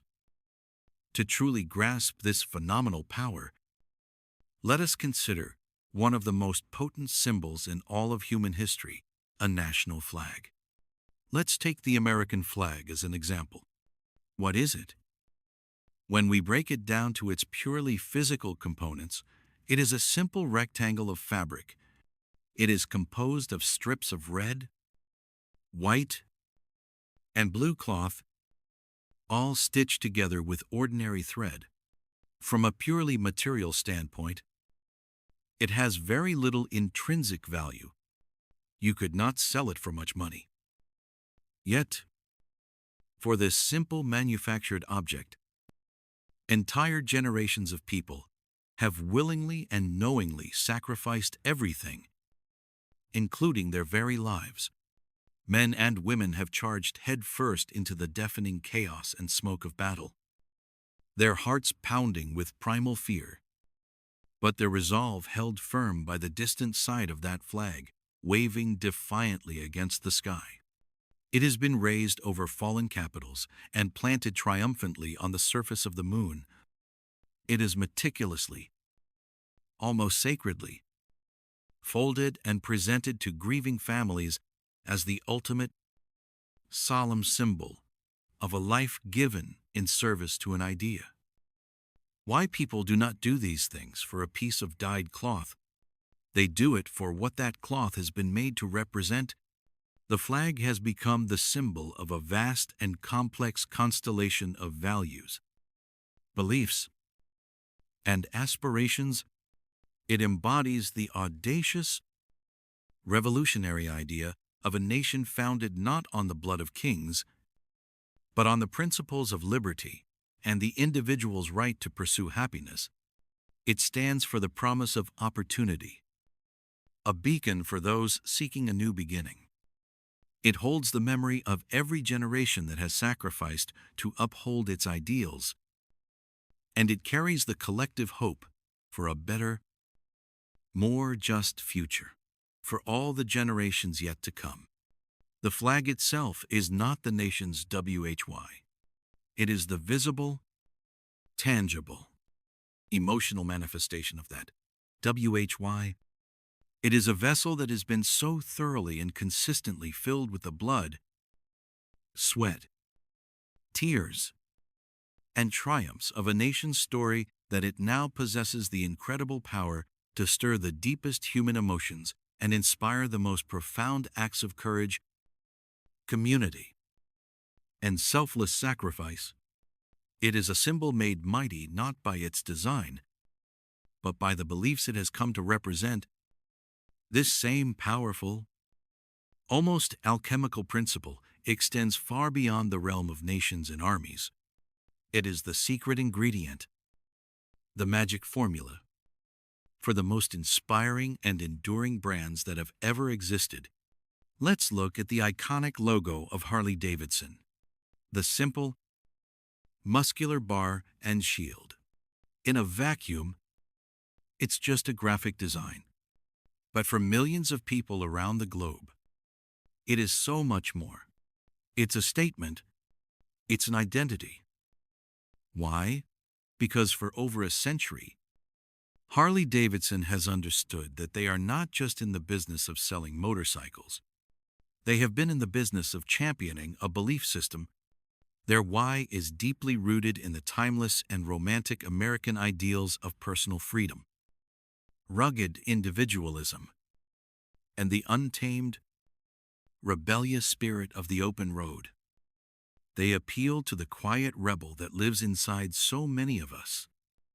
The primal desire to break free from the suffocating constraints of a 9-to-5 existence and find a more authentic version of ourselves out on the endless highway.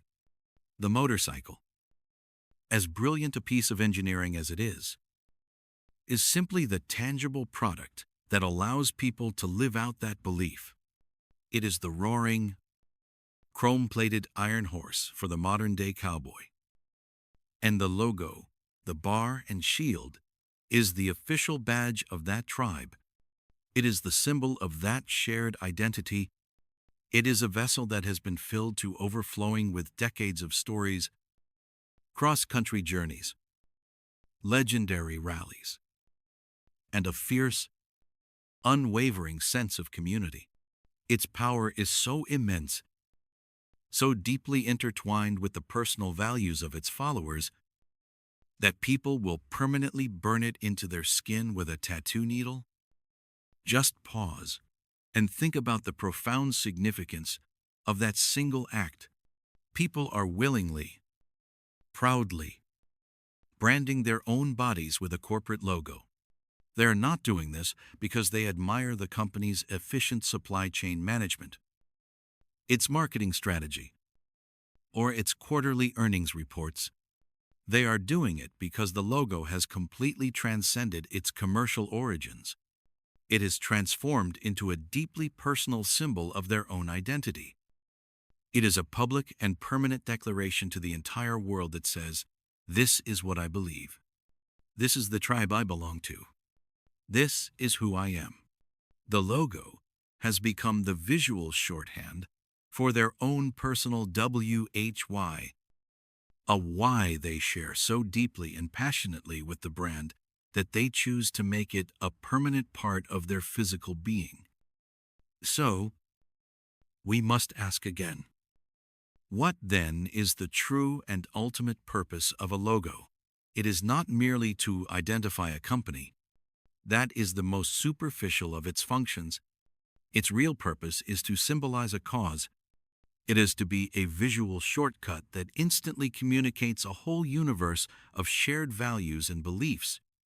When used correctly, a logo becomes a powerful megaphone to shout your WHY from the rooftops, to act as a beacon that attracts those who believe what you believe. When an organization's WHY is crystal clear, and when it is lived out with unwavering discipline and consistency in everything it says and does, the logo acts like a sponge, absorbing all of that meaning and becoming an incredibly powerful asset.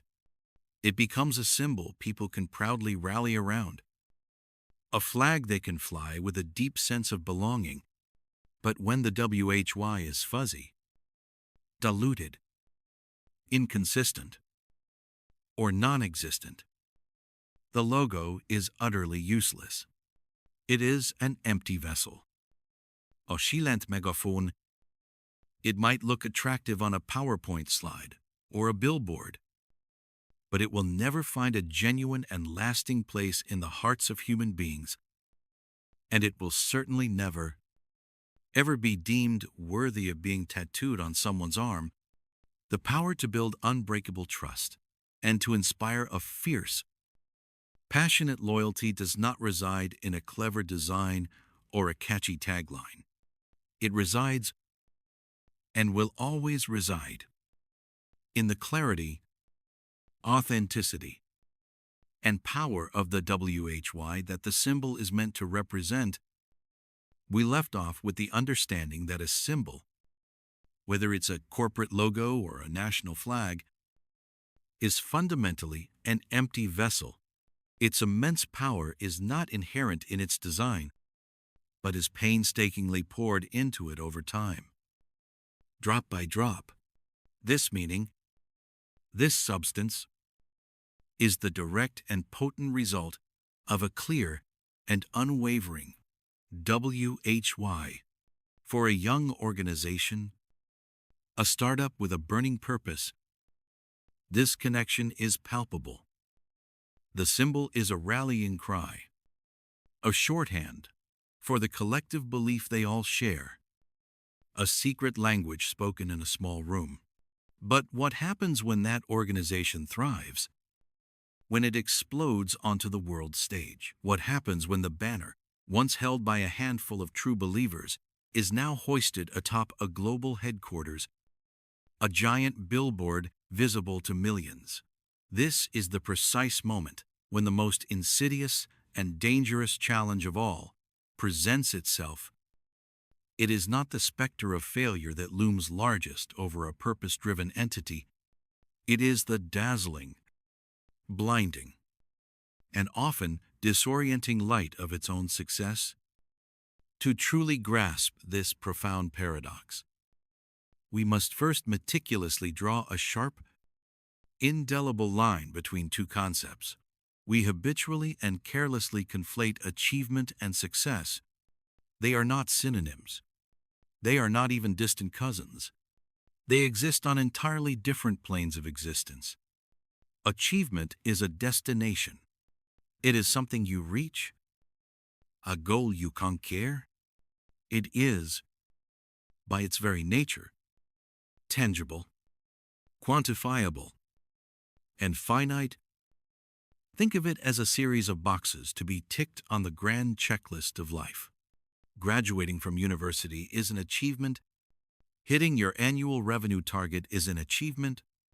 Finishing your first marathon, feeling the thin tape break against your exhausted chest, is a monumental achievement. These are the whats of our lives and our businesses. They are fixed points in time, distinct markers on a map that we can proudly point to and declare, I was there, I did that. But they are also dangerously ephemeral. The brilliant euphoria of crossing the finish line fades by the next morning. The diploma is framed and gathers dust. The quarterly report is archived. The very nature of achievement is that once it is reached, it is over. It becomes a part of the past, and you are immediately Relentlessly faced with the empty question, what's next? The pursuit becomes a frantic, never-ending treadmill of ever-escalating goals. A constant chase for the next fleeting high. Success, in stark contrast, is not a destination on any map. There is no finish line for success. Instead, success is the compass that guides the entire journey. Success is not something you achieve. It is a feeling, a persistent and deeply rooted state of being. It is the quiet, profound sense of fulfillment that comes from knowing you are part of something larger than yourself. From feeling your own efforts, contributing to a forward momentum, it's the feeling of making progress, inch by inch, day by day, toward a vision that truly matters to you. If achievement is the isolated act of winning the race, success is the sustained love of running at. It's the reason you get up before the sun to train. The feeling of the cool wind on your face, the quiet rhythm of your own breathing, the camaraderie with those who share your path. It is the discipline, the commitment, the lifestyle, not the trophy. In an organizational context, success is the cultural feeling of waking up genuinely inspired to go to work, feeling psychologically safe and profoundly valued among your colleagues, and returning home at the end of the day with a sense of authentic fulfillment, knowing that your energy contributed to advancing a cause you believe in. Success is the continuous and lived experience of your WHY. You don't arrive at success, you feel it, day in and day out. And this very distinction is where the great danger lies. This is the subtle trap that has ensnared countless well-intentioned companies, visionary leaders, and promising movements. As an organization begins to grow, it inevitably starts to accumulate achievements. The numbers get bigger, revenu double, then quadruples. The team grows from 10 people in a single room to 10,000 across the globe. New offices are opened in prestigious locations. The media writes glowing articles. The stock price soars, creating immense wealth. These are the loud, seductive, and hypnotic drums of achievement. They are easy to measure, easy to celebrate, and they draw thunderous, addictive applause from the outside world of analysts, investors, and competitors. And slowly, almost imperceptibly at first, a tectonic shift begins to happen deep within the organization's foundations. The organization, which was once driven by its WHY, begins to be pulled by the gravity of its whats. It begins to chase the applause. The pursuit of the next numerical achievement becomes the primary driver of strategy. The internal conversation warps from how do we better serve our purpose to how do we beat last quarter's numbers, the whats. The tangible metrics of growth begin to grow faster and scream louder than the WHY, the quiet, guiding purpose that gave them life. This is the moment Simon Sinek calls the split. It is the tragic tipping point where the clarity of the why becomes foggy, and the how and the what seize complete control of the ship. The organization is now running on the residual fumes of a purpose long past. The original mission statement may still be elegantly printed on the walls of the lobby, but it no longer informs the difficult decisions being made in the boardroom. The symbol, that logo we spoke of, once a potent vessel of shared belief, becomes a hollow corporate brand. It no longer represents a cause. It merely represents the scale of the company's operations, a testament to its achievements, not its purpose. For the people working inside this vast machine, the change is visceral and disheartening. The energy is different.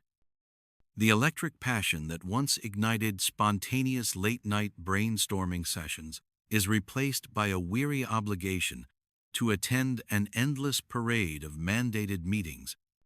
The work, once a noble crusade, degenerates into just a job.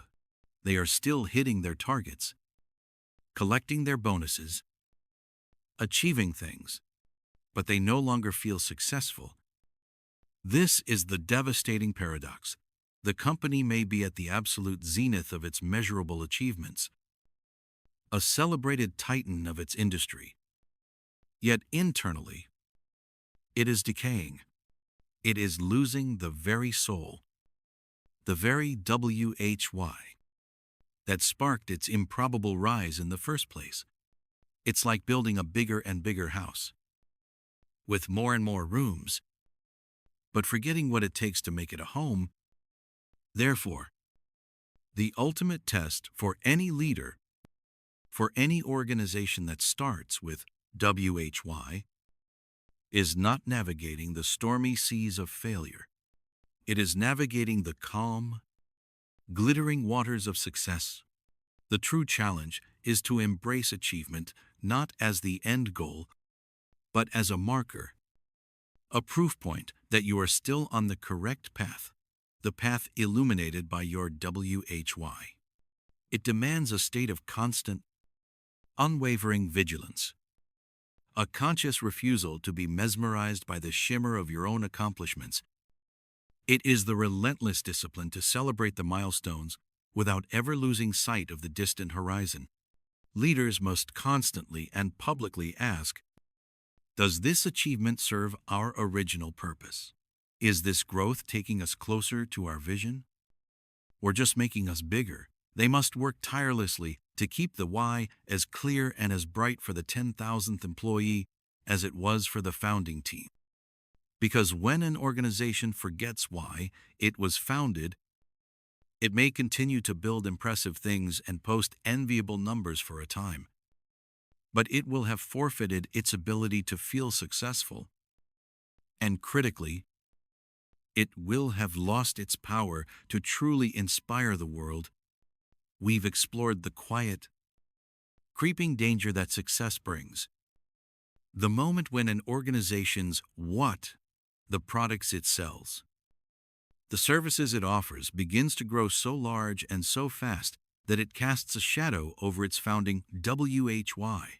The clarity of purpose that once fueled every decision becomes obscured by balance sheets, market share reports, and the sheer momentum of daily operations. The growth is intoxicating. The metrics are compelling. And slowly, almost imperceptibly, the original flame of purpose that started it all begins to flicker under the weight of its own success.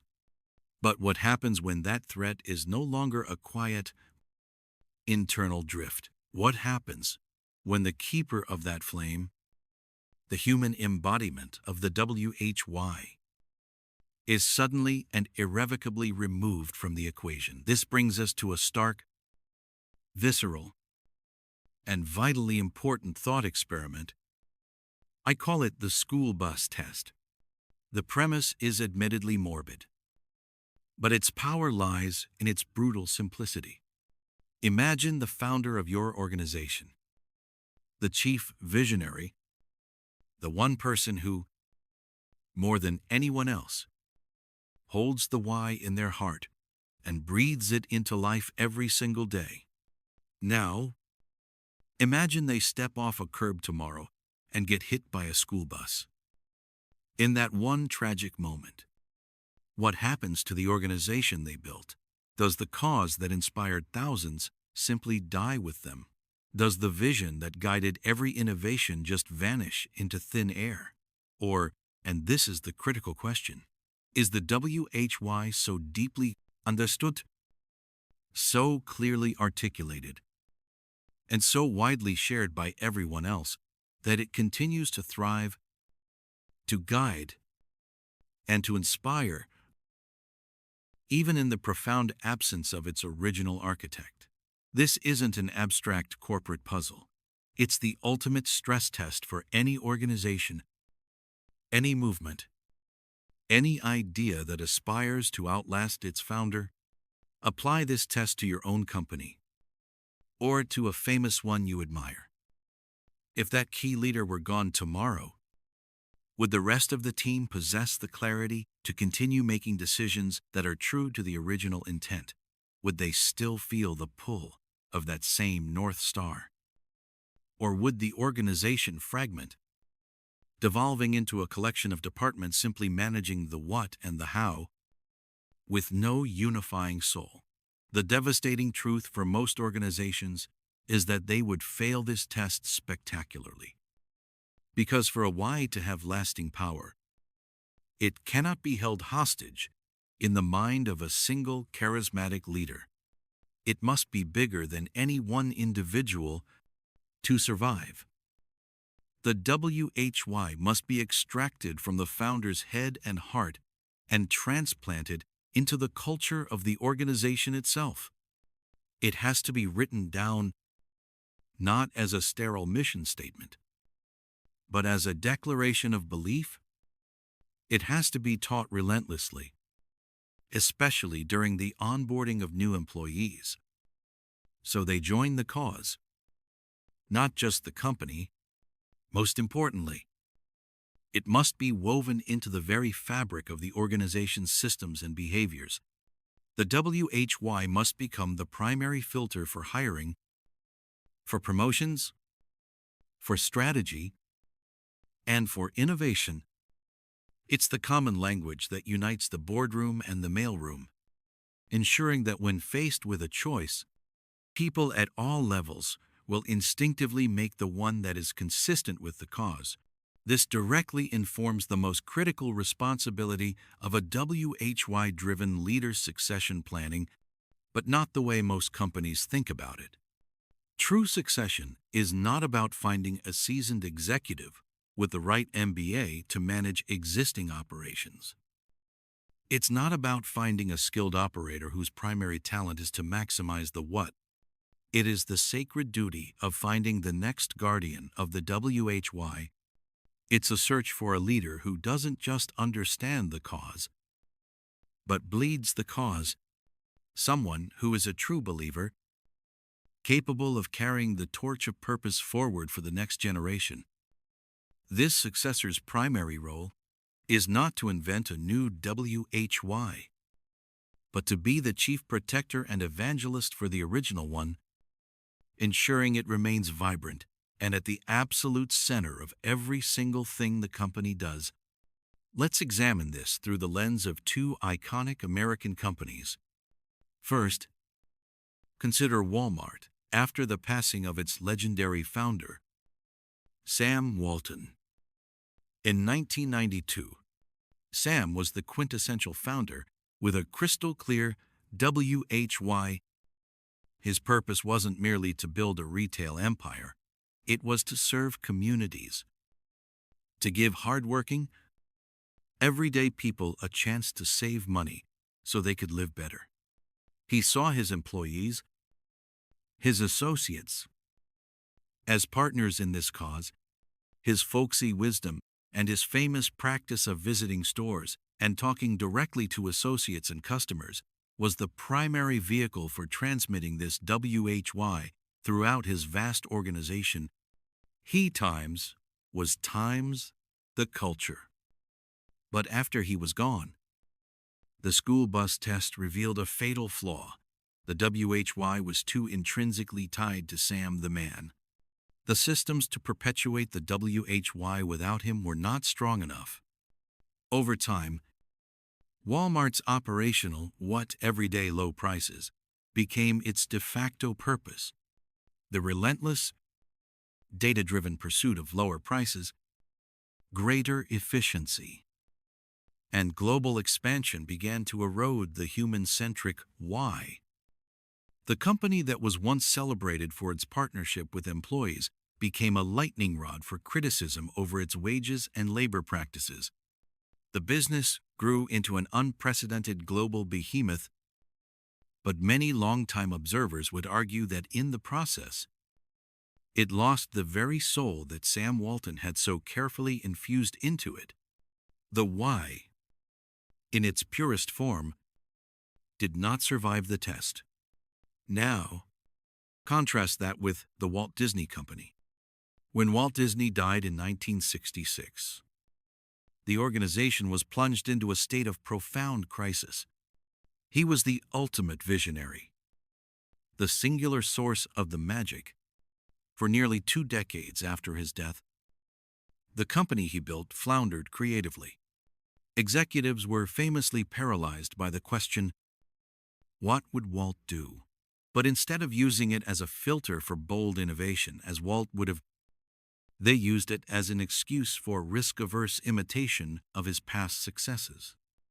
They were dutifully managing Walt's creations, the what, but had lost their connection to his animating purpose, the why, of creating happiness through relentless innovation and optimistic storytelling. The magic was fading. However, the Disney why was so potent, so deeply encoded in its beloved stories and theme parks, that it proved resilient. It could be rediscovered.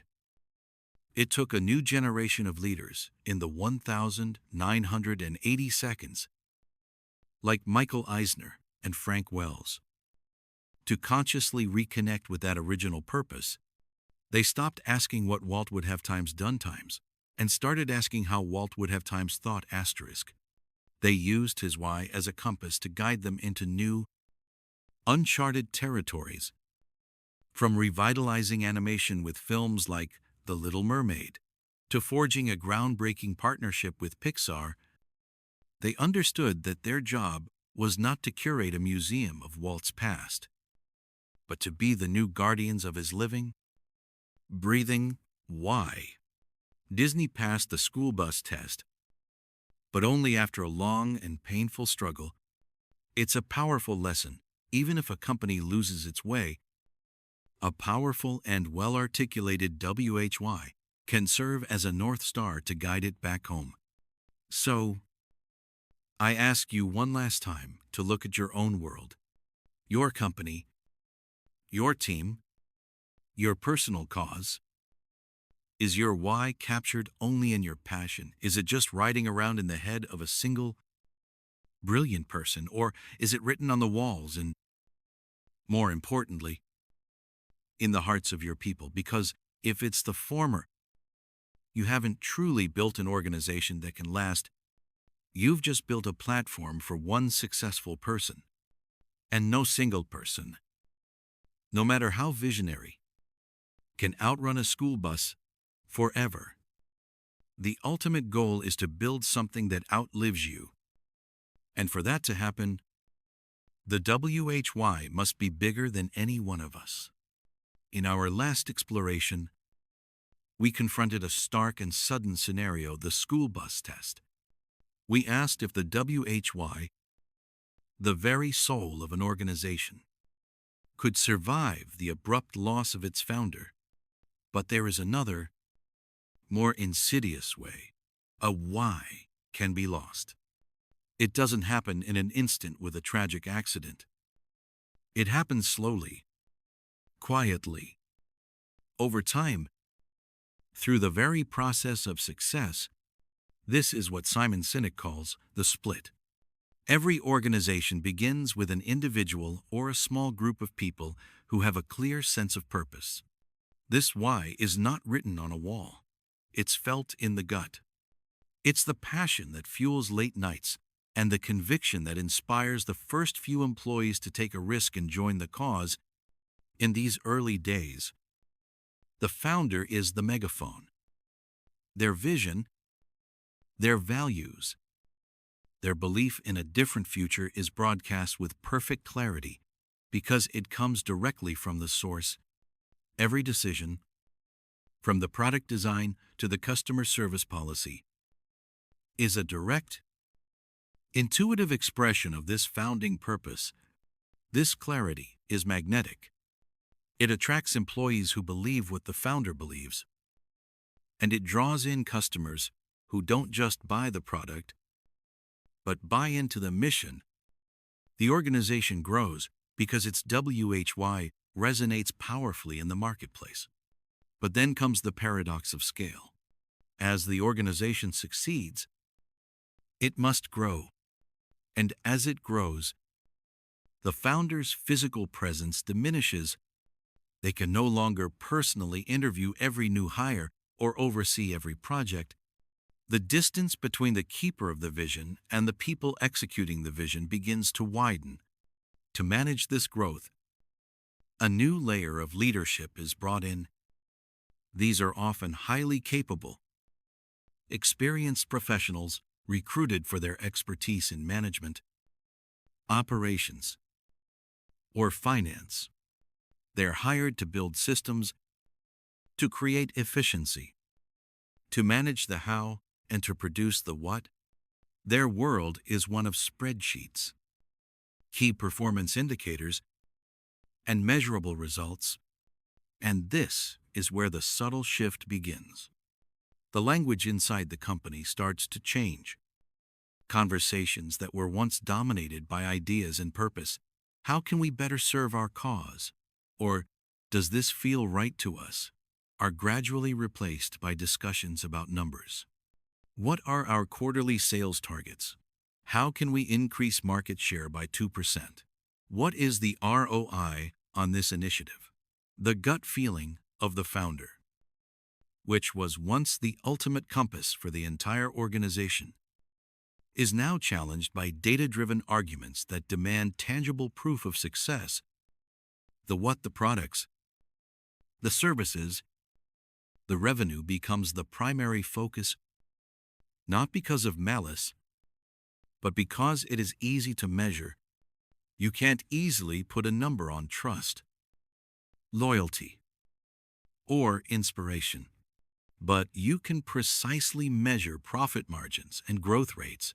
Success becomes defined by these metrics alone. The organization is still moving forward, often at a rapid pace, but it is now sailing by charts and instruments without remembering the destination they were originally for. This is the moment of the split. It's the point where the tangible metrics of what the company does become untethered from the intangible belief of why it does it. The passion that once fueled the enterprise is replaced by a professional but sterile focus on achievement.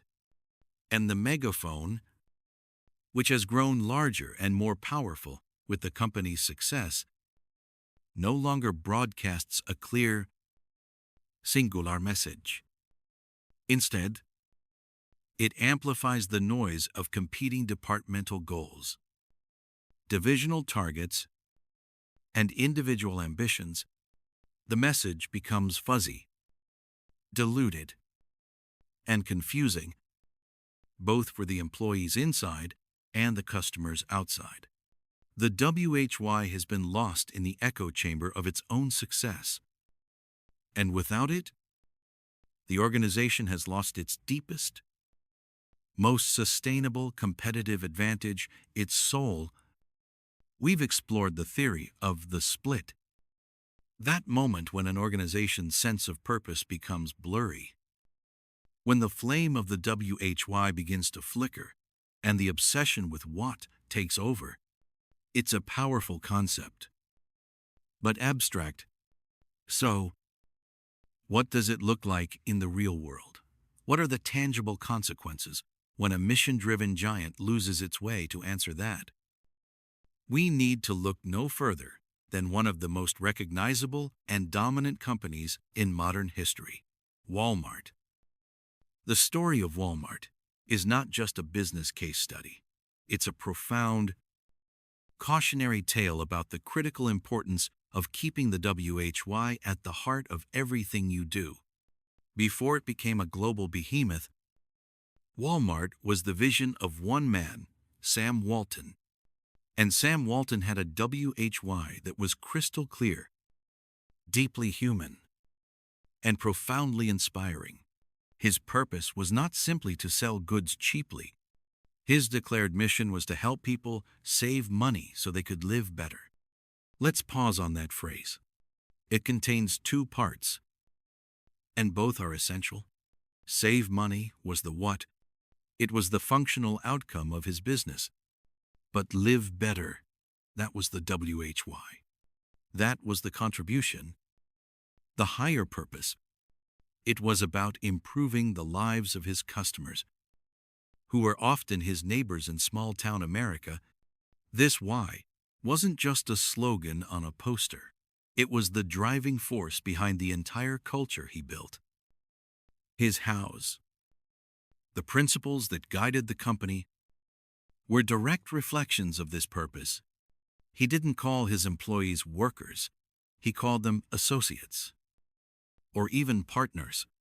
This wasn't just semantics. It was a reflection of his belief that everyone was in it together, working towards that common cause of helping communities thrive. He instituted the famous Saturday morning meetings, not as a top-down directive, but as a vibrant forum where everyone from executives to cashiers could share ideas and feel heard. He championed the 10-foot rule, instructing associates to make eye contact, smile, and offer help to any customer within a 10-foot radius. This wasn't a script. It was about fostering genuine human connection. Sam Walton understood that living better wasn't just about the money saved at the checkout. It was about feeling respected, valued, and seen, both as an employee and as a customer. The low prices were the result of his system, but the loyalty and the magic of early Walmart came from the feeling he cultivated. People felt good shopping there because they were treated well by people who seemed to genuinely care. The WHY was alive in every aisle. Then, in 1992, Sam Walton passed away, and with the loss of its visionary founder, the organization began a slow, almost imperceptible drift. The new leadership was brilliant in terms of logistics, finance, and operational efficiency. They were masters of the what. They knew how to optimize supply chains, squeeze suppliers for better prices, and expand the company's footprint at an astonishing rate. They were exceptional at the save money part of the equation. But slowly, the second half of that vital phrase began to fade from view. The live better part, the emotional heart of the company, grew fuzzy. This is the very definition of the split. The balance was lost. The noble cause was overshadowed by the measurable result. The WHY was no longer the filter through which decisions were made. Instead, the primary filter became the bottom line. How can we get this price even lower? The consequences of this shift were not immediate, but they were profound and ultimately damaging. The hows began to change to serve the new, truncated mission. Associates were no longer treated as partners on a mission. They became line items on a spreadsheet, costs to be minimized. The focus shifted from empowering them to controlling them. Wages stagnated. Benefits were cut, and the pressure to do more with less became immense. The spirit of the Saturday morning meetings, a symbol of collaborative purpose, gave way to a culture driven by relentless metrics. Morale plummeted. An employee who feels undervalued cannot genuinely make a customer feel valued. The 10-foot rule, once a symbol of proactive service, became a hollow corporate mandate. If it was followed at all, the customer experience soured. The feeling of being a valued neighbor was replaced by the cold, impersonal efficiency of a massive warehouse. Yes, the prices were low. Walmart delivered on that promise with ruthless consistency. But the soul was gone. The live better promise felt empty. Public perception began to turn. Walmart was no longer seen as the champion of the small-town consumer. It became the villain, a corporate behemoth criticized for its labor practices, for driving local businesses into the ground, and for its impersonal, soul-crushing atmosphere. The company had won the price war, but it was losing the battle for hearts and minds. It had achieved unparalleled success in what it did, becoming the world's largest retailer, but it had lost the clarity of why it was doing it. The story of Walmart after Sam Walton is the ultimate illustration of the split. It shows that you can have the best strategies, the most efficient systems, and the greatest scale in the world, but if you lose sight of your original, human-centered purpose, the success you achieve will feel hollow. The magic vanishes. Through steroids, and the organization that once inspired loyalty becomes just another faceless corporation, defined only by what it sells, not what it stands for. The fall of Walmart, as we saw, was a textbook case of the split.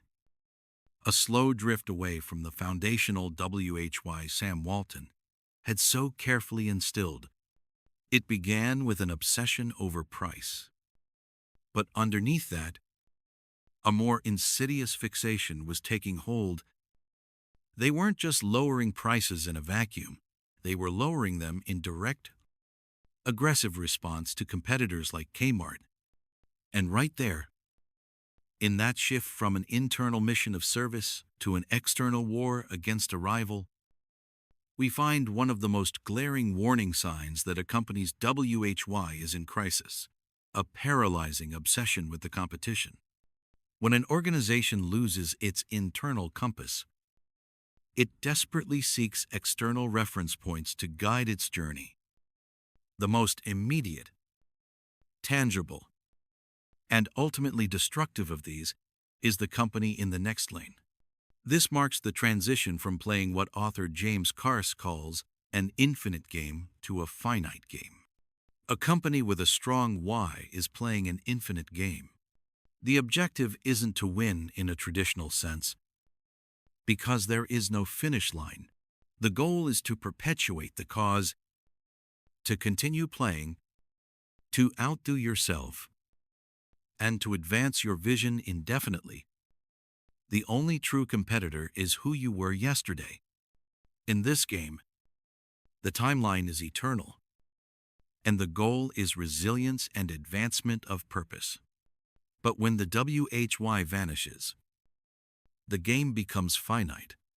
Suddenly, there are known players, fixed rules, and an agreed-upon objective: beat the other guy, win the market share, have the number one product. It's a game with a clear end, and it fosters a mindset of scarcity and rivalry. When you have a clear WHY, what your competitors are doing is merely a data point, a piece of the landscape, but it is not your map. You are charting your own course. Think of the early days of Apple. Their goal wasn't to build a better IBM personal computer.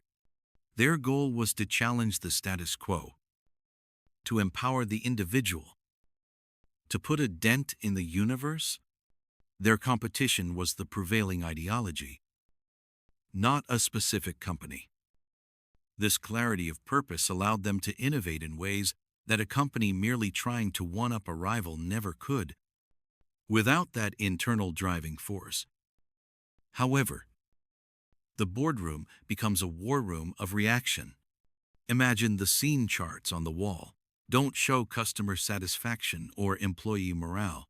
They show the competitor's market share inching up. The energy is frantic, not focused. The language is one of combat. How do we counter their latest move? We need to attack their core market. We can't let them win this quarter. Decisions are no longer filtered through the lens of, does this advance our cause? but rather through the fearful prism of what will happen if we don't do what they're doing. This reactive posture is a death sentence for originality. It forces companies into a never-ending game of catch-up. Innovation becomes imitation. A rival launches a new feature. A panic-driven task force is assembled to copy it. A competitor slashes prices. The company dives headfirst into a margin, destroying price war, commoditizing the very value it once sought to create. This was the essence of the cola wars between Coke and Pepsi. For decades, two giants spending billions not on fundamental innovation, but on trying to steal a fraction of a percentage of market share from each other, their identities becoming inextricably linked to their opposition. This constant state of looking over your shoulder is profoundly stressful. It creates a culture of fear, fear of falling behind, fear of being outmaneuvered, fear of becoming irrelevant. It exhausts your people, who signed up to build something meaningful, only to find themselves in a draining street fight. And it starves the organization of the creative oxygen needed to make genuine leaps forward. Let's return to the marathon and paint a clearer picture. Imagine our first runner, Anya. Her why is to inspire her young daughter by showing her what perseverance looks like.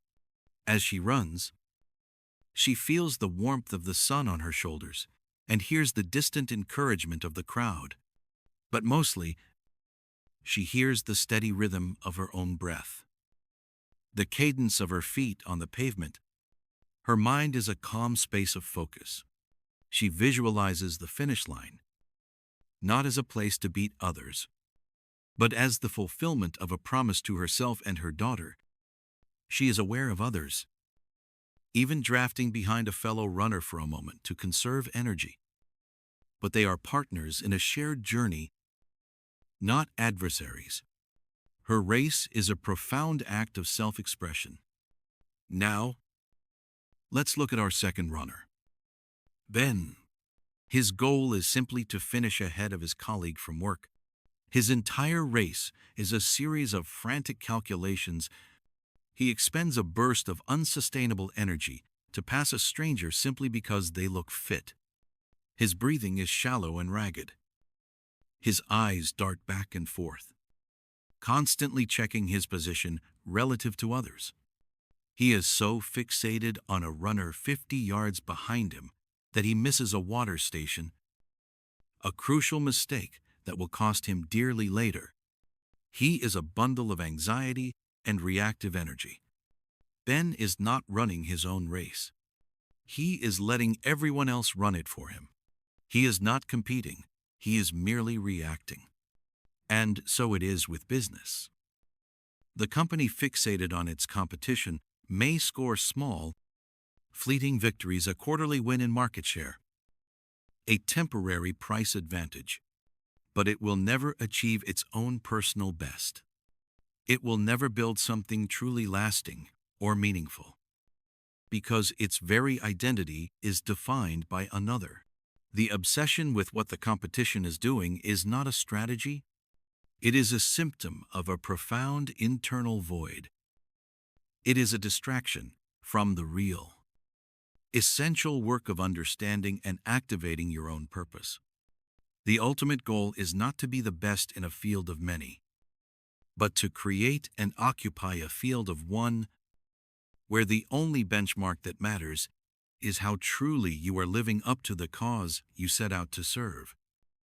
If chasing the competition is a sure sign that a company has forgotten its purpose, it begs a fundamental question: where does a true, resilient why actually come from? Is it something conceived in a moment of brilliance during a late-night brainstorming session? Is it carefully crafted by a marketing department to resonate with a target demographic? The truth is far more personal and far more profound. A why is not invented. It is not created or manufactured. A why is discovered. It's a process of excavation, not construction. And the archaeological site for this discovery is not some distant, unknown land. It is the landscape of your own past. Think about who you are, the core of your personality. Your beliefs and your values wasn't decided upon last week. It was forged over years, through the triumphs and failures of your life. The foundation of your WHY is fully formed by the time you reach your late teens or early 20s. It is a direct byproduct of your upbringing, the lessons your parents taught you, whether intentionally or not, the dynamics you shared with your siblings, the friendships that shaped you, the challenges you overcame at school, the moments of unexpected joy and profound disappointment. All these experiences, all these interactions, swirled together to create a unique perspective on the world, your unique perspective. This is the raw material of your WHY. Because it is already there, solidified in the bedrock of your formative years. The process of finding it cannot be one of invention. You cannot simply decide what your why should be. To do so would be to create something artificial, a mask that doesn't fit, a purpose that will feel hollow and unsustainable when tested. The process must be one of discovery. It's an exploration into the stories of your life, a search for a recurring theme, a common thread that weaves through your most significant experiences. Imagine your life as a collection of stories. Now, focus only on the chapters where you felt truly alive, genuinely fulfilled, and completely in your element. Perhaps it was a time you helped a friend through a difficult period, and in their gratitude, you felt a deep sense of purpose.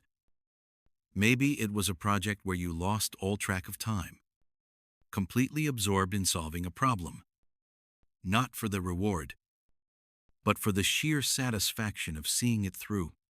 It could be a moment when you stood up for something you believed in, even when it was difficult, and felt a surge of integrity and strength, or a time you brought a group of disparate people together, creating a team that achieved something none of them could have done alone. Look at these specific, vivid memories. On the surface, they might seem entirely unrelated. One is about compassion, another about problem-solving, another about courage, and another about leadership. But if you look closer, beneath the surface details of what you were doing, you can begin to see a pattern. You can begin to see the golden thread. This golden thread is the consistent theme that runs through every single one of those powerful stories. It is the underlying value that drove your actions and produced that profound feeling of fulfillment. Finding that thread is like finding the key to your own personal code. For one person, the golden thread might be a deep-seated desire to protect the vulnerable. For another, it might be an innate passion for simplifying complexity, making ideas accessible to everyone. For someone else, it could be the drive to create spaces where people feel they belong. This thread, this consistent pattern of contribution, is your why. And this leads us to the most critical, most beautiful aspect of this discovery, the WHY, that golden thread that connects your most meaningful moments. Never, ever points inward. It is never about you. A true why is always about others. It is defined by the effect you have on the world around you. Your why is the contribution you make to the lives of others. It is the impact you have. It's not, my WHY is to be the best, or my WHY is to be successful. Those are results. Your why is the purpose that drives you toward those results. A more authentic why would sound like this. My why is to push boundaries and explore the unknown so that others can see the world is full of possibilities. Or, my WHY is to build trust and create safe environments so that people can achieve their full potential. Or, my WHY is to inspire people to do the things that inspire them. Notice the structure. There is always a contribution, and there is always an impact that contribution has on others. It is an act of service, a gift you give to the world. This is why the journey of discovery is so important. When you invent a purpose, it's easy to make it about yourself. But when you discover your purpose by looking at the times you felt most alive, you invariably find that those were the times you were giving something of yourself to others. The fulfillment was a response to your contribution. So, the origin of a WHY is not a mystery to be solved, but a truth to be uncovered. It resides within your own story, waiting to be seen. It's the consistent theme that connects the dots of your life's most significant moments. It was formed long ago, and it's always oriented outward toward the betterment of others. The process isn't about becoming someone new. It's about remembering and embracing the person you have always been at your most natural, authentic best. We've established that your WHY is not something you invent in a boardroom or dream up during a moment of sudden inspiration. It isn't a marketing slogan or a mission statement engineered for public consumption. It is much deeper, more fundamental than that. It is a discovery. It is the process of uncovering a truth that has been a part of you all along, woven into the very fabric of your life story from your earliest days. Think of it as your own personal origin story. It's the consistent, underlying theme that runs through your most meaningful experiences, your greatest triumphs, your most formative challenges, and your most cherished connections. It is the reason behind your passion, the source of your resilience. But knowing it's there is one thing, bringing it into the light is another. How do you begin to pull at that thread? How do you make the invisible visible? The abstract concept of a life's purpose can feel overwhelming, like trying to map an unknown continent with no tools. Where do you even start looking? The answer, beautifully and profoundly, starts not by digging deeper into your own isolated thoughts, but by looking outward through the mirror held up by the people who know you and love you the best. It begins with a simple, yet courageous, conversation. We call this powerful exercise the friend's test. This isn't a test in the traditional academic sense, where you're graded on your performance or there are right or wrong answers. There is no passing or failing here. It is, instead, a test of your willingness to be vulnerable, to open yourself up to the perspectives of others, and to truly see yourself as you exist in the world. The first step is to carefully choose your participants. Think of a few friends, maybe 3 to 5 is a good number. But be very selective. This is not a popularity contest. Don't just choose your work colleagues, because they primarily know the professional you, the version of yourself that is curated for a specific environment. Don't choose casual acquaintances you only see on weekends, as their view is often limited to a social context. Instead, you must choose the friends you truly love and who, without a shadow of a doubt, love you back unconditionally. These are the people you could call at 3 a.m, and their first response wouldn't be annoyance, but concern. These are the friends who have seen you celebrate your greatest achievements and have also sat with you in silence during your darkest hours. They know your quirks. They understand your fears, and they recognize your greatest strengths. often more clearly than you do yourself. Their perspective is invaluable because it is unfiltered by professional agendas or social formalities. It is a perspective born from genuine care, deep trust, and a rich, shared history. Make a short, deliberate list of these individuals. These people are the guardians of the clues to your WHY. Once you have your trusted circle in mind, the next step is to reach out to them. The setting should be comfortable and private, a space where you can have a real conversation. You can do this in person over a cup of coffee, over a video call where you can see their expressions, or even through a thoughtful, well-worded email or message if that feels more natural. The medium is less important than the sincerity of your request. You are going to ask them a very simple, very direct question. It might feel intensely awkward at first, because it's a level of inquiry we rarely engage in, but its power is rooted in its disarming simplicity. You ask them, straight out, why are we friends? To make it feel less abrupt, you can frame it with context. You could say, I'm doing some important personal reflection, and your perspective would mean the world to me. I've always valued our friendship so much, and I was just wondering, from your point of view, what is it about me or our connection that makes us friends? Or perhaps, out of all the people you know in the world, what is it specifically about our friendship that you value?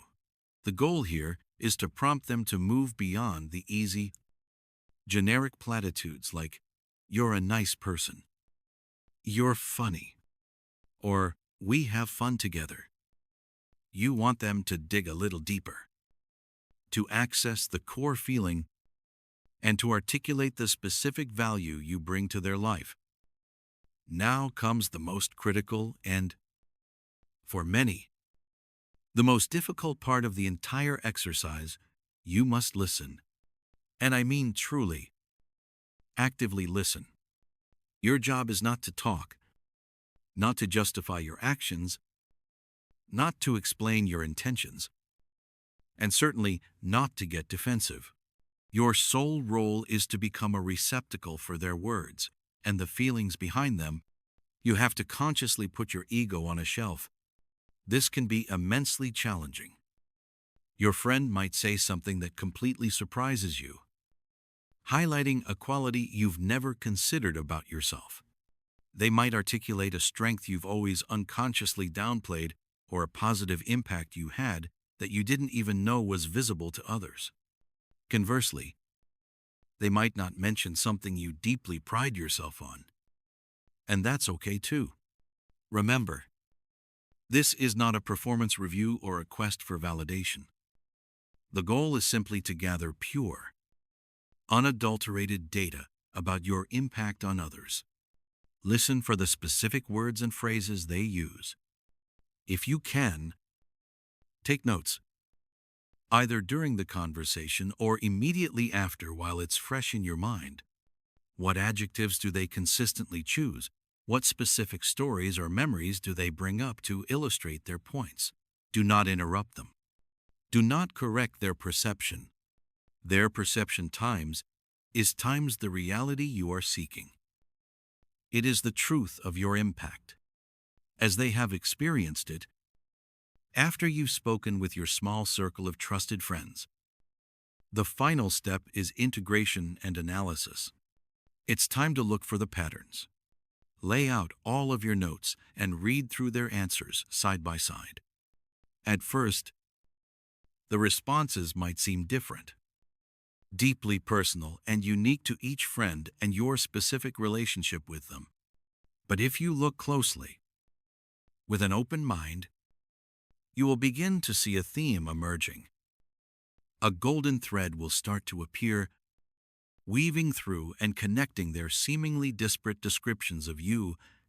For instance, one friend might say, I love that I can always count on you to have a clear plan, and make things happen when we're trying to organize something. Another might say, you always create a safe space where everyone feels included and looked after.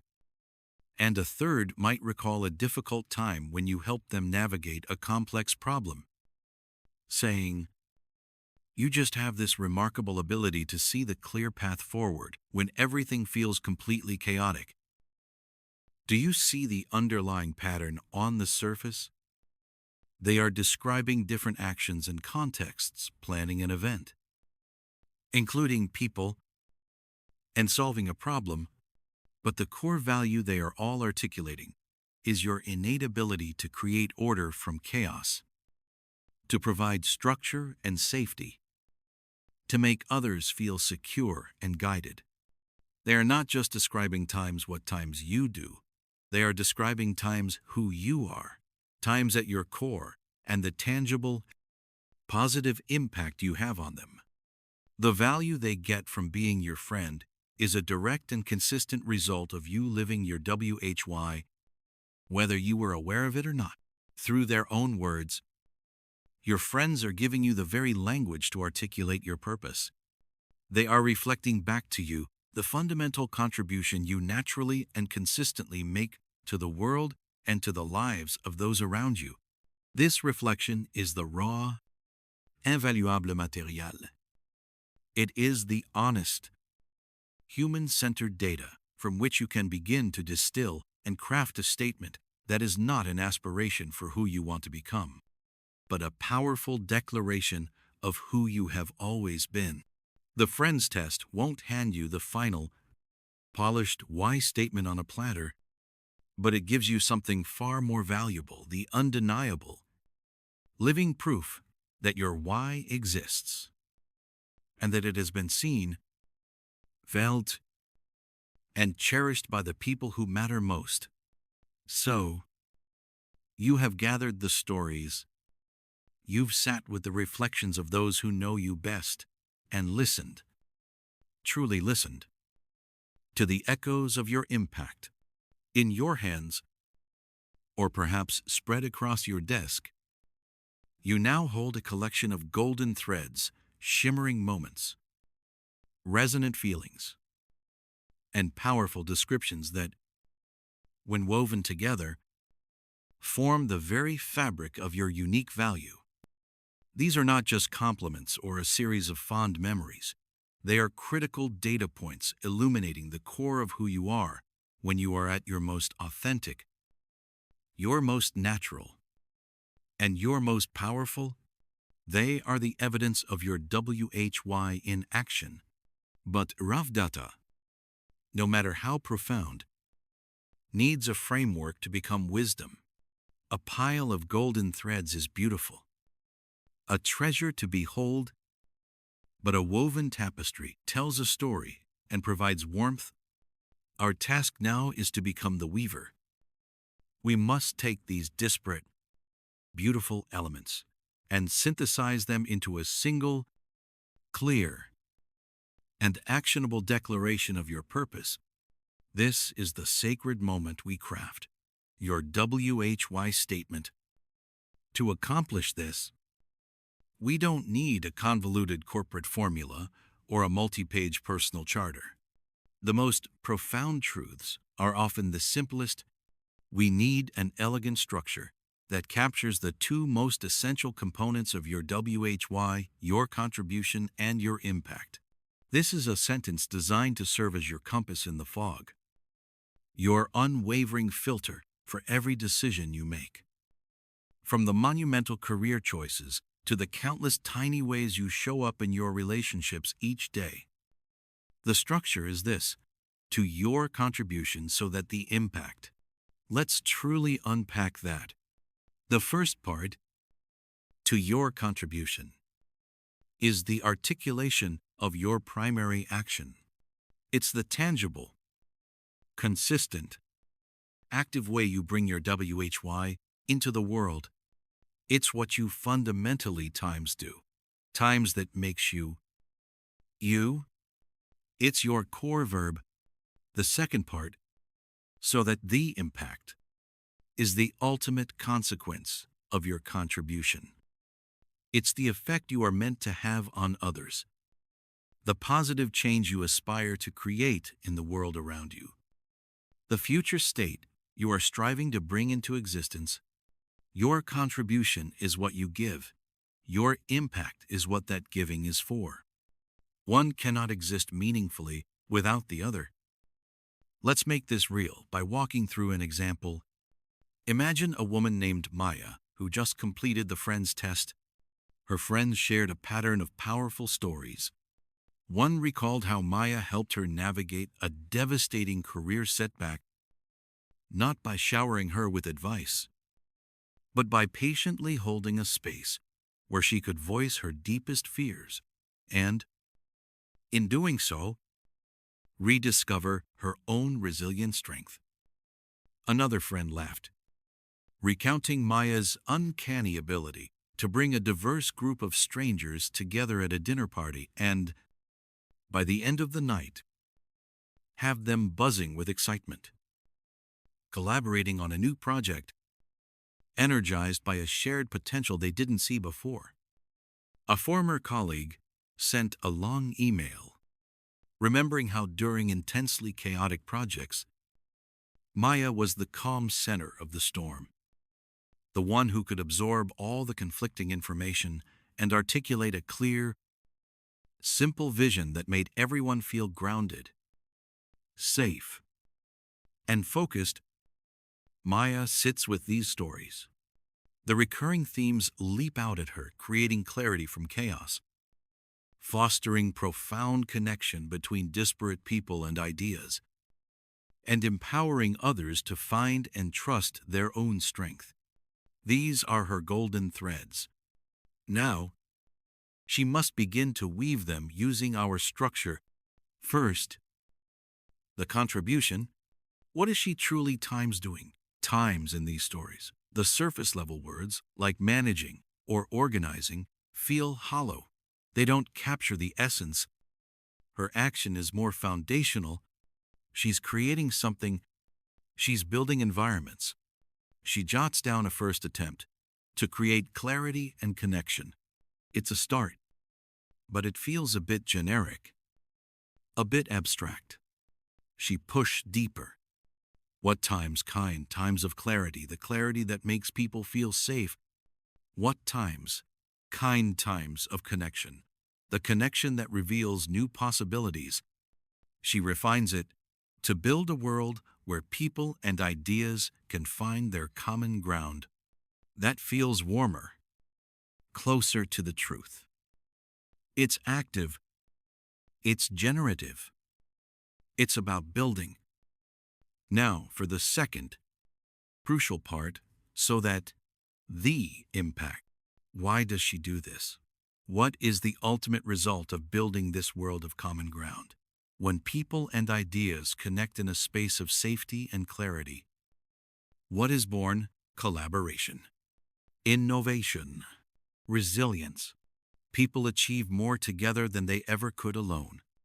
So, her impact statement could be so that they can realize their collective potential, or perhaps so that we can solve the world's most complex challenges together, or something even more personal, so that people feel a profound sense of belonging and purpose. After trying on a few different phrases, she lands on a version that makes her heart beat a little faster, the one that resonates with the core feeling of her friends' stories, so that together we can build a more hopeful and innovative future. Let's put it all together. Maya's first full draft of her WHY statement is to build a world where people and ideas can find their common ground, so that together we can build a more hopeful and innovative future. Say it aloud. Feel its resonance. It's specific enough to be hers, yet expansive enough to guide a lifetime of choices.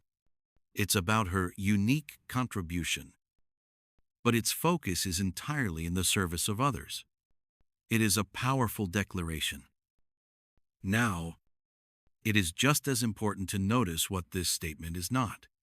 It is not esoteric. It is not crammed with trendy business jargon or convoluted academic language. It's simple. It's direct. It's human. It could be understood and felt by a teenager, a CEO, or her grandmother. This simplicity is its strength, and it is absolutely critical. Your why statement is not meant to impress others or sound intelligent on a resume. It is meant to be a functional guide for times you asterisk. If it's too complicated or abstract, it will crumble under the pressure of a real-life decision. It must be clear, concise, and grounded in plain, actionable language. It is not a description of the product you sell or the service you provide. It is the fundamental purpose that fuels all your work. The reason you are willing to get out of bed on a difficult morning. Now, it is your turn. The theory is done. The time for action has arrived. Take out your notes from your conversations with your friends. Spread them out before you like a map. Read them again. Slowly. Look for the verbs, the action words that your friends consistently use to describe you. Look for the outcomes, the recurring effect you have on people and situations. As you do this, don't censor yourself. Don't fall into the trap of striving for the perfect, poetic sentence on your first try. That is the surest way to get stuck. The goal right now is simply to get a draft down on paper. This is not about carving a commandment in stone. It's about making a first, bold charcoal sketch. It is about giving a voice to a feeling you've always had deep within you, but may never have consciously articulated. Fill in the blanks to your contribution so that the impact. Write the very first thing that comes to mind. It might feel clumsy. It might seem too small or, conversely, ridiculously grandiose. It does not matter. This is draft 1. The incredible power is in the act of writing it down, of making it tangible. It creates a starting point from which you can refine and grow. Over the coming days and weeks, you will revisit this statement. You will live with it. You'll tweak a word here, adjust a phrase there. You will test it against your choices and see how it feels. Does it resonate in the quiet moments? Does it give you a surge of authentic energy when you read it? Does it bring clarity when you face a difficult choice? Your why statement is a living, breathing thing. It grows and deepens in clarity as you do, but it cannot begin to grow until its seed is first planted.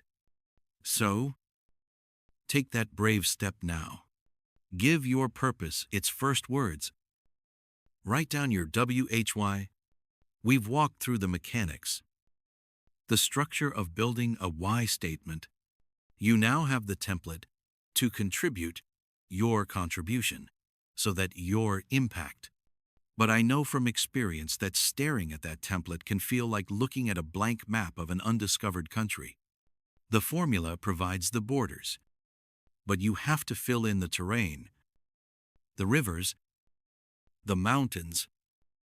It's an intensely personal process, and it requires a degree of honesty that can be uncomfortable. It's only fair that if I'm asking you to undertake this journey, I should be willing to share my own map. So, in the spirit of showing, not just telling, I want to share my personal why statement with you. This isn't something I discovered overnight. It was pieced together over years, a mosaic of experiences that only made sense in hindsight. My WHY is this: to distill complex ideas into clear, accessible stories, so that others can see new possibilities and take action in their own lives. The most vibrant tile in that mosaic was laid on a cold Tuesday night in a university library. I was a second-year student, and I felt like I was drowning. The subject was post-structuralist literary theory, a field of study that felt, to me, like a fortress of intellect. The books were monuments of dense prose, the language, a secret code I couldn't crack. Each sentence was a labyrinth, and I was getting more lost with every page. The air in the library was thick with the scent of old paper and quiet pressure. I was surrounded by a sea of downturned heads, everyone else seemingly navigating these complex waters with ease.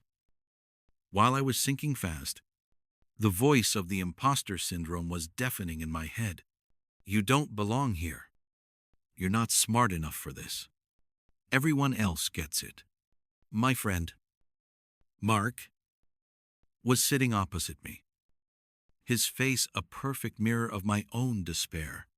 The silence between us wasn't peaceful, it was heavy, weighted with our shared sense of failure. After an hour of this quiet torture, he audibly sighed, pushing a heavy tome away with both hands as if it were physically repulsive. I can't do this, he whispered, his voice cracking with frustration. It's like they wrote this specifically so people like us couldn't understand it. It feels like a test. And the test is just figuring out what the words mean. His words struck a chord deep inside me. He wasn't just frustrated, he felt excluded. And that's when my own frustration flickered and changed into something else, a spark of defiance, a stubborn refusal to be locked out.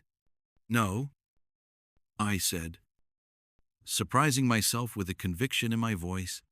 I refuse to believe it's that complicated. Maybe we're just using the wrong tools.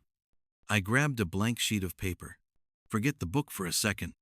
Let's pretend we have to explain the core idea of this chapter to my 10-year-old nephew. No jargon. No $10 words. How would we do it?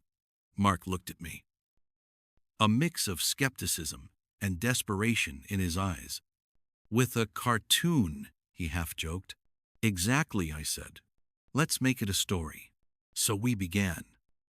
We took the central concept, a notoriously difficult one about the relationship between language and reality, and we tried to build a world around it. We invented a village where people could only describe things using a limited set of words. What happens when they encounter something new, something for which they have no name? We turned abstract theories into characters with motivations. The author became a reclusive mapmaker, and the reader was an adventurer, trying to use the map in a world that was constantly changing. We spent the next 2 hours not as struggling students, but as co-creators of a story. We argued. We laughed. We drew diagrams on napkins. And slowly, painstakingly, the impenetrable fortress of academic language began to crumble. The moment of truth came when we were trying to unpack a particularly dense passage. I tried an analogy. Imagine a master baker. I said to Mark. He spent his entire life perfecting a single type of bread. He knows its taste, its texture, its soul. Now, imagine he has to describe that taste to someone who has never eaten bread before. But there's a catch: he's not allowed to use the words bread, flour, yeast, baking, or even food. How does he do it? He can't give them the thing itself. He can only give them a network of descriptions around it. He talks about warmth, about a satisfying weight, about the sound of the crust. That's what this philosopher is saying. The real thing is the bread.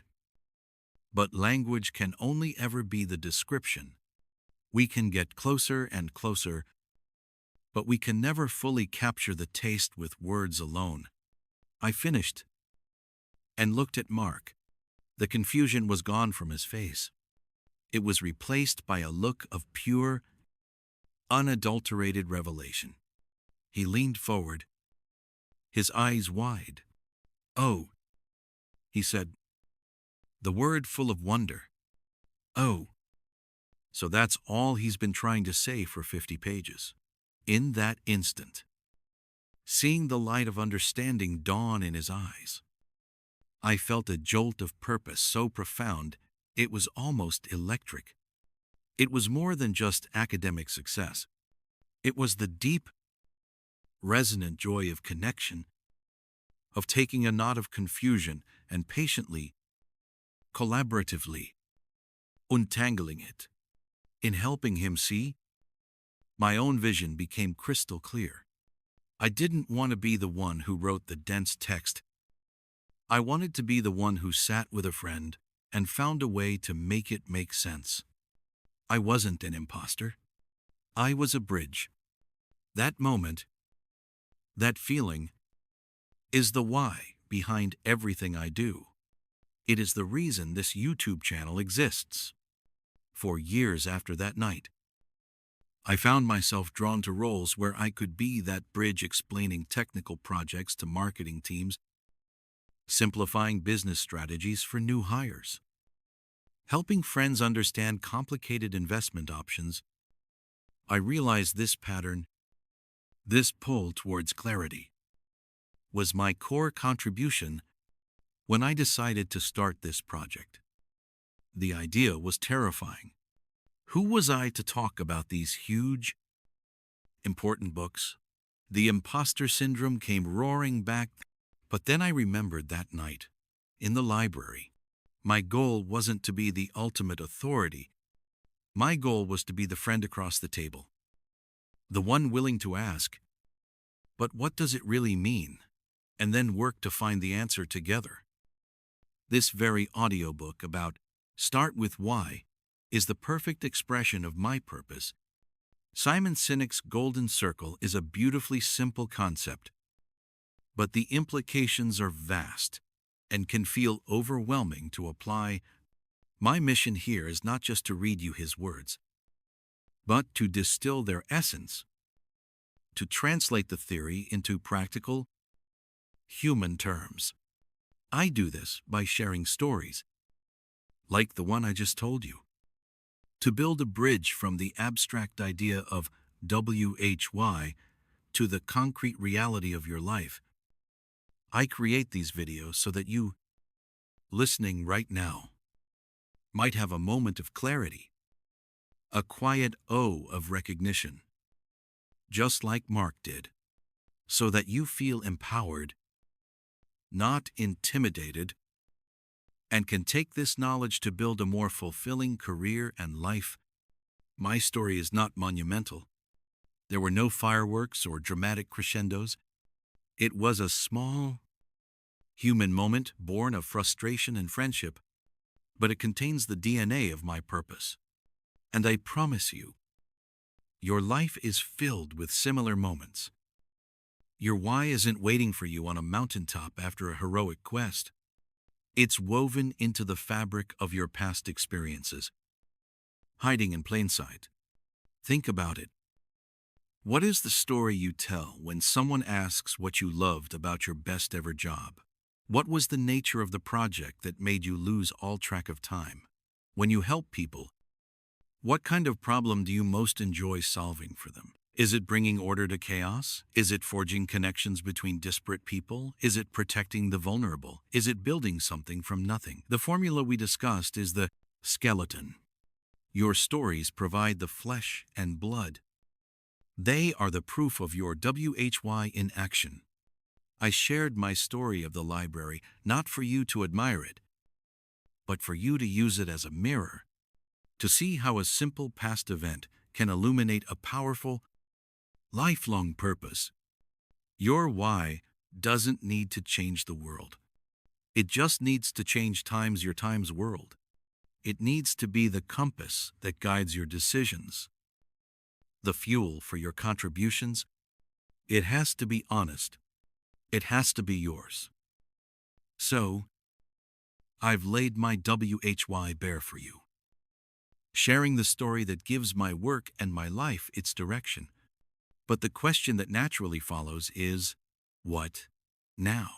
What happens the morning after the discovery? After the emotional resonance of finally putting words to that deep, internal feeling, do we frame our WHY statement, hang it on the wall like a diploma, and simply admire it? The profound truth is that discovering your why is not crossing a finish line. It's not the end of the quest. It is the beginning. It is the resounding crack of the starting pistol for the most significant race you will ever run, the race toward a life of complete and utter authenticity. This is where the real, beautiful, and sometimes challenging work begins. The work of not just knowing your purpose, but living it. And for this work, our most powerful and immediate tool isn't some complex framework or expensive consultant. It's a simple, elegant filter we've already discussed. Remember the celery test. We explored it as a powerful strategic tool for businesses making large-scale decisions. But its true, transformative power is unleashed when you bring it down to the micro level, to the dozens of choices you make every single day. It ceases to be a mere business analogy and becomes a compass for personal integrity. Before you instinctively say yes to that request for a meeting that drains your energy, before you commit your precious weekend to a social event you feel ambivalent about, before you even decide which task to tackle first on a chaotic Monday morning, you must learn to pause. In that brief, sacred space of a pause, you ask the defining question: does this pass my celery test? Does this choice, however seemingly insignificant, align with and nourish my core purpose? Suddenly, your world begins to shift. Your to-do list is no longer a tyrannical set of obligations, but a curated list of opportunities to express who you are. The celery, those choices that are simple, right, and deeply resonant with your WHY, stand out in high definition.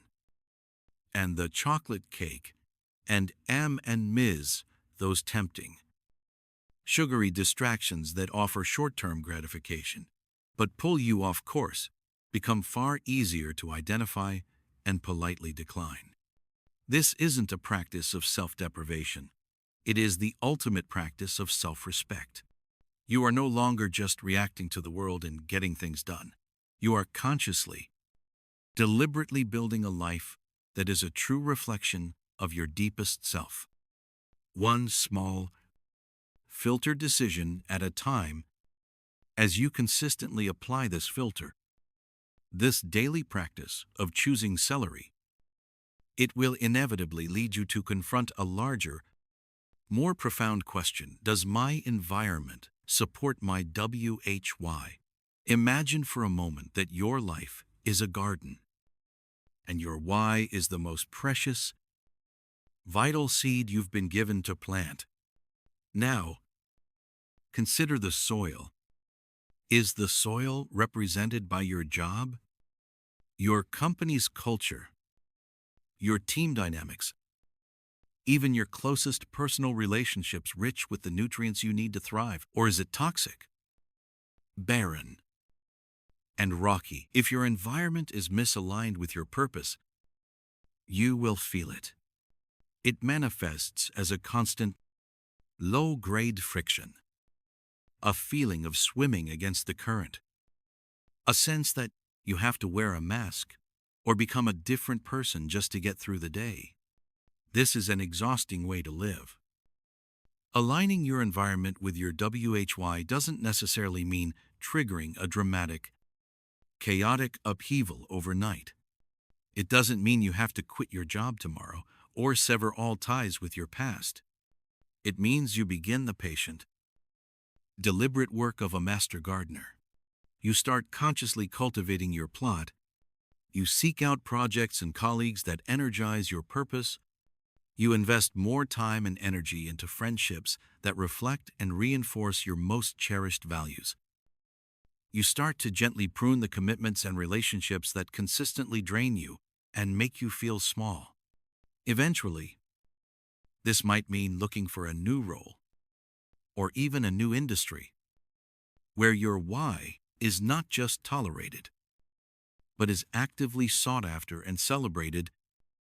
Your environment must become a greenhouse, a place that provides the essential light, warmth, and support necessary for your purpose to grow into its fullest expression. Not a harsh, windswept field where you must constantly fight for survival. And we must be honest with ourselves, this is a discipline. It is not a magic pill. Living your why requires the same kind of steadfast dedication as an athlete training for the Olympics or a musician who has devoted a lifetime to mastering their instrument. There will be days when you are tired, when your resolve is low, when the siren song of the easy, comfortable, misaligned choice is almost overwhelming. There will be days you forget your filter entirely, get swept up in the urgent demands of others, and find yourself miles off course, wondering how you drifted so far. In these inevitable moments, the goal is not to strive for an impossible standard of perfection. The goal is simply to continue the practice. It's about having the self-compassion to acknowledge the detour without self-flagellation, and then summoning the quiet courage to gently, firmly steer yourself back onto your path. This is a muscle of character. It grows stronger, not through one heroic act, but through thousands of small, consistent repetitions. It is forged every time you choose alignment over convenience, purpose over social pressure, and authenticity over acceptance. The consistency of the practice, not the perfection of each individual action, is what ultimately builds a life of profound and unshakable meaning. The sheer scale of this idea, align my entire life, can feel paralyzing. You might be thinking, this is too big. Where could I possibly begin? You begin with just one thing. Tomorrow, do not attempt to overhaul your career, your relationships, and all your personal habits in a single, frantic burst of energy. That is a recipe for burnout and failure. Instead, I challenge you to find one small, conscious, deliberate decision you can make tomorrow that is unequivocally guided by your WHY. Maybe it's the way you begin a team meeting, shifting the focus from mere tasks to the purpose behind the work. Maybe it's choosing to spend 30 minutes reading a book that nourishes your soul instead of mindlessly scrolling through a social media feed that leaves you feeling empty. Maybe it's finally having that difficult but necessary and honest conversation you've been avoiding because your why demands truth and connection. This single, small act may seem insignificant to the outside world. No one may even notice. But it is a powerful declaration. It is a vote you cast for the person you are committed to becoming. It is a quiet whisper to the universe, and more importantly, to yourself, that you are serious about this. These small, deliberate choices are the individual threads, and over time, through patient and persistent practice, they are woven together to create the magnificent, durable, and beautiful tapestry of a life lived on purpose. Because that is the ultimate promise of this entire journey. The discovery of your why provides the destination, your unwavering North Star in a sometimes dark sky, but living your WHY day by day, choice by choice, is what allows you to actually navigate by that star. It is the crucial difference between owning a map and bravely embarking on the journey. It is the sacred process of transforming your life from a series of accidental happenings and reactions into a deliberate, meaningful, and deeply authentic expression of who you truly are at your core.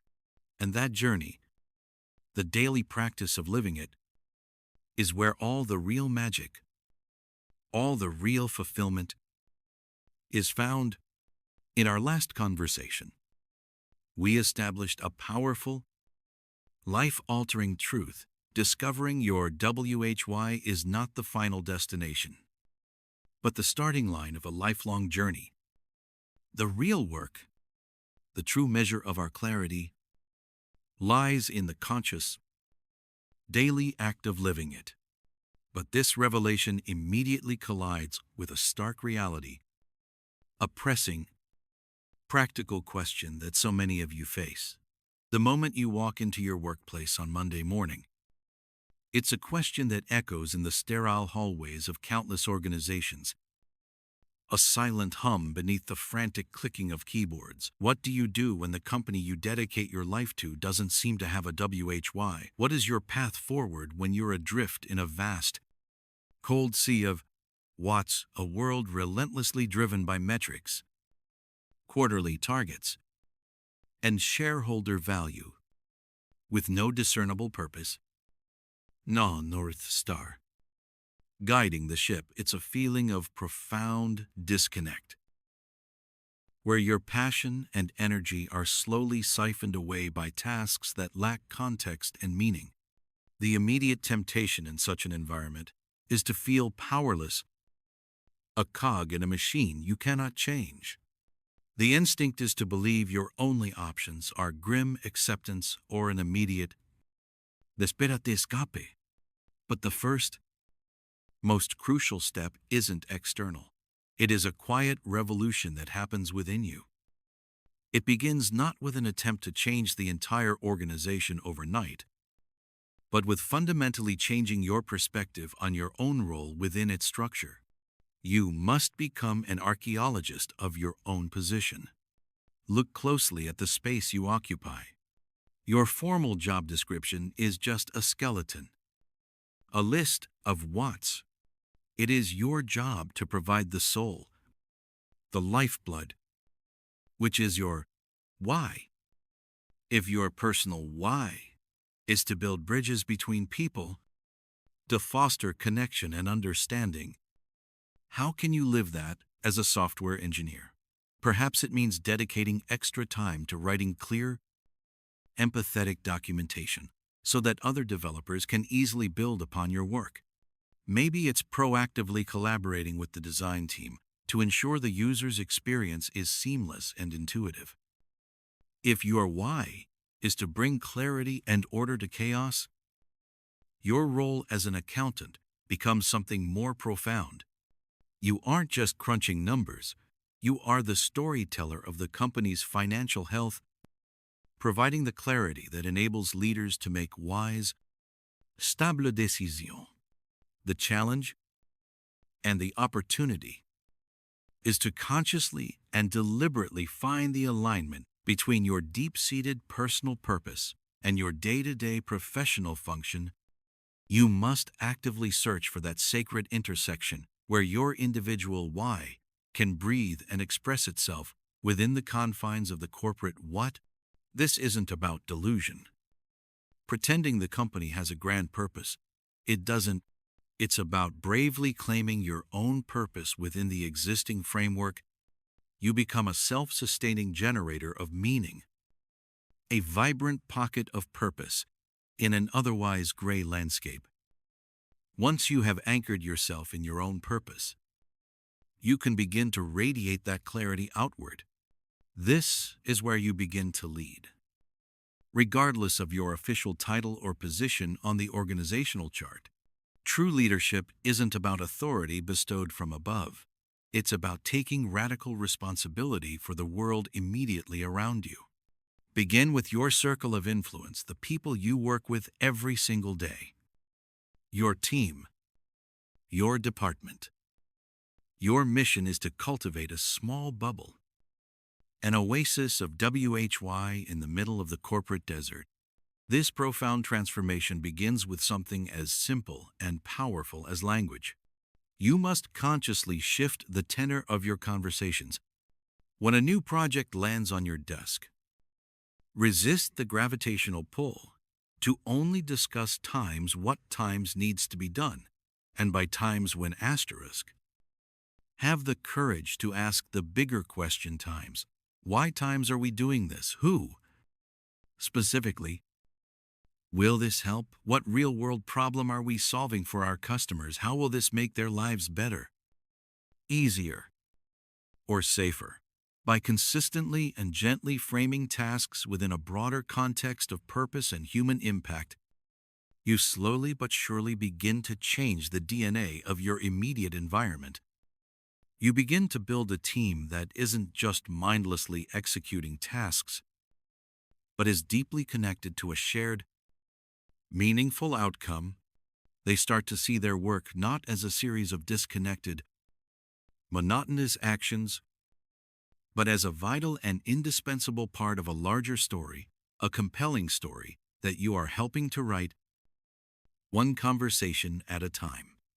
You are, in essence, creating a resilient microculture, insulated and nourished by its own powerful sense of purpose. But what happens when you look up? How do you engage leadership in this conversation without being immediately dismissed as a naive idealist who doesn't grasp the harsh realities of the bottom line? The key is not persuasion, but translation. You must learn to speak their language, to connect the seemingly abstract concept of WHY to the tangible, measurable outcomes that they are held accountable for.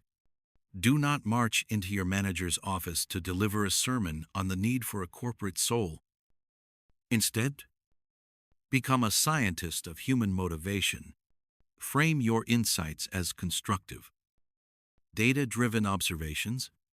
For instance, instead of declaring, "Our team is disengaged because we lack a WHY," present a case study. You might say, "I ran a small experiment with our team on the last project. I spent an extra hour at the kickoff meeting, explaining not just the deliverables, but the story of the customer we were trying to help.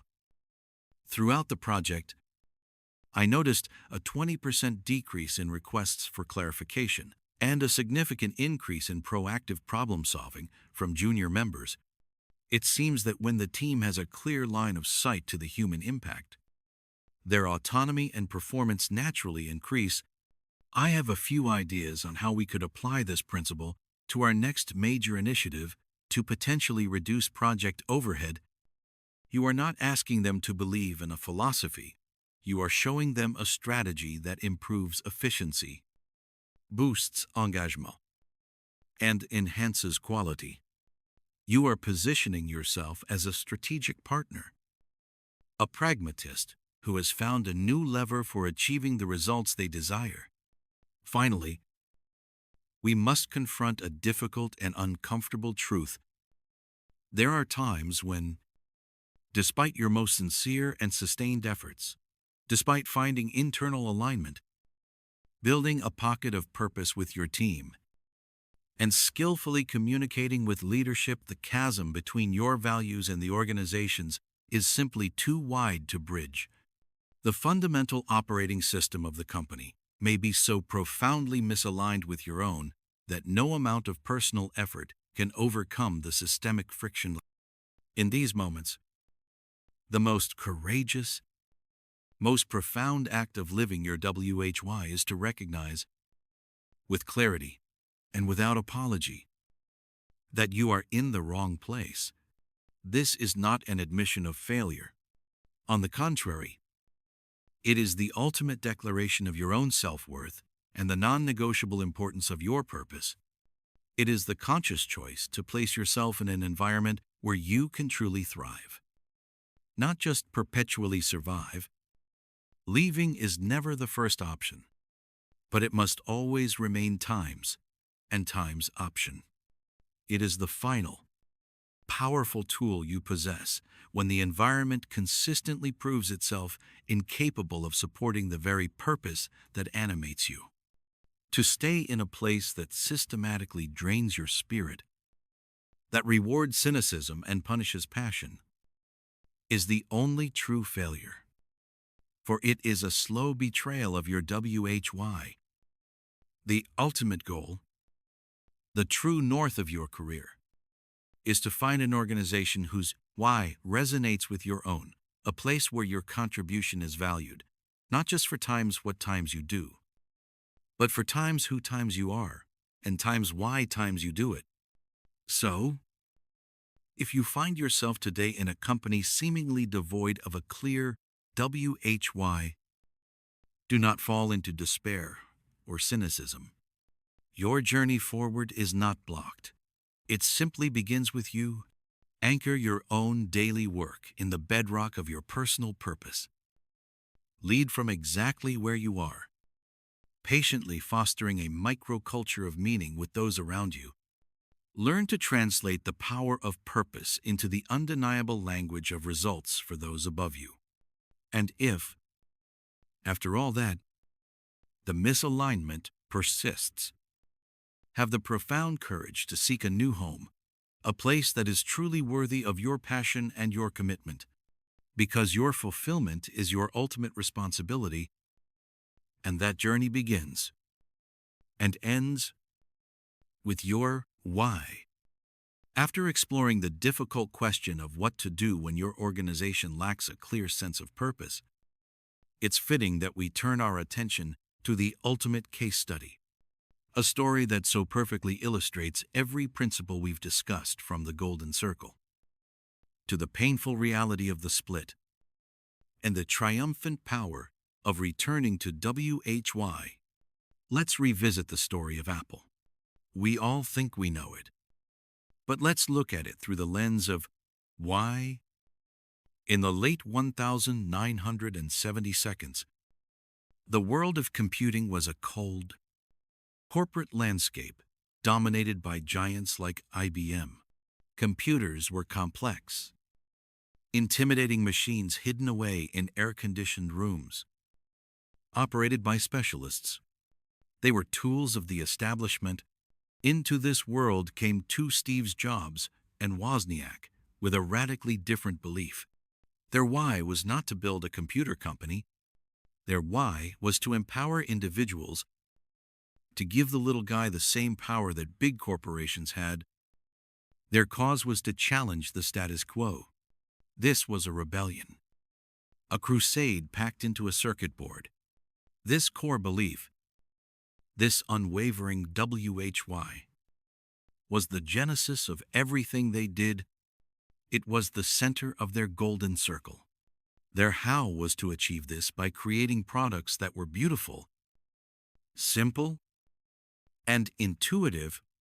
They would defy the complexity that defined the industry. And their what? Their what was the Apple I, the Apple II, and eventually the Macintosh, the tangible proofs of their cause. The products were simply how their belief manifested in the world. Think of their legendary 1984 Super Bowl commercial. It didn't list a single feature of the Macintosh. It didn't mention processing speed or memory. It showed a lone heroine smashing a screen that represented conformity and control. The message was not, "We make great computers." The message was, "We exist to challenge the system." It was a pure, unfiltered declaration of their WHY, and it resonated with millions who shared that value. But then, the architect of that WHY was forced out. In 1985, Steve Jobs left Apple, and the company began to drift. The person who constantly asked why was gone, replaced by leaders who were brilliant at asking how and what. John Scully, the marketing genius from Pepsi, knew how to sell products. He knew how to manage a large organization, but he didn't grasp the founding cause. This is where the split began. The what, the computers, became detached from the why. Apple's clarity vanished. They started to compete on the industry's terms, not their own. They released dozens of confusingly named Macintosh models. They made printers, scanners, even a video game console. They were no longer a cause. They were just another computer company trying to gain market share. Their marketing shifted from selling a belief to selling boxes with features. They tried to convince people that their computers were better, faster, or had more features. They were shouting what's from a megaphone that had lost its purpose. The passion, both inside and outside the company, began to fade. The loyal fans, the ones who bought into the rebellion, felt abandoned. The company that once defined the future was now just a part of the noisy, undifferentiated present. By 1997, Apple was just 90 days from bankruptcy. The split had nearly destroyed it. Then, Steve Jobs returned, and what he did next is a masterclass in leadership and the power of WHY. His first move wasn't to design a new product. It wasn't to launch a new marketing campaign for an existing one. His first move was to find the company's soul again. He reconnected Apple to its original WHY. He stood in front of his employees and reminded them of who they were. He said their core value was a belief that people with passion can change the world for the better. This was the starting point for the greatest turnaround in corporate history. He immediately simplified. He famously slashed the sprawling product line down to just 4 products. He brought back clarity. With the company refocused on its core belief, he launched the Think Different campaign. And just like the 1984 ad, this campaign was revolutionary because it wasn't about Apple. It featured no products at all. Instead, it showed black and white portraits of icons who had challenged the status quo: Albert Einstein, Martin Luther King Jr., Mahatma Gandhi, Muhammad Ali. The tagline was, "Here's to the crazy ones, the misfits, the rebels, the troublemakers, the ones who see things differently, because the people who are crazy enough to think they can change the world are the ones who do." Jobs was reminding the world, and more importantly, his own people, why poor Apple existed. He was reigniting the cause. Only after re-establishing this firm foundation of WHY did the legendary Watts begin to appear. The iMac, which broke the mold of beige computer boxes, the iPod, which didn't just store songs, but put 1,000 songs in your pocket, liberating your music, iTunes, which revolutionized an entire industry, and of course, the iPhone, a device that fundamentally changed how we live, work, and communicate. Each of these products was a success not because of its technology alone, but because it was a perfect, tangible expression of Apple's original WHY. They were simple, elegant, and empowering tools for individuals. The story of Apple is the ultimate proof. It shows that the Golden Circle isn't just a communications tool.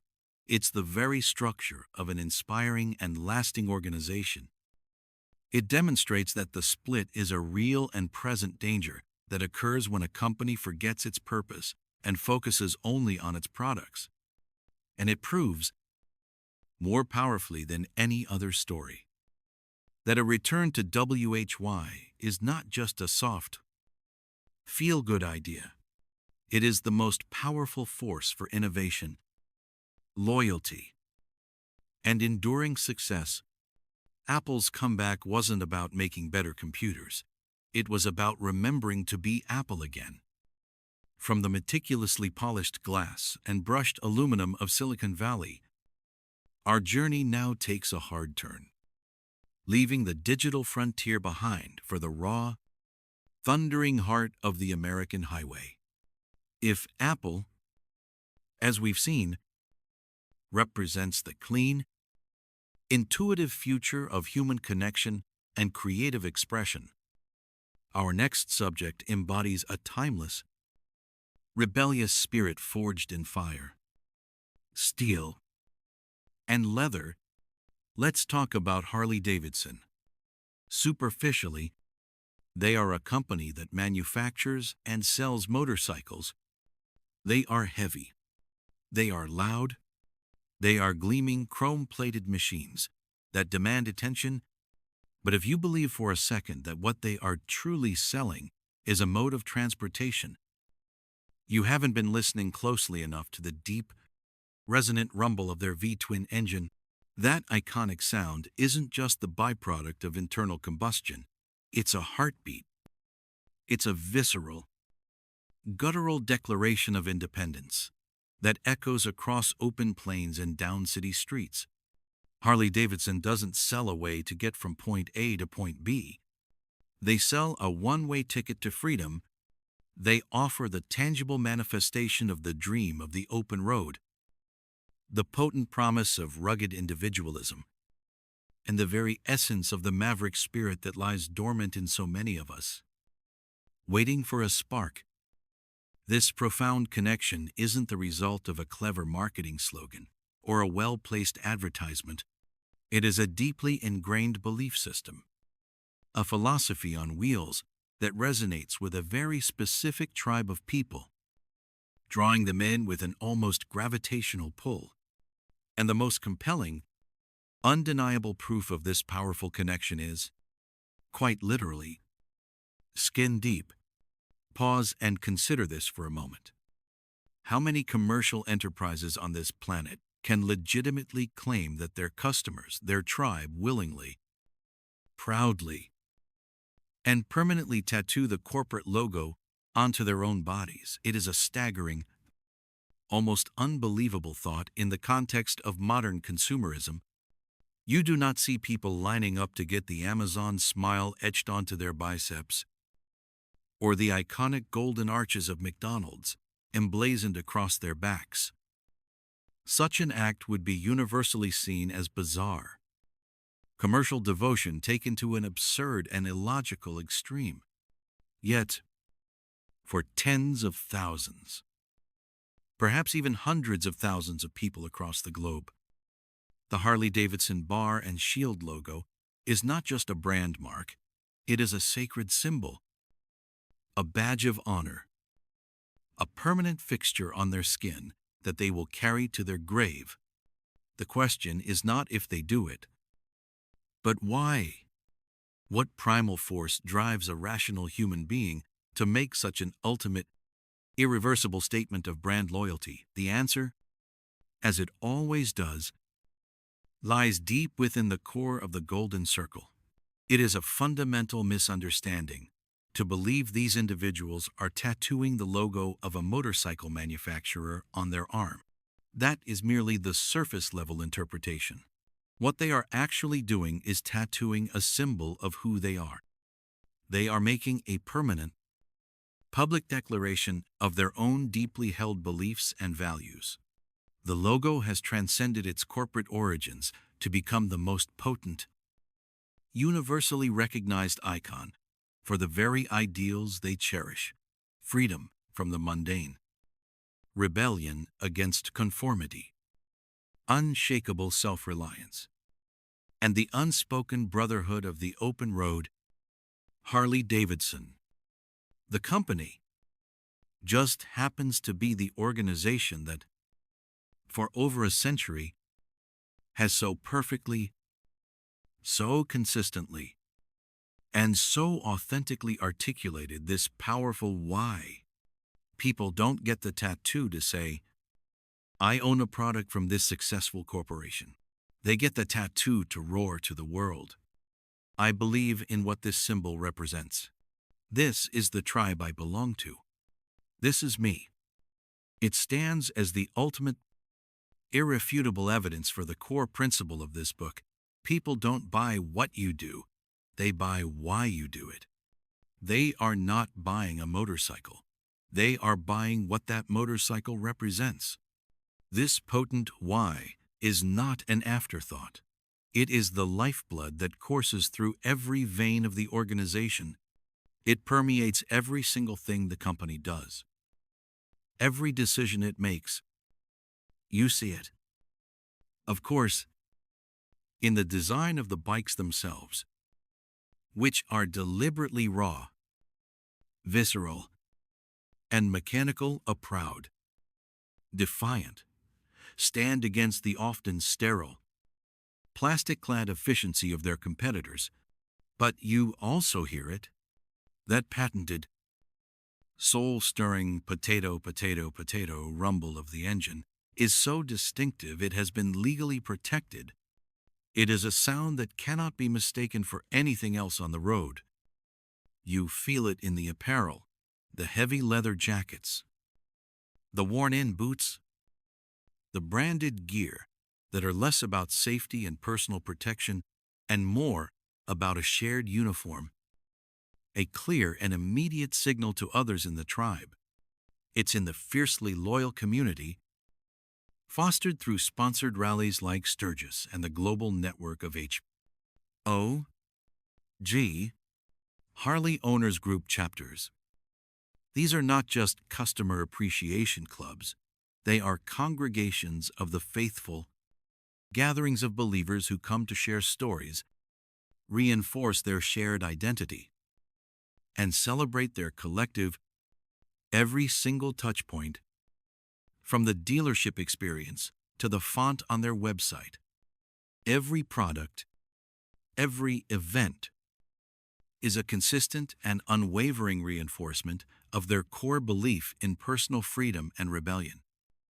They don't just build motorcycles, they build and sustain an entire world, a complete ecosystem, around the powerful idea of freedom. Think of the accountant, the software developer, or the dentist who spends their week in a structured, predictable environment. When they climb onto their Harley on a Saturday morning, they aren't just going for a ride to get some fresh air. They are performing a ritual of transformation. They are shedding their weekday skin and embracing a powerful alter ego, an identity that connects them to something primal, authentic, and thrillingly real. They are not merely operating a machine. They are joining a living, breathing community, built not around a specific product, but around a shared, deeply felt ethos. The motorcycle, in this context, is simply the tangible, physical manifestation of that intangible belief. It is the vessel, the key that unlocks the door to the identity they crave. The identity they feel represents their true self. This is the profound reason why Harley-Davidson has endured for over a century, weathering devastating economic storms, world wars, and waves of intense competition that have bankrupted lesser brands. They built their house not on the shifting sands of what they make, but on the solid, unshakable rock of why they exist.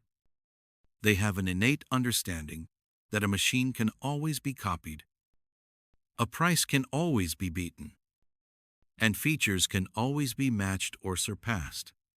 But a belief, a genuine, authentic belief that is passionately shared by a fiercely loyal tribe that is nearly invincible.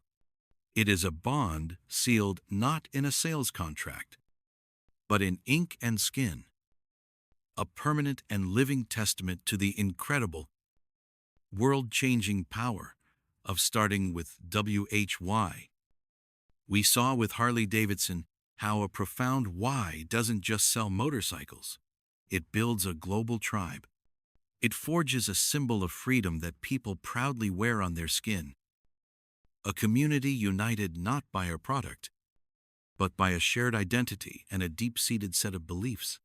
So what happens when two such powerful tribes, two companies with deeply ingrained WHYs, encounter each other in the marketplace? The traditional business manual offers a stark and simple answer: they must compete. It's a relentless battle for market share. A brutal, zero-sum game, where one's triumph necessitates another's defeat. This ingrained mentality paints the world of commerce as a finite battlefield. Resources are scarce. Customers are territory to be conquered. And every other player is a potential threat to your survival. We are conditioned to construct higher walls, to guard our innovations like state secrets, and to view every negotiation, every interaction, through a lens clouded by suspicion and adversarial thinking. But what if this entire foundation is built on a misconception? What if the objective isn't merely to win a predefined game, but to fundamentally change how the game is played for the benefit of all?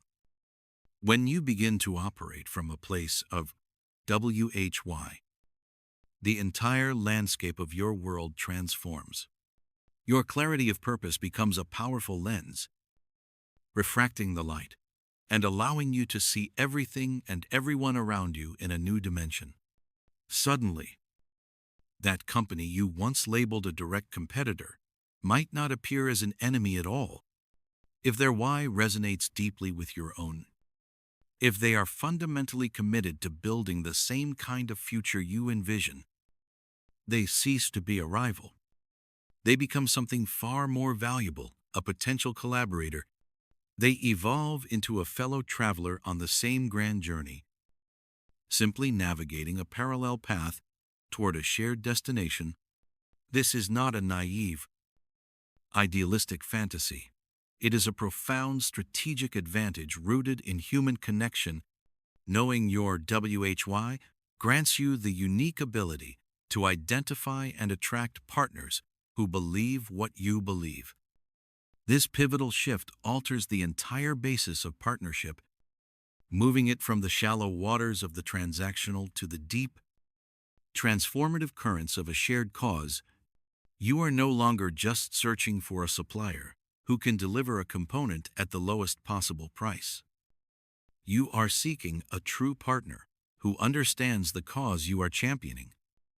Someone who is intrinsically motivated to see you succeed, because your success is fundamentally intertwined with their own most deeply held vision of the world.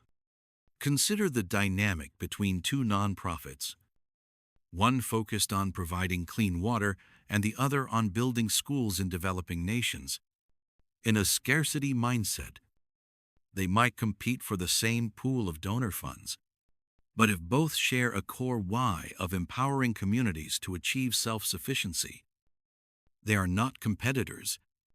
They are two essential pieces of the same puzzle. The school needs healthy students who aren't sick from contaminated water, and a healthy community needs educated leaders to maintain the new infrastructure. Their missions are not just compatible, they are symbiotic, creating a virtuous cycle of upliftment. This is precisely how powerful ecosystems of trust are born. When the foundation of a relationship is a shared belief, trust becomes the natural, inevitable consequence. You spend significantly less time, energy, and resources hammering out protective clauses in contracts and more time co-creating value. The relationship is no longer governed by the fear of exploitation and the need for constant verification, but by mutual respect, shared vulnerability, and an unwavering desire for collective progress. This very environment of psychological safety is the fertile soil where true, game-changing innovation can finally blossom. within a system built on this bedrock of trust. Ideas flow as freely as a river. People are not afraid to be vulnerable, to propose a radical, unproven idea, or to admit that they don't have all the answers. The paralyzing fear of being taken advantage of is replaced by the exhilarating excitement of shared discovery and mutual growth. When two organizations, both firmly grounded in a similar WHY, unite their forces, their combined resources, diverse perspectives, and complementary talents create a synergy, an outcome far greater than the sum of its parts. Something neither could have possibly achieved alone.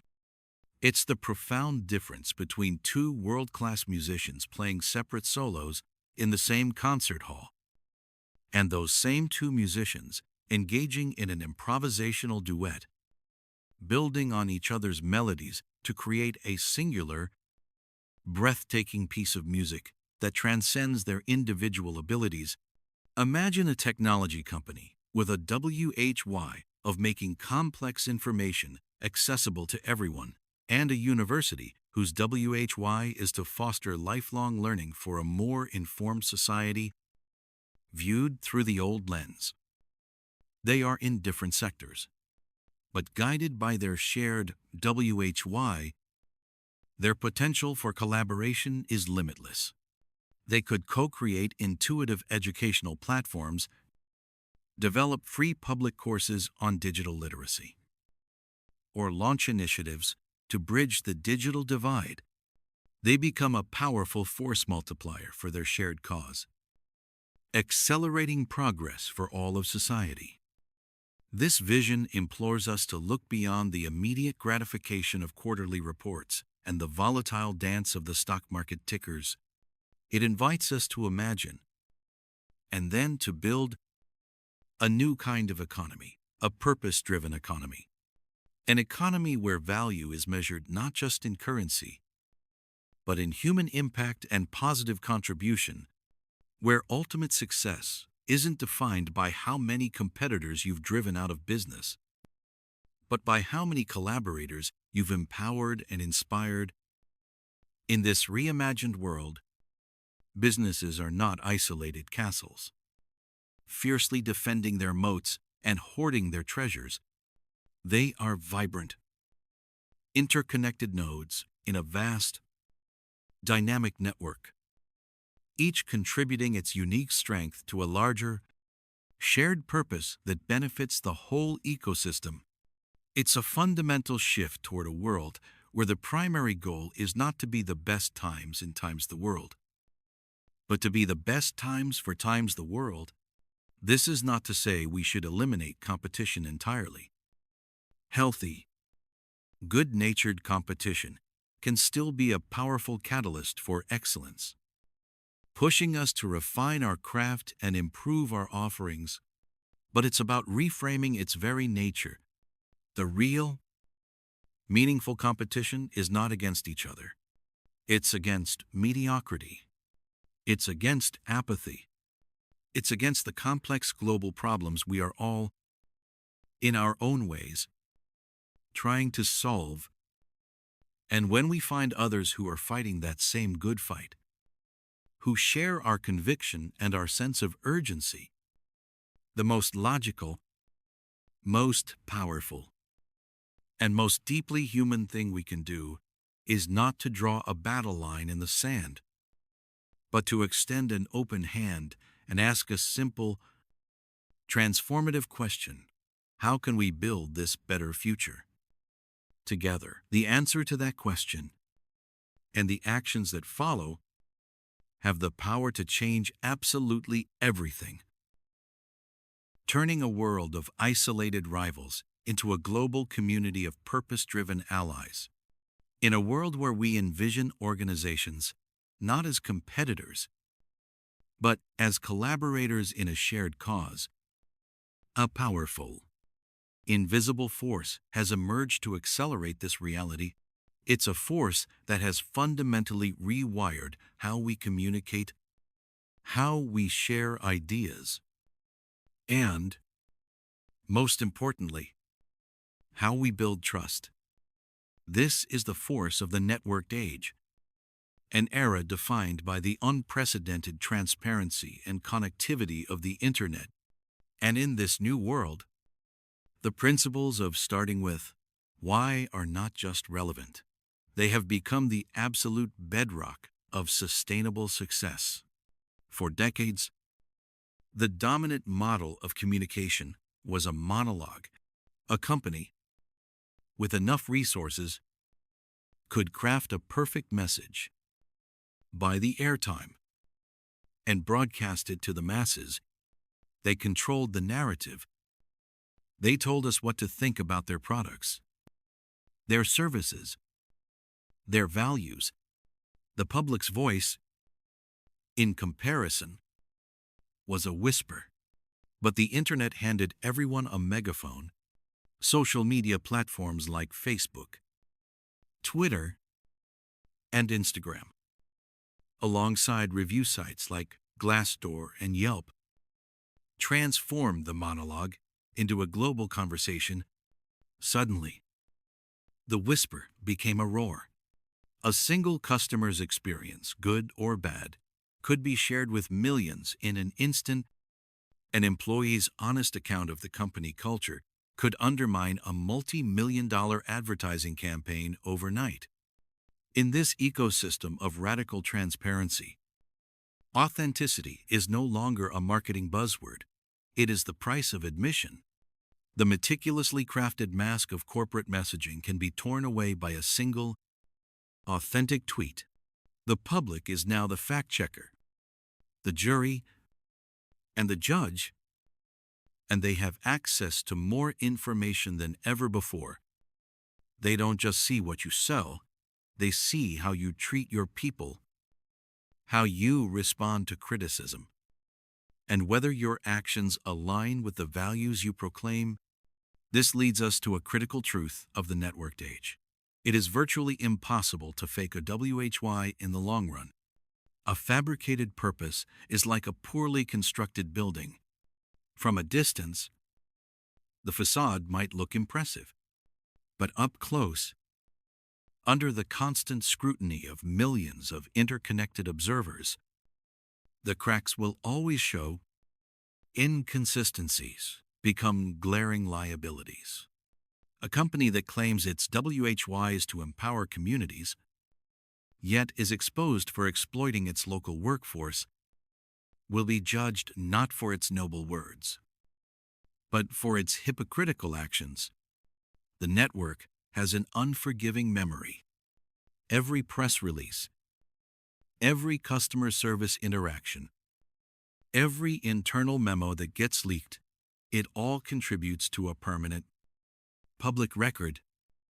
Trying to manage a fake WHY is an exhausting, unwinnable war fought on a million different fronts. It requires maintaining a perfect illusion, a flawless consistency between a lie and reality, which is an impossible task. The energy spent on deception and damage control is energy stolen from genuine innovation and connection. The network will always find the truth, because the truth is what real people are experiencing every single day. And when the gap between the proclaimed WHY and the actual how and what becomes too wide to ignore, the entire structure of trust collapses. But we must not view this new reality as a threat. For those who have been manipulating, hiding, and faking it, it is indeed a terrifying prospect. But for genuinely WHY-driven people and organizations, this age of transparency is the single greatest opportunity in the history of commerce. It is a massive, game-changing advantage. When your why is authentic, you don't have to shout about it from the rooftops. The network will do it for you. Your customers become your most passionate evangelists. Your employees become your most loyal ambassadors. They share their positive experiences not because they are paid to, but because they believe in what you stand for. Their authentic stories carry more weight and credibility than any advertisement ever could. This is the ultimate competitive advantage. While others are spending billions to manufacture a perception of trust, you are building real trust, one authentic interaction at a time, amplified to millions for free. The internet becomes your greatest ally, rewarding your consistency and punishing the duplicity of others. Your clarity of purpose acts as a filter, attracting those who believe what you believe and repelling those who don't, creating a strong, resilient, and deeply loyal community around your cause. So, as we look to the future, it is clear where we are heading. The future does not belong to the companies with the biggest marketing budgets or the loudest voices. It belongs to the authentic. It belongs to the leaders and organizations who understand that trust is not a metric to be manipulated, but a human connection to be earned. The networked age has not changed the fundamental principles of human interaction.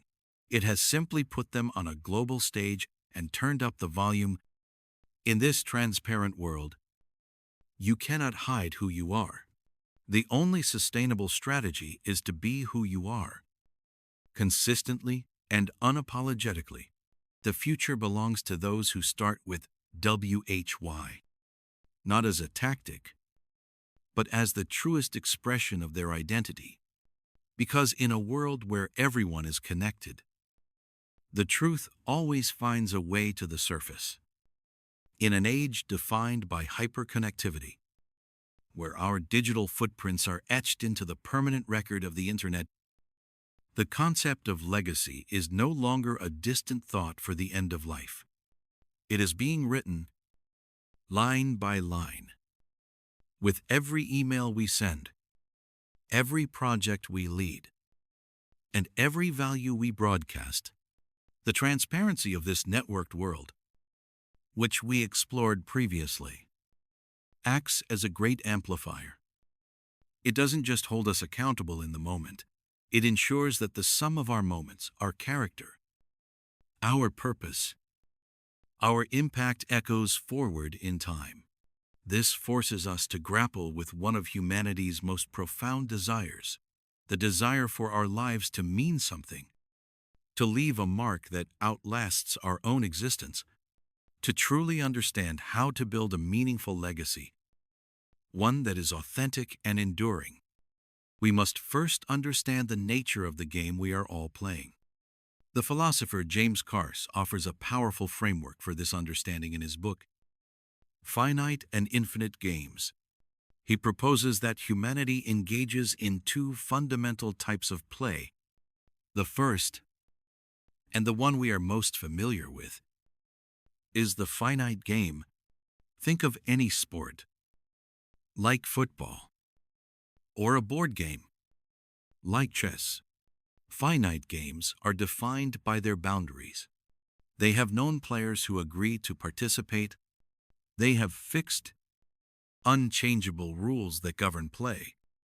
And most critically, they have an agreed-upon objective to win. At the end of the game, a winner is declared, the objective is met, the game concludes, and everyone goes home. This mindset dominates our world. We see it in politics, with election cycles that declare a winner. We see it in academia, with grades and rankings, and we see it, most pervasively, in business. Many leaders today run their organizations as if they are playing a finite game. They are obsessed with a singular goal to win. They want to be number one in their market. They strive to beat their competition. They are laser-focused on winning the quarter or hitting the annual target. Their scorecards are filled with finite metrics: quarterly earnings, stock price, market share. For them, business is not a continuous journey, but a series of discrete battles to be won. But Carse illuminates a second more profound type of game, the infinite game. In an infinite game, the primary objective is not to win, but to continue the play, to perpetuate the game itself. In these games, there are both known and unknown players who can join at any time. The rules are not fixed. They are changeable, often by the consensus of the players. In order to keep the game going, think of the Cold War. There was no finish line, no set of rules that could lead to one side winning. The goal was simply to stay in the game, to advance one's ideology, and outlast the opponent. Friendship is an infinite game. You don't win a friendship. A career is an infinite game. A promotion isn't winning. It's just a change in position on the field. And crucially, business is the quintessential infinite game. There is no such thing as winning business. The game existed long before your company was founded, and it will continue long after it is gone. The players, competitors, customers, employees are constantly changing. The rules, technology, regulations, consumer behavior are in perpetual flux. A leader with a finite mindset who claims to be winning is only looking at a narrow set of metrics over an arbitrary period of time. This mindset leads to dangerous decisions, sacrificing long-term innovation for short-term profit, degrading company culture to meet a quarterly target, treating employees as resources to be exploited rather than people to be developed. Finite players play to end the game. Infinite players play with the knowledge that the game will outlive them. Their goal is not to be the best in a single season, but to build an organization so strong, so resilient, and so inspired that it can stay on the field for generations. This distinction is the key to a life of purpose. Life itself is the ultimate infinite game. You do not win at life. There is no winning at being a parent. There is no winning at creating art. When we treat our lives as a series of finite games to be won, we chase an endless series of hollow victories. We get the promotion, and for a fleeting moment, we feel like a winner. Then the feeling fades, and we immediately look for the next game, the next trophy, the next finish line. It is an exhausting and unfulfilling cycle. An infinite-minded leader, however, understands that a promotion is not a victory, but a greater platform to serve their people. An infinite-minded parent doesn't seek to win an argument, but to build a relationship of trust that can last a lifetime. An infinite-minded artist isn't trying to create a single masterpiece, but to develop their craft over a lifetime of expression. They are not playing to win, they are playing to continue playing, to grow, to contribute. So, if the goal is not to win, what directs our actions if there is no finish line? What provides our direction? This is where everything circles back to our why. In an infinite game, where the landscape is constantly shifting and victory is an illusion, your why is the only true compass.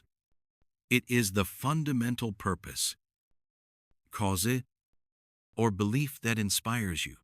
It is the North Star that remains fixed in the sky, guiding your every move, regardless of how the terrain changes beneath your feet. A finite player makes decisions based on what will help them win the next battle. An infinite player makes decisions based on whether or not they align with their fundamental cause. This is the foundation of legacy. Your legacy is not the collection of trophies you gather. It is not the sum of your finite wins. Your legacy is the living embodiment of your why. It is the story of the infinite game you chose to play. A true legacy is not a static monument you build for yourself. It is a dynamic force you unleash in the world. It is the positive ripple that continues to expand outward from a single, purpose-driven life. Think of it like building a cathedral. A worker with a finite mindset shows up every day to lay bricks. His goal is to get paid at the end of the week. He is playing a finite game. But a worker with an infinite mindset shows up every day to lay those same bricks with a completely different perspective. He is not just laying bricks, he is building a cathedral that will stand for 1,000 years. A place that will inspire awe and provide sanctuary for generations he will never meet. He is guided by a vision, a just cause, a powerful why. His contribution becomes part of something vast and enduring. Your WHY is the architectural plan for your cathedral. It is the cause that inspires others to pick up their own tools and help you build. Legacy is never built alone. It is the result of a WHY so clear and compelling that it enrolls others in the cause. It's the culture of trust you build that empowers others to continue the work. It's the vision you articulate that inspires a movement. The great leaders we remember are those who played an infinite game. Their names are synonymous, not with a single victory, but with an enduring cause. They didn't finish the game. They made the game better for those who came after them. They built organizations, sparked movements, and advanced ideas that long outlived them. They understood that their time on the field was temporary, but their impact could be infinite. They chose to build a cathedral. This choice requires immense courage. It means rejecting the seductive allure of short-term rewards in favor of long-term value. It means having the discipline to say no to opportunities that, while profitable, would compromise your cause. It means choosing to be a custodian of a vision rather than the victor of a battle. And so, we arrive at the final, unavoidable question, a question that you must ask yourself not once, but over and over again throughout your life. Look past the immediate deadlines, the competitive pressures, and the temporary finish lines that society has constructed for you. Look at your work, your relationships, and the community you are a part of. Consider the contribution you are uniquely positioned to make. The infinite game of life, of business, of humanity will continue long after your part is played. The only choice you have is how times you play. Are you laying bricks? Or are you building a cathedral? What is the impact you want to echo into the future? What is the cause you are willing to advance? What is the infinite game you are playing? We have journeyed together through the profound and expansive idea of the infinite game.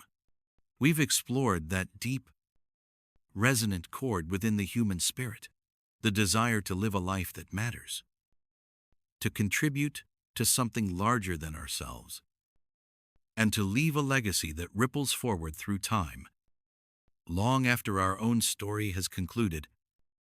It is a beautiful, almost sacred ambition, isn't it, to feel that our existence has a purpose, a meaning that transcends the simple accumulation of days?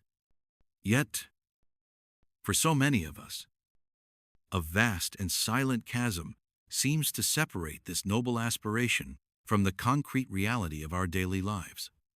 We feel that magnetic pull toward a life of significance, but we find ourselves standing at the edge of this chasm, looking out across the fog, wondering how on earth we are meant to cross it. How do we take this grand, sweeping desire for a lasting impact and translate it into something real, something tangible, something we can actually begin working on today? Right now, in this moment, the answer, both simple and profound, is that you do not build a legacy overnight. You don't find it under a rock. You begin by laying the single most important foundation stone of all. You start by discovering your WHY. And that, precisely that, is what we are going to begin doing together. Not tomorrow, not next week, but this very moment, I want to formally invite you on a practical, empowering, hands-on journey. For a little while, let's set aside the abstract theories and focus entirely on concrete action. For the next 7 days, we are going to embark on what I call a discovery sprint. Imagine it as a focused, high-intensity, yet deeply personal expedition with one singular, vital objective to begin the powerful process of unearthing your personal WHY. It is a sprint, not a marathon. The goal is not to reach a final destination in just 1 week. That would be impossible. The true goal is to generate a powerful, undeniable, and sustainable momentum. It is about bursting off the starting blocks with a surge of clarity and intention that will propel you forward long after these 7 days have passed. It is about turning someday into day one. Now, it is absolutely, fundamentally critical that we are clear on this point. The purpose of this sprint is not to emerge in 7 days with a perfectly polished, elegantly crafted, boardroom-ready sentence that flawlessly defines your entire existence. That is a trap of perfectionism that paralyzes so many before they even begin. True, profound self-discovery is a patient, unfolding process. It's an archaeological dig, not a smash-and-grab heist. So, let us collectively agree to release that pressure right now. This week is not about finishing. It is about time's beginning asterisk. It is about starting the process with courage and curiosity. It is about gently turning the soil of your past experiences, finding the forgotten fragments of your own stories, and identifying the recurring patterns that have been there all along, hiding in plain sight, just waiting for your focused attention. The true goal is to end this week with a much clearer sense of direction, a handful of potent personal stories that resonate with your core, and a foundational, working understanding of the key themes that energize and drive you. We are not trying to harvest a fully grown tree. We are simply and beautifully planting the seed. To begin this personal excavation, you require one essential tool. It's not a fancy app. It's not an expensive subscription. It's not some complicated piece of software. It is, quite simply, a place for your thoughts to land and take form. I want you to get a notebook, any kind will do, and a pen that you enjoy writing with. Or, if you are more digitally inclined, open a fresh, clean, blank document on your computer. I'll give you a moment. Please, go ahead and pause this if you need to. Find your tool, this notebook, this document. This will be your sacred space for the next week. It will be your field journal, your personal logbook, your trusted confidant. It is the dedicated space where you will capture fleeting memories, jot down completely unfiltered thoughts, and begin to connect the dots of your own life story without the voice of judgment or an internal critic whispering in your ear. Having this physical or digital container for your thoughts is non-negotiable for the sprint. It is the vessel that will safely hold your discovery as it begins to take shape. Do you have it now? Excellent. Can you feel that quiet hum of anticipation? That is the feeling of genuine possibility.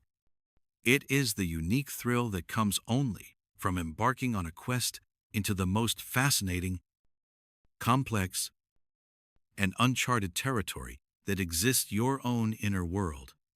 Over the next 7 days, we will systematically move from abstract ideas to concrete, actionnable exercices. Each day will present a specific focus, a new and powerful lens through which to examine your life. We will look back at your greatest triumphs and your most challenging moments, not for the sake of nostalgia, but as a scientist looks for data. We will search for that golden thread, that consistent, underlying theme that runs through everything you do and everything you are. This isn't just a self-help exercise. This is an act of self-archaeology.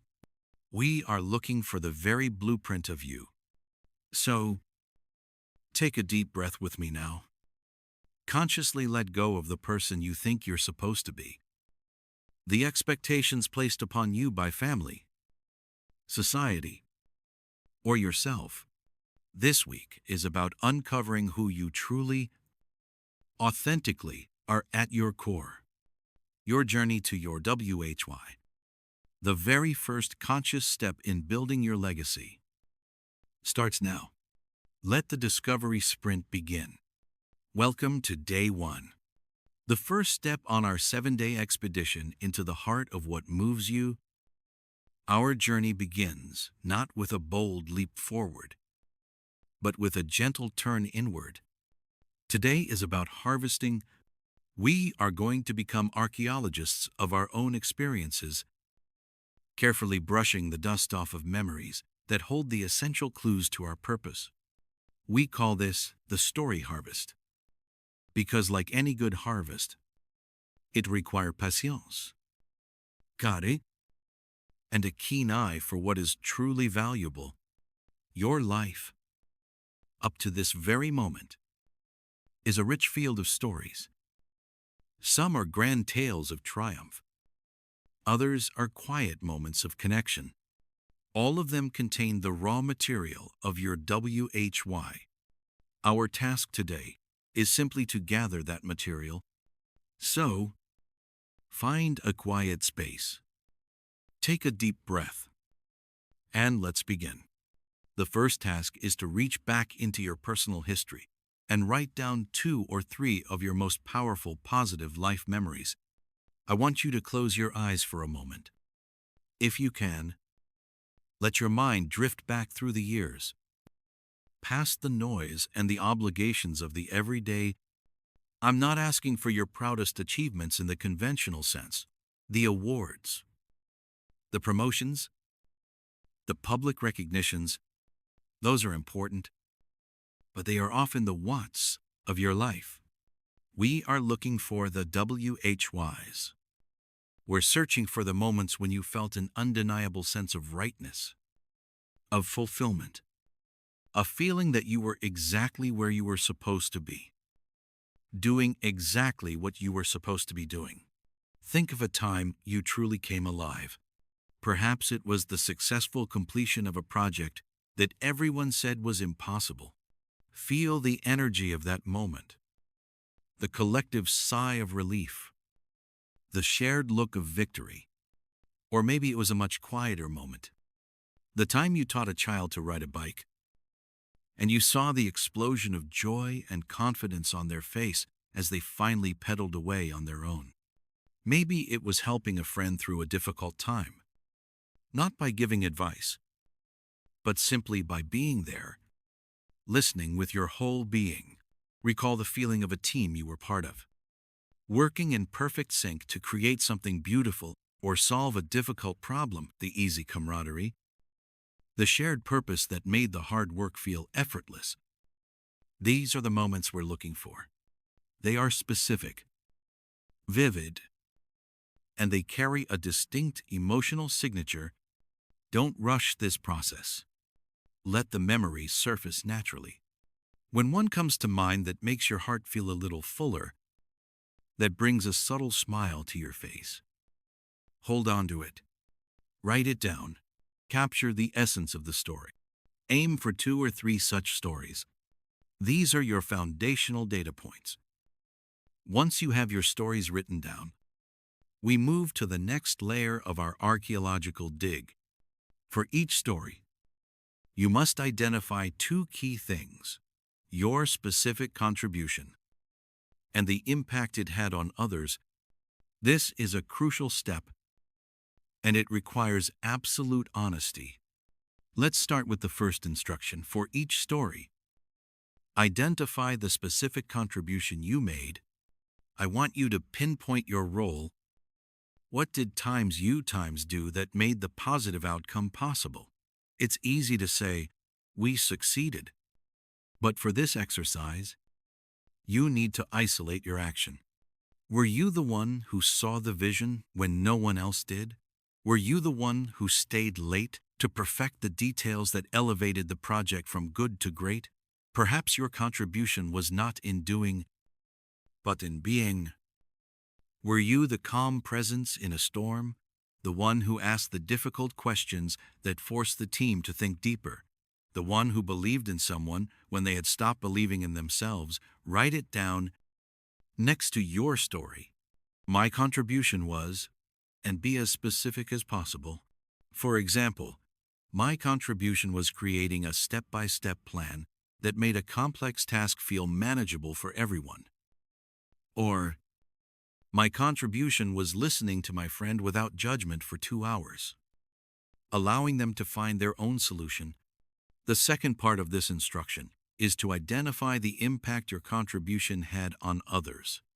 How did your action make someone else's life better? How did it affect them on a tangible, human level? Again, be specific. Don't just say, "I helped them." How did your organizational plan reduce your team's stress and allow them to feel a sense of control and pride in their work? Did your patient listening give your friend the clarity and strength to make a difficult decision? Did the belief in someone help them unlock a talent they never knew they had? The impact is the result of your contribution. It's the ripple effect of your why in the world. The goal here is to connect your action to a human outcome. As you do this for each of your stories, a picture will begin to emerge. You'll start to see the bridge between what you do and the effect you have. This bridge is where your purpose lives. Now, with your stories, your contributions, and their impacts laid out before you, we come to the final prompt for day 1. What were the common themes or feelings across these stories? Look at them not as separate incidents, but as a collection. What is the common denominator? What is the invisible thread that ties these powerful, positive memories together? Read them out loud.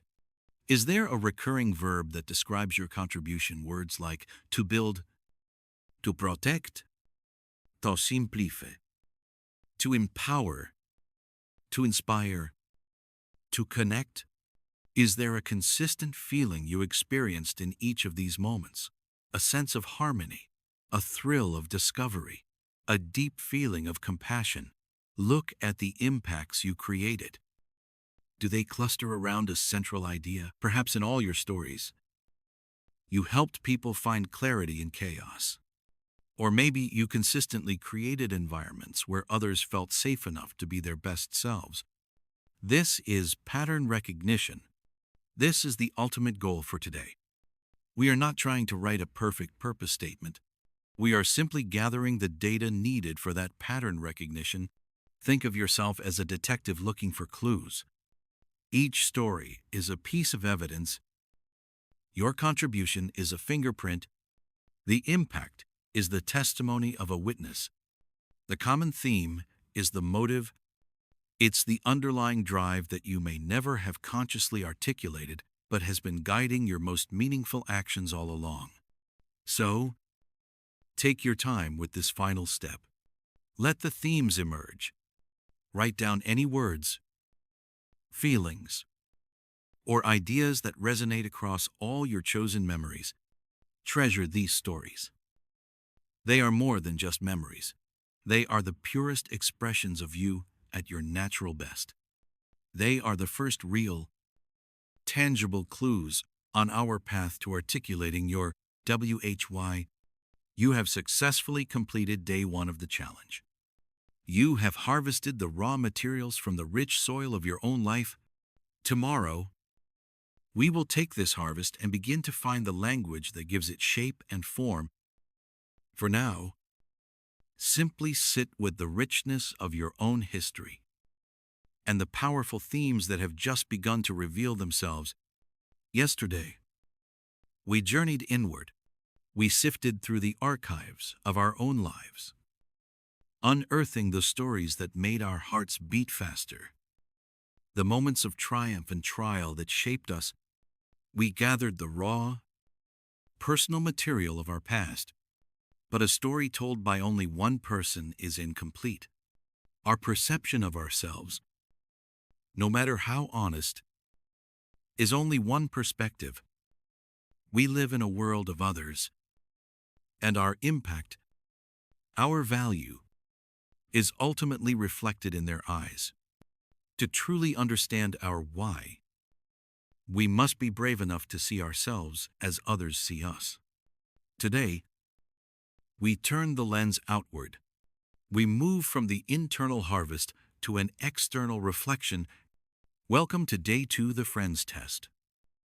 The Friends Test is an act of vulnerability and trust. It's based on a simple but profound premise. The people who truly know and care for us often see our greatest strengths more clearly than we do. They experience the effect of our presence. They feel the value we bring into a room, a conversation, or a crisis. We might get lost in our own self-criticism or overlook the very qualities that define us. But to our friends, these qualities are often obvious. They are the consistent threads they've come to rely on. This exercise isn't about seeking compliments or validation. It is a data-gathering mission. We are asking our most trusted allies to act as mirrors, to show us a reflection of our impact that we cannot see on our own. It is in the synthesis of our own stories and our friends' perceptions that the clearest picture of our why begins to emerge. This step requires courage, because asking for honest feedback can feel exposing, but the clarity it offers is an invaluable gift on this journey of discovery. Your task for today is simple in its execution, but potentially profound in its results. I want you to open your messaging app and select 5 people, not just acquaintances, but 5 trusted friends. These should be the people you'd call at 3 a.m., the ones who have seen you at your best and your worst, the ones whose opinions you genuinely respect. The diversity of the group can be helpful, perhaps a friend from childhood, a trusted colleague, a family member you're close to, a mentor. Once you have your 5, you are going to send each of them the exact same message. It's crucial to be direct and clear. Here is what you will write. I'm doing a personal growth exercise and would be so grateful for your honest input. In a single sentence, what is the single greatest value or contribution I bring to your life? That's it. Copy and paste that message. The key here is the framing. By stating it's a personal growth exercise, you signal that this is a serious request and you give them permission to be thoughtful and candid. The single sentence constraint is also vital. It forces them to distill their perception to its very essence, to cut through the fluff and identify the core of your impact on them. Now comes the hardest part for many of us. You hit send. And then you wait. As you wait for the replies to trickle in, notice the feelings that arise. There might be a flutter of anxiety, a touch of impatience, or a surge of hopeful anticipation. This is all part of the process. Resist the urge to chase them for an answer, or to second-guess your decision to ask. Simply allow the space for them to reflect and respond in their own time. When the first message arrives, and then the next, your next task begins. Open the journal you started yesterday, the one that holds your personal stories. Create a new page titled The Friends Test. As each response comes in, I want you to transcribe it, word for word, into your journal. Write down who it came from and their exact sentence. Don't analyze yet. Don't judge. Don't dismiss any of them. Simply be a scribe. Your only job in this phase is to collect the data, to honor the perspective they have gifted you by writing it down. This act of recording separates you from an immediate emotional reaction and allows you to look at the words more objectively. The final step for today is to look at the collected evidence. Once you have most or all of your 5 responses recorded in your journal, read them over, then read them again. Your goal is to see yourself through their collective eyes. What you are looking for are patterns, themes, and recurring ideas. Do multiple people use the same words, like calm, inspiration, laughter, or perspective? Is there a common theme? Even if the words are different, perhaps one says you make them feel safe. Another says you are a rock. And a third says you bring stability. The theme there is clear. You are a source of security and grounding. These themes are pure gold. They are objective data about your what you do, what you contribute. And this what is a giant signpost pointing directly toward your why. The value your friends see in you is a direct result of you living your why. Whether you've been conscious of it or not, let these words sit with you. Place them alongside the stories you gathered yesterday. We are not drawing final conclusions today. We are simply holding 2 crucial pieces of the puzzle: the stories from our past and the reflection from our present. And slowly, a beautiful, authentic picture is beginning to take shape. For the past day, you've been listening with an open heart. You've been collecting reflections, not from the familiar echo chamber of your own mind, but from the trusted voices of those who know you best, who see your light even on days you might not. In their words, you likely found pieces of yourself you had forgotten, or perhaps never even knew how to articulate. This friend's test wasn't just an exercise in gathering compliments. It was a profound act of courage and vulnerability. It was about allowing yourself to be seen through the clarifying lens of trust and affection, to see the consistent patterns of who you are when you are at your most authentic and impactful. It's like borrowing their belief in you until your own belief becomes unshakable. And now, with these external perspectives harmonizing with your own internal stories, we arrive at a truly pivotal moment, the moment of synthesis, of creation. Today, we will take all of this beautiful, potent, raw material, the memories that define you, the themes that connect them, the feelings that fuel them, and the words gifted to you by your friends, and we will begin to give it a single, powerful voice. We will draft the very first version of your WHY statement. This will not be a sprawling, corporate-sounding essay or a complex mission statement filled with jargon. Your why, in its purest and most powerful form, is elegantly simple and crystal clear. We will use a specific structure as our crucible, a format designed to distill your purpose into its 2 most essential components: your unique contribution and your intended impact. The format is this: to contribution, so that impact. Let's carefully unpack that. The first part, The contribution is the tangible action you take. It's what you actually times do, asterisk. It is the consistent verb that defines your engagement with the world. This is not about your job title or your role.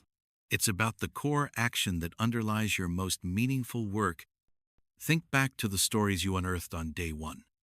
Think about the specific descriptions your friends used. What is the common thread of action at the heart of them all? Do you simplify complexity? Do you ignite curiosity? Do you create safe spaces where people can be themselves? Do you push people to see a potential they can't see on their own? Do you build bridges between disparate people or ideas?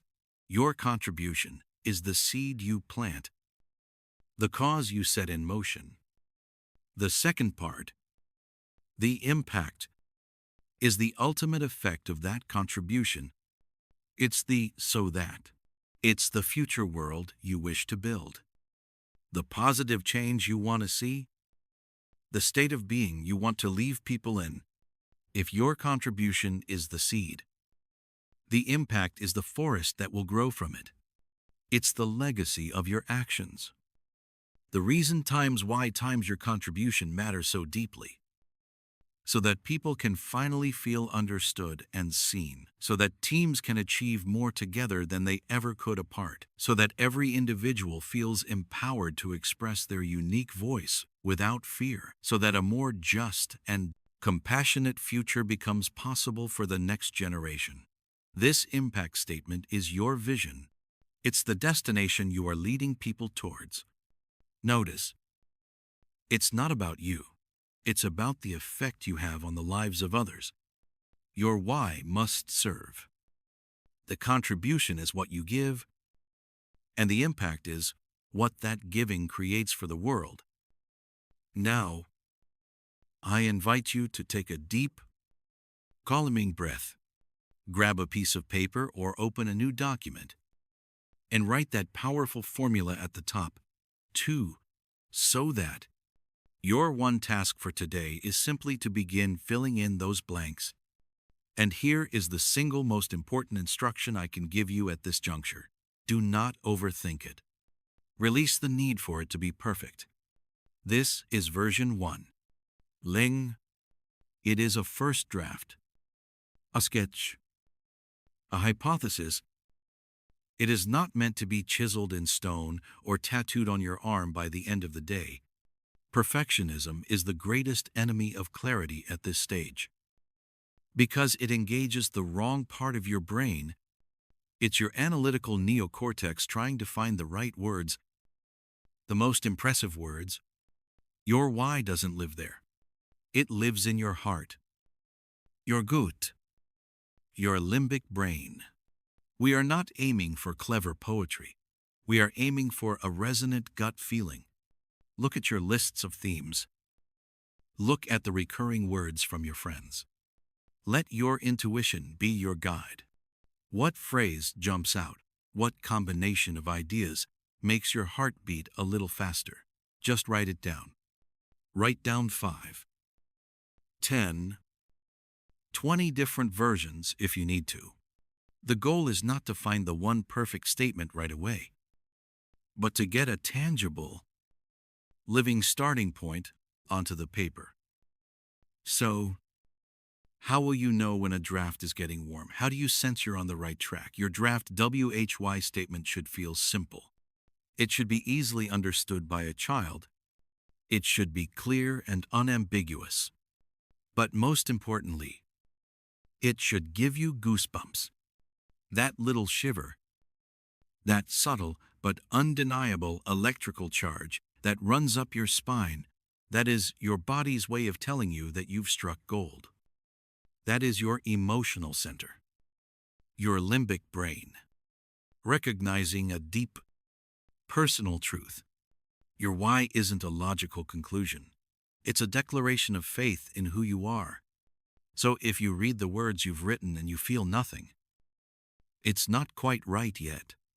The words might be accurate, but they lack the resonant energy. It needs to connect with you on a visceral level. It should feel like coming home to yourself. It should feel like, yes, of course, that's it. That's always been me. This physical, emotional feeling is your non-negotiable compass. It will tell you when you're pointing toward your own personal true north, long before your logical mind can agree.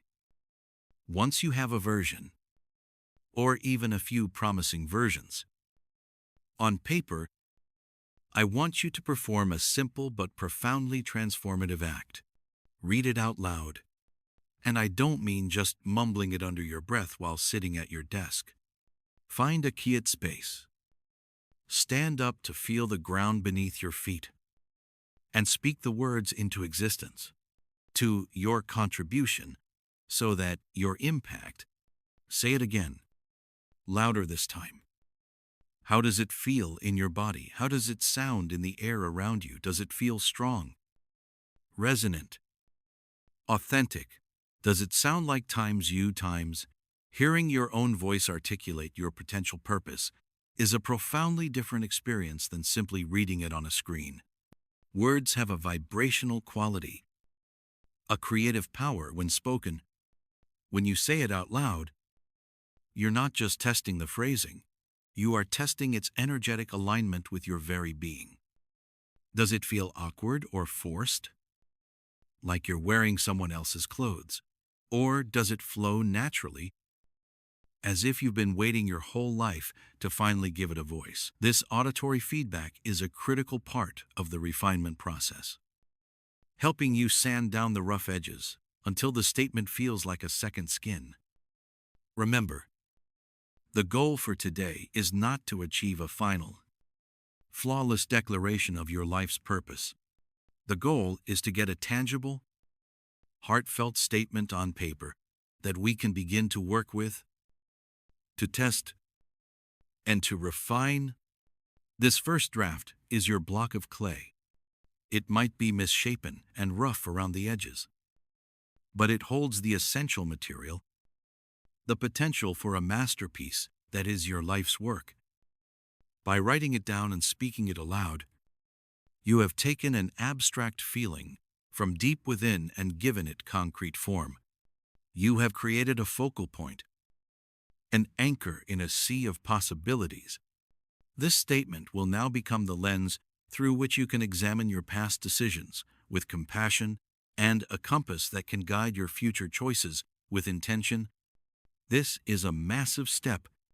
You've moved from collecting data to creating a declaration. So take your time today. Trust the process. Listen to your gut, and let those goosebumps be your unwavering guide. Go ahead. Craft your why. Version 1. Ling. The journey of refinement begins tomorrow. But the revolutionary act of creation happens right now. Yesterday, you took a significant leap. You wrestled with your stories, your contributions, and your impacts. And from that raw material, you forged the first draft of your why statement. Take a moment to sit with that. It's a powerful declaration, a compass pointing toward your own personal true north. It feels good, doesn't it, to have that clarity, even in its initial form? But a compass is only useful if you actually start walking. A destination on a map is only a dream until you begin the journey. This raises the most important, practical question of all. Now that I know my WHY, how do I live it? How do I bring this deeply personal purpose to life, not just in grand gestures, but in the small, consistent actions of my everyday existence? The answer lies in defining your hows. Your hows are the missing piece of the puzzle, the bridge between your belief and your behavior. They are not aspirations or a list of values you think you should have. Far from it. Your hows are the guiding principles that describe you when you are operating at your natural best. They are the system, the unique methodology that you instinctively use to make things happen. If your why is your purpose, your hows are the actions you take to fulfill that purpose. They are the living, breathing expression of your core belief. They are the cause of the effect you have on the world. To put it simply, your why is your belief. Your hows are the actions you take to bring that belief to life, and your whats are the results of those actions, your products, services, and work. For today, our entire focus is on that crucial middle layer, the hows. The first step in this discovery is to unearth the raw materials. I want you to go back to those specific stories you gathered, the ones that gave you a deep sense of fulfillment and pride. Within those moments of success and authenticity, your hows are hiding in plain sight.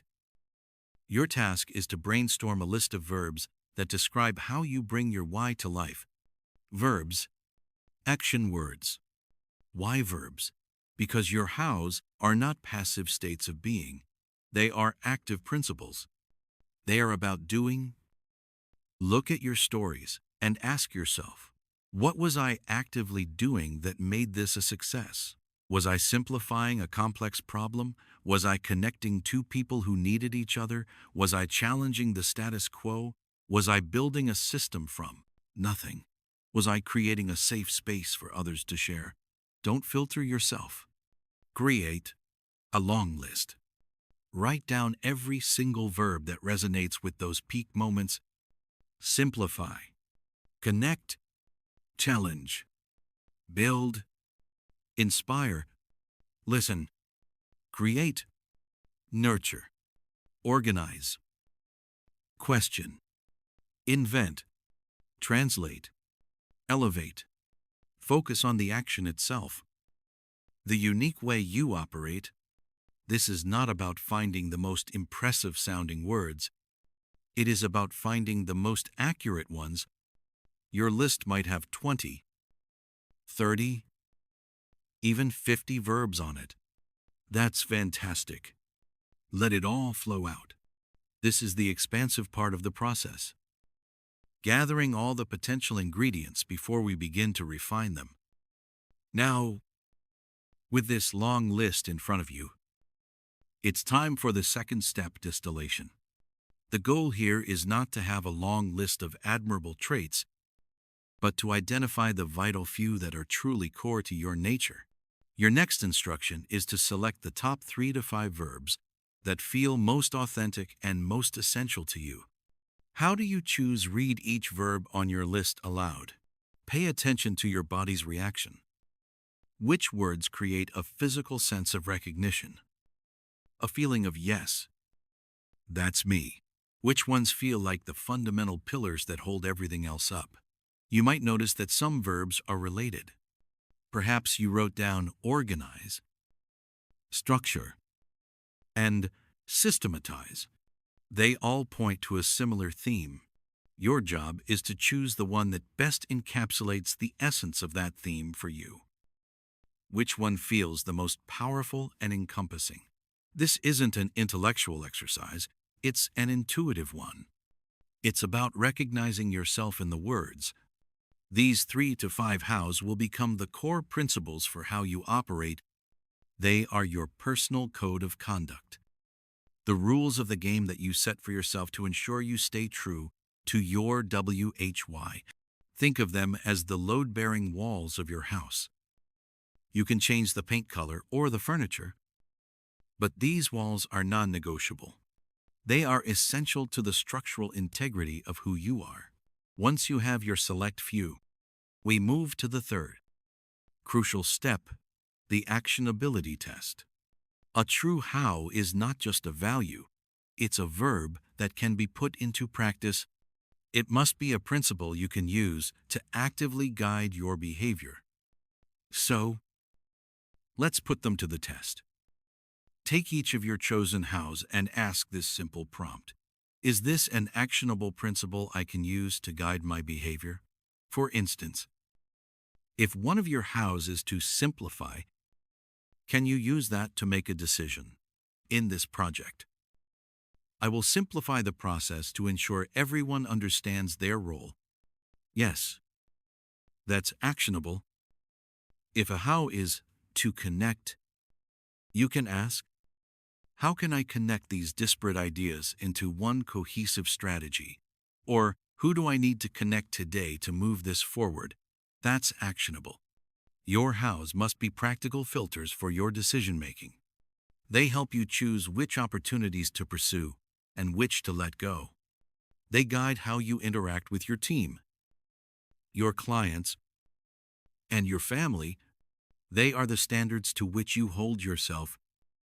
If one of your chosen words is something like honesty, that's a wonderful value. But it's not a how in this framework. Honesty is a noun. A result? How do you times do times honesty? Perhaps you do it by speaking directly or communicating transparently. Those are the actionable verbs we are looking for. Your hows must be able to live and breathe in your daily choices. This brings us to our ultimate goal for today, to create a set of values, or more accurately, a set of operating principles that directly support your WHY statement. Your WHY and your hows are a symbiotic pair. They cannot exist in their full power without each other. Your why provides the direction and the motivation. It's the destination. But your hows provide the path. They are the specific, repeatable actions that will get you there. Without your why, your hows would be a set of disconnected skills without a unifying purpose. And without your hows, your why would remain a beautiful but unattainable idea. A dream without a plan. Together, they form a clear and powerful framework for authentic living. Your WHY is the contribution you make, and your hows are the unique way in which you make it. When you are clear on both, you can make decisions with greater confidence and speed. You can explain your value to others with more clarity, and most importantly, you can build a career and a life that are a true and consistent expression of your natural best. Take your draft why statement and place it next to your 3 to 5 hows. Read them together. Do they feel aligned? Does one reinforce the other? Your why statement might be something like, to empower people to unlock their potential. Your hows might be one, simplify the complex. R, create safe environments. Sen, connect people to resources. S, challenge limiting beliefs. Can you see how these actions directly bring that purpose to life? That is the powerful synergy we are aiming for. With your first draft WHY and your defining hows in hand, you now have a clearer, more complete map of who you are and how you bring your value to the world. This is the foundation upon which everything else is built. Yesterday, we meticulously crafted the powerful principles that guide your actions, your hows. We built the architecture of your authentic self, the values that describe you when you are operating at your natural best. But a blueprint is only as good as the building it creates. An elegant design on paper is meaningless until it stands strong against the wind and rain. Today, we move from architecture to action. We take the abstract concept of your WHY and turn it into the most practical, powerful tool you own. We're going to run what Simon Sinek calls the celery test. Imagine you're at the grocery store. Your why, let's say, is to empower people with simple tools so they can live healthier lives. As you walk down the aisles, you see celery. Celery is simple. It's healthy. It aligns perfectly with your why. You put it in your cart. It's an easy, intuitive decision. Then, someone comes up to you and says, you should buy these rich, decadent chocolate cookies. They are the best-selling cookies in the country, and everyone loves them. This is an opportunity, a suggestion, much like the opportunities we face every day at work or in life. Do you buy the cookies? They are popular. They are probably delicious. But do they align with your why of empowering people with simple, healthy tools? No, they contradict it. The celery test provides instant clarity. You confidently say no to the cookies. Not because cookies are bad, but because they are not for you. This simple metaphor is the key to consistent, authentic decision-making. Now, let's move this from a thought experiment in a grocery store to the landscape of your actual life. This is your task for today. I want you to identify one decision you need to make this week. It doesn't have to be a life-altering choice. In fact, starting small can be more powerful. It could be a professional decision. Should I volunteer for this new project at work? Should I accept that meeting invitation? How should I approach this difficult conversation with a colleague? Or it could be a personal one. Which book should I read next? Should I sign up for that online course? How will I spend my Saturday afternoon to feel truly recharged? Find just one. Pick a decision that is real, that is sitting in your mind right now, waiting for your attention. Do you have it good? Now, for the most important part, I want you to take that decision and hold it up against your why statement. Imagine your why is a powerful source of light, a brilliant sun that represents your core purpose. Hold the decision up to that light. Let the light of your why shine through it. Examine it closely. And then, ask yourself a simple, direct question. Does this choice, this path, this action truly align with and support my WHY? Does choosing this move me closer to the world I envision? Does it energize my purpose, making it stronger, more vibrant? Or does it contradict it? Does it pull me away from my core? Even just a little. Does it feel like a compromise, a distraction, a choice made to please someone else or to follow a trend? Be honest with yourself. There is no right or wrong answer. There is only an aligned answer or a misaligned one. The goal here is to turn your WHY from a beautiful idea into a practical, functional tool. A why that only exists on a piece of paper or in your memory is a philosophy. A why that you use to filter your decisions is a compass. It is your most reliable guide through the endless noise of options and opinions that surround us.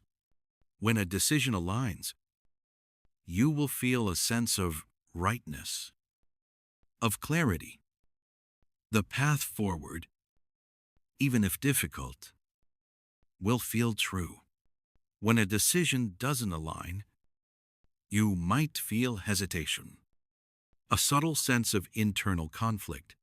That feeling is your guidance system working perfectly. It's not a signal of failure, it's a signal of information. It's your inner wisdom telling you, this might be a good opportunity. But it's not the right opportunity for you. This practice grants you the profound permission to say no, not out of negativity or fear, but out of a deep and unwavering commitment to your own purpose. Running this personal celery test for even one small decision begins to build a new muscle. You start to see the world not just as a series of random events, but as a field of choices, each one an opportunity to live your WHY. Over time, this becomes second nature. Your decisions will start to stack up, creating a life and career that are a true, coherent expression of your deepest beliefs. You stop drifting and start steering. You stop reacting and start creating. Your why ceases to be an abstract concept and becomes the very engine of your life. So, for the rest of today, carry that one decision with you. Hold it to the light of your WHY. See what it reveals. This is the first step in building a life that doesn't just look good, but feels right. From the inside out. Yesterday, you conducted a private experiment. The celery test was an internal dialogue, a quiet negotiation between your stated purpose and the tangible choices of your daily life. It was a test of consistency, held within the private courtroom of your own mind. You were the judge, the jury, and the witness. This internal alignment is the bedrock, the essential foundation upon which everything else is built. But a why, in its most potent and realized form, is not a secret to be kept. It is not a blueprint to be filed away. It is a flag to be flown. It is a voice that is meant to be heard, a story that is meant to be told, a purpose to be truly alive, must eventually be shared with the world. It finds its full power not in silent contemplation, but in resonant connection with others. And so today, on day 6, we move from the internal to the external. We take a step from the safety of self-reflection into the vulnerable, illuminating space of human connection. This step requires a gentle courage. It is often the point where many people falter, not for lack of clarity, but for fear of judgment or misunderstanding. But it is a step you must take. For it is in the sharing that the real refining happens. Your task for today is simple in its instruction, but profound in its implication. You will share your draft, WHY, not with the world, not yet, but with one person, just one. Take a moment right now to think, who is that person for you? This isn't a decision to be made lightly. You are not looking for a cheerleader who will offer blind praise, nor are you seeking a cynic who will poke holes in your nascent belief. You are looking for an honest mirror. You are looking for someone who knows you, truly knows you, someone who has seen you navigate triumphs and trials, someone who has heard the music of your spirit even when you were singing off-key. It could be a partner who shares your life, a sibling who shares your history, a mentor who shares your aspirations, or a friend who has held space for your heart. This person is your trusted observer, your first audience. Their role is not to approve or disapprove, but to simply reflect your own truth back to you. Choose the person who comes to your mind and heart as you listen to this. Trust that initial, quiet instinct. Once you have identified this person, the next step is to create the space for this sacred conversation. Don't try to squeeze it into a hurried text message or a frantic phone call while running errands. Honor the importance of this moment by giving it your full presence. Find a time when you can both be attentive, without distraction.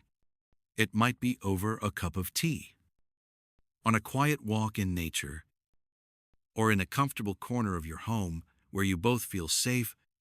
When the moment feels right, take a centering breath. Remind yourself this is not a performance. It is a revelation, a revealing of your core, and then you will speak your draft WHY statement aloud.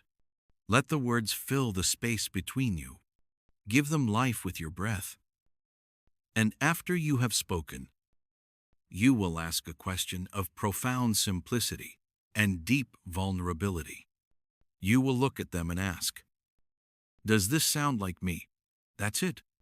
Notice the precision of this question. You are not asking, do you like it? Because their preference is irrelevant here. You are not asking, is it a good why? Because its value is not up for their debate. You are asking a question of authenticity. Does this collection of words, this declaration of purpose and contribution, resonate with the person you have known me to be? You are asking them to check your work against the data of their experience with you. You are giving them the honor of being a guardian of your truth. Now, while you are waiting for their response, and even as you are speaking the words, I want you to turn a significant portion of your attention inward. Become a hyper-aware sensor of your own internal landscape. How does it feel in your body to articulate your why? How does it feel to give it a voice? Does a sense of warmth spread through your chest? Do you feel a subtle click of alignment?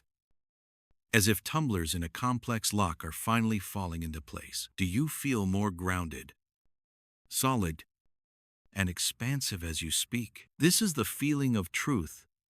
It is a quiet, powerful resonance that says, yes, this is it. This is me. Conversely, pay attention to any feelings of dissonance. Is there a slight catch in your throat? A feeling of awkwardness? As if you are trying on clothes that don't quite fit? Does it feel like you are reciting a memorized line from a play rather than speaking from your soul? This discomfort is not a sign of failure. It is invaluable data. It is your intuition guiding you, pointing towards a word that needs to be changed, a phrase that needs to be softened, or an idea that needs to be sharpened. The act of speaking your WHY out loud to another person is perhaps the most powerful celery test of all. It tests the statement not against a decision, but against the very fiber of your being in the presence of another human soul. The goal here is not to achieve a perfect, final, unchangeable statement in one conversation. The goal is to gain confidence and clarity through the very act of articulation. When an idea lives only in our heads, it can remain vague, abstract, and shapeless. The moment we try to explain it to someone else, we are forced to find the right words, to structure the thought, to make it concrete. This process alone brings immense clarity, and the confidence is forged in these small, brave moments of vulnerability, to share your core purpose and have someone you trust say, yes, that is you. I see that in you completely, is an incredibly affirming experience. It turns your private belief into a shared reality. It gives you the strength to own it more fully. And what if their feedback is different? What if they say, it's close, but there's a part of you that it's missing? Or, the first part sounds exactly like you, but the second part feels a bit off. Do not see this as criticism. See it as a gift. They are offering you a perspective you cannot have on your own. They are showing you the blind spots in your own reflection. Thank them for their honesty. Listen deeply. Use their feedback not to abandon your WHY, but to refine it, to polish it, to make it an even more accurate and powerful expression of who you are. This conversation is the first step in socializing your purpose. It is the beginning of learning to speak your truth with conviction and grace. So take the leap, choose your person, share your words, listen to their reflection, and most importantly, listen to yourself. This is how your why begins to breathe in the world. And so, we arrive at the 7th day. Take a moment and breathe. Feel the ground beneath you. You have journeyed through a week of deep introspection, of peeling back layers and asking challenging questions. Yesterday, you took perhaps the most courageous step of all. You shared your nascent why with another person. You allowed your discovery to exist outside of your own mind, to be heard, to be seen. You felt the vibration of those words in the air. and watched them land with someone else. Whether their feedback was affirming, questioning, or simply a quiet nod of understanding, the act itself was transformative. You made it real. You articulated your purpose. That vulnerability was not a point of weakness, but a profound act of strength. It was the forging of your internal compass in the open air. Now, with that compass newly cooled and solid in your hand, our work is not to place it on a shelf as a souvenir of a journey completed. Our work today is to learn how to use it, to make it the very instrument by which we navigate the rest of our lives. Today is about commitment. It's about turning a profound week of discovery into a lifelong practice of living with intention. The grandest insights can fade into memory, if not anchored to the present moment. The most powerful why can become a distant echo if not woven into the fabric of our daily actions. So, our first act of commitment is deceptively simple, yet monumentally important. Find a sticky note or a small card and find your favorite pen, the one that feels right in your hand. Now, write down your why statement. Write the words that you refined yesterday, the ones that feel true in your bones. As you write, don't just mechanically copy the letters.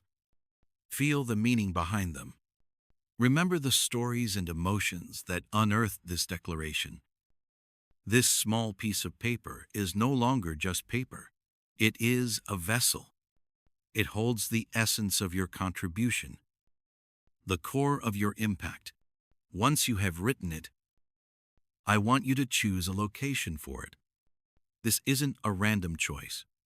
It must be a place you will see every single day. Without fail, perhaps it's the corner of your bathroom mirror, where you meet your own eyes each morning. Maybe it's on the dashboard of your car, a reminder before you drive into the world. It could be on the bezel of your computer monitor, the last thing you see before diving into your work, and the first thing you see when you look up. This is not about vanity. It is about orientation. In the chaos of 1,000 emails, 100 demands, and a dozen distractions, this small note will be your silent anchor. It will be a quiet whisper, cutting through the noise, asking, does this align? Is this action? This response? This decision? A true expression of why I'm here. It's your daily, gentle course correction. Now, let's plant a seed for the future. The daily reminder is for the immediate present. But living our WHY also requires intentional reflection over time. Open the calendar on your phone or your computer, or your physical planner if you prefer. Go forward exactly 1 month from today. I want you to schedule an appointment with yourself. Title it Why Check-in. Make it just 15 minutes long. That's it. 15 minutes. This is non-negotiable. It is as important as any meeting with a boss or a client. Because this is a meeting with the CEO of your life, your purpose. What is this appointment for? It is a sacred space you create for yourself to pause and ask a few simple questions. In 1 month, you will sit down for those 15 minutes and ask, how have I been living my why? Where did I see it show up in my work or my relationships this past month? Where were the moments I felt misaligned? And why? What is one thing I can do in the coming month to bring my actions into even greater alignment with my beliefs? This isn't a performance review. There is no judgment here. It is a compassionate, honest conversation with yourself. It's an act of tuning your instrument. By putting it on the calendar now, you are making a promise to your future self that your purpose is worth your time and attention. You are creating a system for accountability. ensuring that this journey continues long after the initial excitement of discovery has settled. And finally, let's bring this from the conceptual and the future into the immediate, tangible now. The journey of 1,000 miles, as they say, begins with a single step. The journey of living your WHY begins with one small action taken today. So I ask you this: what is one small step you can take today to live your why? Not tomorrow, not next week. Today. It does not need to be monumental. In fact, it's better if it's not. Momentum is built on small, consistent wins. If your why is to build spaces where people feel they belong, maybe your small step is to message a colleague you haven't spoken to in a while and ask how they're truly doing. If your why is to simplify complexity so that others can act, maybe you spend 10 minutes clarifying a confusing email before you send it. If your why is to champion the potential in others, maybe you write a heartfelt positive review for a local business you love. Think about it. What is one tiny, manageable, almost effortless action that is a direct expression of your core purpose? Choose it now. And once this audio ends, go and do it. This is how the magic happens. This is the bridge from knowing to doing. The sticky note, the calendar invite, and this one small step are the foundational pillars of a new way of being. They create a feedback loop of intention, action, and reflection. They are the simple mechanics that turn a powerful idea into a lived reality. You have done the hard work of excavation. You found your truth. Now begins the beautiful, lifelong work of living it every single day. And so, after our shared journey through the landscape of purpose, we arrive at the very heart of the matter. We've spent this time exploring, questioning, and committing ourselves to a new way of thinking and acting. But as we prepare to step back into the flow of our daily lives, what is the essence that must remain? What are the core truths that should be etched into our minds, becoming a permanent part of our personal and professional operating system? Knowledge can be a vast and complex ocean, but true wisdom is like a perfectly shaped stone, simple, solid, and portable. It's what you carry with you, what you can hold in your hand, long after the intricate details have faded. As we conclude our exploration, let's distill this entire philosophy, this powerful framework, into 3 unforgettable, golden takeaways. These are not merely summary points to be memorized. They are the foundational principles that, if truly understood and deeply embraced, will fundamentally and irrevocably change the way you see the world, the way you lead others, and ultimately, the way you live your own life. First, and perhaps the most revolutionary shift in perspective, is this: people don't buy what you do, they buy why you do it. Take a moment to let the full weight of that statement settle. From our earliest days, society trains us to focus on the tangible, the rational, the quantifiable features and benefits. We are taught to build a better product, offer a more efficient service, craft a more impressive resume. We instinctively lead with our what, believing it's the most logical way to persuade. But the greatest leaders, the most beloved brands, and the most inspiring organizations all reverse this natural order. They understand a fundamental truth about human nature: that decision-making, loyalty, and trust are not born in the neocortex, the part of our brain responsible for rational thought and language. They are born in the limbic system, the ancient, powerful part of our brain that governs feelings, emotions, and gut instincts. When you communicate your why, your core purpose, your driving cause, your fundamental belief, you are bypassing the analytical defenses and speaking directly to that emotional core. You are not just selling a piece of technology. You are offering a vision of the future. You are not just providing a service. You are offering a piece of your identity, a flag for like-minded individuals to rally around. The goal, then, is not the frantic pursuit of selling to everybody who needs what you have.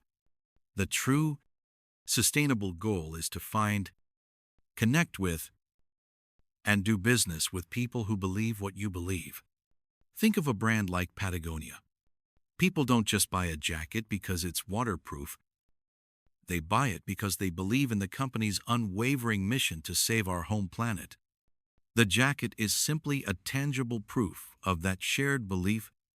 When your why resonates with another person's worldview, you create a bond that transcends the simple transaction.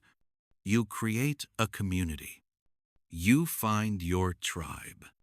This principle is universal. It applies to the boardroom, the startup garage, the classroom, and even the dinner table. Stop trying to convince people with spreadsheets and feature lists. Start attracting those who are already inclined to believe in your cause. The connection will be deeper. The loyalty will be unshakable. And the success you achieve will be infinitely more fulfilling because it is built on a foundation of shared values. This profound understanding leads us directly to our second golden takeaway: inspiration, not manipulation, is the catalyst for genuine trust and loyalty. This principle is the practical, actionable application of starting with WHY. Our modern marketplace is a deafening cacophony of messages, most of which are rooted in manipulative tactics designed to drive short-term behavior. Price drops, limited time promotions, fear-mongering, social pressure, aspirational messaging. These are the common tools of the trade. And, on the surface, they appear to work. They can certainly generate a click, a lead, or a sale, but what they can never generate is loyalty. Loyalty is not a rational calculation. It is an emotion. It is the feeling that makes a customer willing to turn down a technically superior product or a cheaper price to continue doing business with you. That kind of powerful, emotional bond cannot be manufactured through manipulative tricks. It must be inspired. And inspiration always begins from within. This is the simple genius of the golden circle. When you operate from the inside out, when you first articulate your WHY, then clarify your how, the guiding principles and values that bring your why to life, and only then present your what, the products, services, or results of your actions you are leading with inspiration. You are providing a clear and compelling reason to follow that goes far beyond the tangible benefits. You are not just asking for a purchase.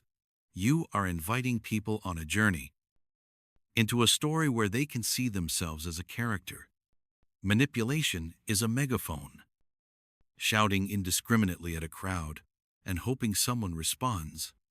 Inspiration is a powerful magnet, quietly and confidently pulling in only those who belong. By clearly communicating your purpose, you create a natural filter. You cease to hunt for customers and begin to attract believers. You stop hiring employees for their skills alone and start finding advocates who will pour their hearts into the cause. Remember, trust is not a checklist item that can be ticked off. It's a feeling, And that feeling emerges when people consistently see and feel that your actions and your words are in perfect alignment with a purpose they can share. This is the only sustainable path to creating a following that will stick with you through booms and busts. Not because they have to, but because they are truly inspired to. Finally, our third takeaway brings this entire philosophy home, grounding it in the most personal and powerful context of all. Your why is discovered, not invented. In a world obsessed with branding, personal narratives, and crafting the perfect public image, it is incredibly tempting to think of the why as an exercise in creative writing. It's easy to believe you can brainstorm it in a marketing meeting or engineer it during a weekend retreat. But an invented, fabricated WHY has no power. It is hollow. It lacks the deep-seated authenticity that is the absolute prerequisite for inspiring others. Your real why is not out there in the future, waiting for you to create it. It is already within you, encoded in the story of your past. It is the cumulative result of your life's experiences, the triumphs and the failures, the moments of joy and the periods of struggle, the defining events that shaped you and gave you your unique perspective on the world. Discovering your WHY is an act of archaeology, not of creation. You are an explorer, sifting through the layers of your own memories, looking for the golden thread, the consistent theme or idea that has been unconsciously driving you all along. It is the answer to the most profound of questions. What is the single, unique, and lasting contribution you are here to make? This process of discovery is precisely what makes the WHY so potent. It is not a clever mission statement to be tacked on a wall. It is the very core of who you are. It is the wellspring of your most authentic passion and your most powerful energy. Once you can clearly articulate this core purpose, this discovered truth, it becomes an unwavering filter for every decision you will ever make. Does this new opportunity align with my WHY? Does this partnership advance my cause? Does this daily action truly reflect my core belief? This is the path to achieving profound clarity, unshakable consistency, and deep, lasting fulfillment. Your why provides your foundation in a world of constant change, your North Star in the darkest of nights. It is not what you do, but the singular reason you do it, and it has been with you all along, just waiting to be found. So there they are, 3 immutable pillars upon which to build a more purposeful life and a more impactful career. 1. People don't buy what you do. They buy why you do it. Focus on connection, not just transaction. 2. Inspiration, not manipulation, is the key to building unwavering trust and loyalty. Lead from the inside out. And 3. Your why is not invented. It is discovered within your own unique story. Look backward to find your way forward. These are not just clever business tactics. They are a blueprint for authentic leadership and a guide to deeply meaningful living. As you move forward from this day, let these principles be your compass. Let them simplify your most complex decisions and amplify your smallest actions. You have done the work. You have explored the depths, and you have made the commitment to live it. Now, armed with this profound clarity, go out and share your WHY with the world, not by shouting it from the rooftops, but by living it authentically and consistently every single day. And so, with those 3 golden takeaways polished and clear in our minds, we arrive not at an ending, but at a profound beginning. This knowledge, this new lens through which to see the world, is a powerful catalyst. But like any catalyst, it requires action to spark a reaction. Understanding is passive, living it is active. And that transition from understanding to living starts right now with a simple but crucial first step conversation. The journey inward to find your WHY must be followed by a journey outward to articulate it, share it, and ultimately act on it.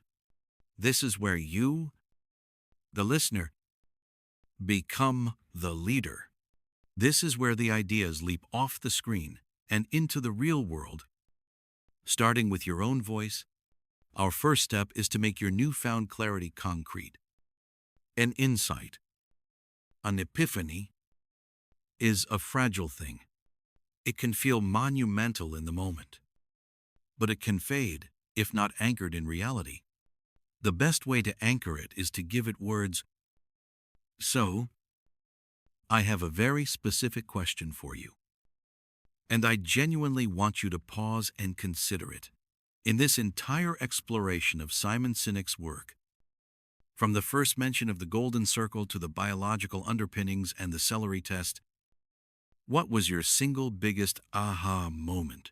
Pinpoint that exact instant when a complex idea became suddenly beautifully simple. Was it the profound realization that people don't buy what you do? They buy why you do it. Did a light go on when you understood the connection between the limbic brain and the neocortex, finally giving a scientific name to the power of gut decisions and loyalty? Or was it a practical tool, like the concept of the celery test, that gave you a tangible method for measuring authenticity in your decisions? Whatever that moment was, capture it. Go down to the comments section below and write it down. This act is not for the algorithm, it is for you. The process of transforming a feeling into a sentence solidifies it in your mind. It's the first deliberate step in truly owning your WHY. As you, though, read what others have shared, you will find your own experience echoed in the words of strangers, creating an immediate sense of connection. You'll discover perspectives you hadn't considered, deepening your own understanding. This comment section is our first forum, our digital campfire, where we gather to share the light of our individual discoveries, making the collective flame burn brighter. This shared exploration, this community of purpose-driven individuals, doesn't have to be a one-time event. The principles we've unpacked today are fundamental, but they are a gateway to a much larger universe of transformative ideas about leadership, innovation, and living a life of fulfillment. If this deep dive into Start With Why resonated with the core of who you are, if you feel a hunger to continue challenging your assumptions and building a more intentional life and career, then I invite you to make this a continued part of your journey. Ensure you are subscribed to this channel, and just as importantly, that you have activated the notification bell. Think of subscribing not as a simple click, but as a declaration of intent, a commitment to your own growth.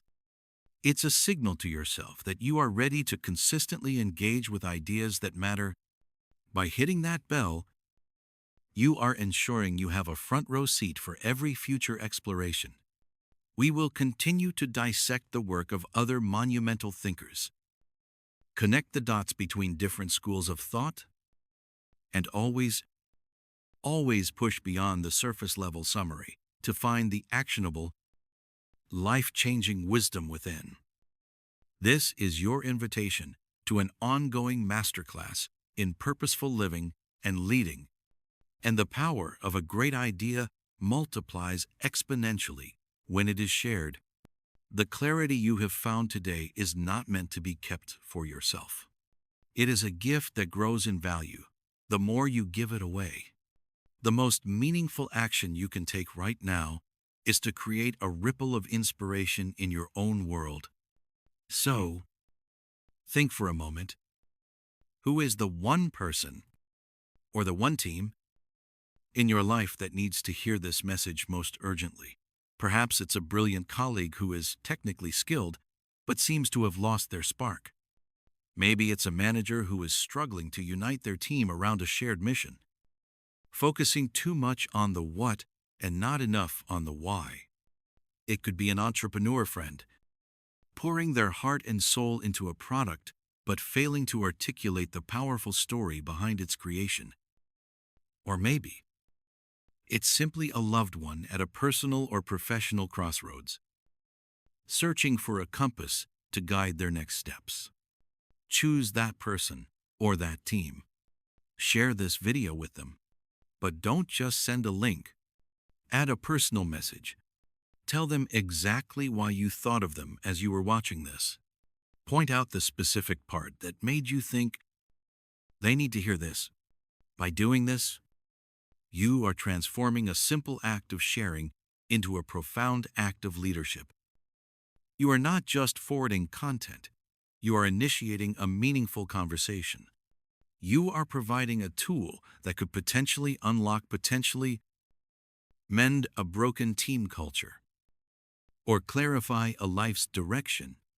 You are becoming a conduit for this powerful idea, because ultimately, that is the goal: to move from passive consumption to active implementation, from inspiration to action. We have walked through the theory. We have distilled the core principles, and we have built a community to share these insights. But all of this is merely the training ground. The real work, the real adventure, begins the moment you turn this off.